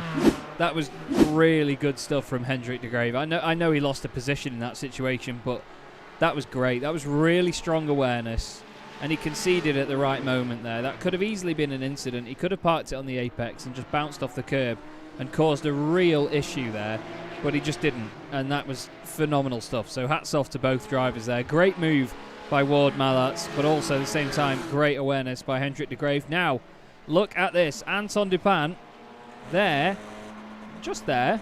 You can see the DRLs twinkling away. Oh, now, look at that. Mathieu Detry, he moved over a little bit to say to the Porsche there, don't try it, mate. I just want to get on with it, and I just want to close up on this Flemish car. We're into the last minute and a half of this race, Hasse. These guys are going to get one more lap after this, I'm pretty sure. Depends on where our race leader is. He's just started a lap, actually. I think. So they are going to get one more lap, I believe, as well, because the timer isn't going to run out before they get to it. Yeah, but you know what? I think Koen Klopman here, I reckon that he's going to get another lap after this, you know. I reckon he could potentially get another lap, although it's 1 minute and 24 he did last time. It's going to be very close. It's going to be incredibly close, yeah. This is actually for position. Oh! It's the 999 for the number 9 in the 911. Wow. Oh my. For a podium as well. I think that's actually Jan Aikman's getting past for position. He overtook the radical getting in between there, splitting them. And that's going to be sweet music in the ears of the BMS driver in that situation. Ward Mallets is actually going for another position gain as well here, actually, on the Sky Limit Racing for Zolder car. Look at that. He's going to go through side by side. Get off. Wow. Ward Mallets really hammering. And we are going to get another lap. We are surely. Unless he slows down to take the checkered flag here. Let's see, 3, 2. Oh, by the second, we're getting another lap here. Oh, that no. Could not have been much closer. Blinked in and out. Word. Sorry. Don't do that. Oh, my God. Here's Flemish. Now let's have a look at that TCR battle again. Mathieu Detry is closing in. Now they're going to have another lap after this as well. So Anton Dupin really wanted this to be the last lap of the race. And don't forget, in the championship, we have got Optimal Sim Racing Blue, who are currently there in second place, leading the championship from Flemish Sim Sports White. And the difference will be anywhere from 6 points to 7 points between the two of them. Now, if you consider the fact that they've got 11 points more, neither of them can win the championship based on whichever way round this finishes. However, if Flemish finish ahead... Dupin goes into the pits! No! Well, Dupin comes into the pits! That sorts that out. And Mathieu Detry takes the white flag here. Oh my word! What an end to the race! What a dramatic finale to this race! Steve Kleiss has gone off, but into the final corner, Koen Klopman and his teammate Fabrice Cornelis for Urano Esports are your Virtual Belcar Winter Series champions. Amazing stuff so far this season. Don't forget, there's still one round to go. Koen Klopman crosses the line. It's another win for Urano. Incredible performance for them. Boudewijn Koekstra has started his final lap. And in the TCRs... But he's had a crash, Chaz. Look at that car. Yeah. Oh, Detry has got past, of course, now because of that pit stop. So either a drive-through or he is out of gas, as they've said in the chat. I'm just keeping an eye on who is where. Robin DeVille is going to be your next class leader to take the flag in the Flemish SimSports Black car. Dynamics Radical Racing gets second place. Traxxas by JWS Motorsport get third. But Robin DeVille in the best way possible. A fantastic comeback from a very difficult time at Road America. Flemish SimSports Black take the win. And as you can see there, of course, results are provisional. I'm just maybe getting ahead of myself. But it's very exciting. It's very exciting indeed. We've got Matthew Detry just going into the final couple of corners now. And Optimal Sim Racing Blue are going to do exactly what they needed to do in the TCR class. That 1 second difference certainly made a change to that result. Optimal Sim Racing Blue win TCR, and of course, provisionally, not in a car in the state they would have wanted it in, Budwin Kuster and Vince Peters for Bingoal by Simtag EMG are provisional champions in the Porsche Cup class. Fantastic stuff. Absolutely, absolutely incredible. Honestly, to do what they've done twice, Hasse, and start like 11th, 10th on the grid, or even the back of their class, and still win twice. You can't. It's nothing to be sniffed at, is it? Amazing. No, it is. It is absolutely incredible to see, and they can rightfully celebrate another championship win here. And it says a lot about the confidence within this team to be able to pull off such a stunt and to do it at will, basically, and say, you know what, it doesn't matter where we start, we're gonna go out there and win the race anyways, and to just do it twice, it's incredible. To do it here at Zolder, even, it's even more impressive. So yeah, hats off, fair play, and what looks to be a well-deserved championship. Definitely indeed. And you can see just how much they missed out there. They're actually the last car. Look, the car right in front of Koen Klopman as he crosses the line and takes the win. Now, I don't really see much that they've done wrong that they could get penalised for, hence why I was so confident about them being champions. No donuts or anything, though, bad look of it for Koen Klopman, but wow. That was just a hell of a performance all season from them. And it's a very, very deserved win again here. And to do it at Zolder as well, like I said before, that'll mean a lot, especially to Koen and his teammate Fabrice Cornelis. Now we'll look through the results, of course, Hasse. One of our favourite bits of the evening. Urano Esports, 4 laps to the good over Dynamics Radical Racing. Traxxas by JWS Motorsport finished 3rd. Traxxas by JMV Services recovered to 4th. VR Racing Quick Motors finishing 5th ahead of Edge Esports. Such a shame to see what happened to those guys. And SimStick is also having a tough race and finishing in 7th. But Hasse, I'll leave it to you to cover the Porsche Cup class. Well, I shall gladly do so, Chaz. It's been gold by Simtag EMG, picking up a race win here and the championship win as well. Finishing in front of GT Racing, the 99 car on the podium here, with BMS Esports GT3 Cup Belcar, the number 9 car in 3rd, and the 999 Flemish SimSports Yellow Machine in 4th. Ahead of the number 8, Dynamics Racing Optica Machine. Vapor Shop RDR Motorsports number 111 is in 6th place in class. In front of the unlucky 13, finishing 7th today. That's the G-Drive Racing Xenia car, of course. An Optimal Sim Racing Red, the number 20 car, also with a bit of an ill fate today. Ahead of the Reclamemaker.be car, the number 18. Ahead of GHKE Racing by T2 Racing, the beautiful camo machine, number 66. Then Dynamics Racing Blue, Simtag Racing, BMS Esports GT4 Belcar, yet it is a Porsche Cup car, and Excite iRacing in the number 36, finishing in 14th. Yeah, they didn't have the best of luck. They've had a very tough season. Someone that had a very tough ride, like I've said, at Road America and turned it around today. Flemish SimSports Black, a lap ahead of the entire field in GT4. That's just a fantastic way to turn around to it. Team MRS finishing in 2nd place with Equus Motorsport, an important podium for them, just ahead of McDonald's Racing in 4th. We then have Greenleaf Racing Green in 5th, ahead of JJ Motorsport. And Sim Formula Europe in 7th. They won't be too pleased with that one, but still points on the board. Sky Limit Racing for Zolder in 8th, ahead of Flemish Sim Sports Red. Then we have Decipit Racing Team and Brab in 11th, with Cara Pills Racing 12th.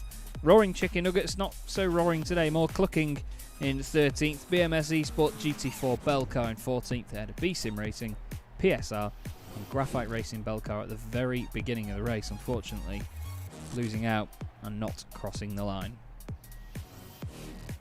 And in the TCRs, it's Optimal Sim Racing, the 118 machine, taking the win in a dramatic fashion, to say the least, over Flemish Sim Sports White and BMS Esports TCR 1, the 25 car rounding off the TCR podium.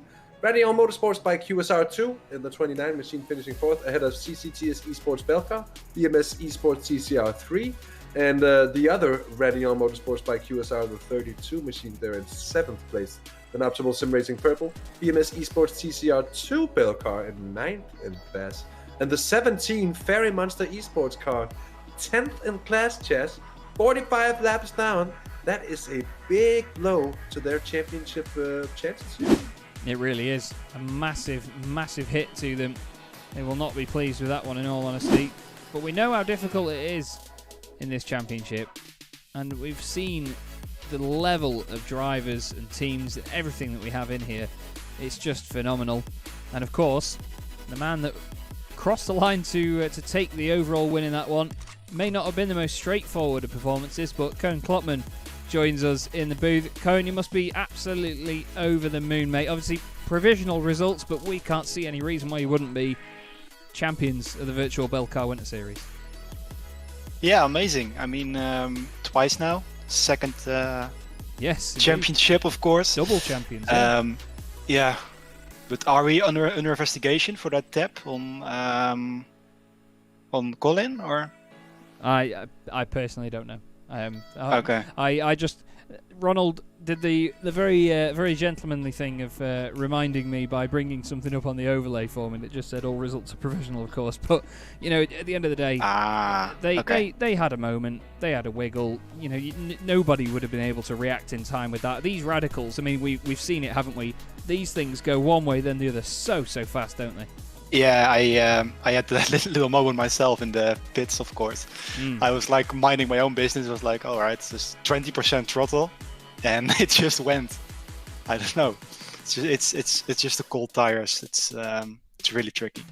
Yeah, it's one of those cars, like in the fast corners, it will just be an absolute beast, and then all of a sudden it just gives up and decides there's no grip. But I had the horrible experience of first driving that thing at Alton Park out of all circuits, where it's nice and bumpy and it just tends to break away everywhere. But I mean, you've got plenty of experience around here in this car, of course, at Zolder. So coming from doing events like the 24 and previous Virtual Belcar Series races here, did it just feel like sort of coming home again, essentially, for the team? Just a bit, yeah. I mean, we had a completely different setup. This is more like a Donington setup we used, because I first picked the setup from the 24, but it just, I don't know, it just had understeer everywhere, and then I think we evolved the car so much, the setup, that it has been even faster, I think, this time than for the 24 hours. Also, the weather seems to be a little bit different, so I guess we had to make some changes to make it work. Well, it certainly did work out for you again. And just talk to us about Colin Spork and that battle with Edge Esports. I mean, we loved the fact that we got to see such an intense fight, and for those few laps it looked incredible, but I know how much hard work would have been going on behind the wheel of that. But did you get a chance to enjoy that? That was amazing. Yeah, I mean, the rest of the season was a bit boring for us. I mean, if Fabrice then gives me the car, then I'm like 20 seconds ahead or something, maybe even a lap. So I don't even get to battle with someone. But, this one was really good. Yeah, shame about the ending. I mean, they had the speed, and I think it would have been a really close battle to the line. But yeah, that's how it goes with racing sometimes. To be fair, that's exactly what Colin said as well. You know, you take the rough with the smooth with motorsport, and unfortunately, that was the rough this time round. No fault of your own, no fault of his, really. If anything, it's just a moment in the radical. It's a blink of an eye. But either way, yep. Honestly, Cone, well done to you, and of course Fabrice as well. It's been a joy to watch you again this season and commentate on it. And of course, we hope to see another great performance at the final round at Mosport. Is there anybody you'd like to give a shout out to before you go? Yeah, I want to thank Fabrice, of course, for driving. I mean, he did an amazing job. I want to thank Thomas behind the scenes. He's spotting for us. Sponsors, Huawei, HP, and Heineken Media. Love it. Great to speak to you, Cohen. Well done again, mate. And we'll hopefully see you at Mosport. Yep. Thank you. Cheers. Very deserving champions there, Hasse. And I mean, like Cohen said there, you know, I think boring is probably a sensible word to use sometimes when you do get out front all the time, especially when it's your teammate that's done the first stint and then you've just sort of got to continue that on from there. But you could hear how happy he was to have a battle with somebody, didn't you? Indeed. But it also tells you something about how good these guys are, that they actually get forward with the amount of traffic and the amount of concentration that you still have to put in. And all the while they're still being the absolute class of their field. Hard to touch for any one of the other radicals, and so well, they're saying it's boring, but it's also a slight understatement of their own abilities, I think, in saying that it's boring, because there's a lot of other stuff to contend with than just the other cars in your own class, and not to neglect it, but yeah, it's so impressive to see, and I do understand. Then all of a sudden the pulse comes up and everything, like the sharp focus comes in. You have to be watchful in another way when you have a car 3/10 off the bumper trying to make moves at every corner, like we saw Colin Spork there for a good few laps, and it certainly was a good show indeed. So I'm glad he enjoyed it as much as we did. We certainly did, and I imagine somebody else that enjoyed that race, while potentially getting a bit stressed partway through, Boudouin Kuster joins us in the chat. Boudouin, again, starting a bit further down in the pack, making your way through. We saw obviously very early on you'd made it up to third. You must have enjoyed that one almost as much as Road America. Yeah, that were the. I'm sorry. Hi guys, good evening.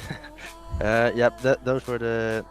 That's the part I liked about the race, but beside that, I didn't enjoy it that much, to be honest. Yeah, I was going to say there were parts of it where, of course, with the incident as well. I mean, you got sort of you bounced off the side of a GT4 car into a TCR car that was very conveniently placed in the gravel. What was going through your mind when that happened? Because it looked like quite a big hit, but the car didn't seem too bad afterwards. Yeah, first, of course, a lot of frustration. Yeah. Some guy managed to outbrake himself and spun, and he rejoined the track. Not the way he should. So that placed us into the barrier where another car was as well. Mm-hmm. And from there on, yeah, just continue and do whatever you can. And what was the car like at the end? Because we saw a bit more damage, obviously, later on in the race. But I've known from covering these cars before, and the same with Hasse, you often look at it and you think, wow, that's had a big hit. But sometimes it looks a little bit worse than it is, doesn't it, in this car? Well, at the end, it was really one big shitbox. Because we used our fast repair after we hit the barrier, because of the incident we talked about, and then after we got hit by TCR, which wanted to enter the pit entry, but he decided to take us with him. Yeah. And then after, in the last lap, one of the I guess it was one of the G-Drive guys decided to spin and take us with him as well. So yeah, there was nothing left of the car anymore. So I was happy that it was the last lap. Yeah, otherwise I wouldn't have known where we would have ended. Well, I was going to say you got quite unlucky at the end as well, because I mean, Koen Klopman, who eventually won the race outright in the Radical class, he was right behind you. Like, he was literally weaving right behind you as he crossed the line to win the race. And the lap before that, he crossed the line with 1 second left of the race to go. So if he would have had one slower lap, the lap before that would have been your last one, and all that wouldn't have happened. But certainly was a very lively end of the race. But of course, subject to any incidents or reviews or anything like that, you are provisionally the champions of the championship again. So you must be very, very pleased to have at least taken that. Yeah, yes, I am. And it's quite funny because I wasn't aware of it until I was watching the stream and you guys told it. So then I was like, Vince, we could be champions tonight. and then he was like, yeah, I'm gonna get some champagne. Fantastic. So yeah, we just told each other to do whatever we were doing, and we just planned. Unfortunately, it didn't went the way we planned, as we all know. But yeah, still happy to be champions. Yeah, definitely. Well, it's been well deserved. I mean, you know, we've watched you guys win from the front of your class, and we've watched you win from the back of the class. You know, you just seem to be able to do it each time, but obviously adding more cars between you and the leader of the class just makes it a little bit more fun for you. But honestly, well done from everyone here at Simracersworld TV, from me and from Hasse as well. Do you want to give anybody a shout out? Oh, first I want to give you guys shout out for an amazing stream. I always enjoy to watch it. Thank you. Even all the people I asked to watch are giving you guys compliments. So that's Brilliant. the first thing I wanted to say. Thank you.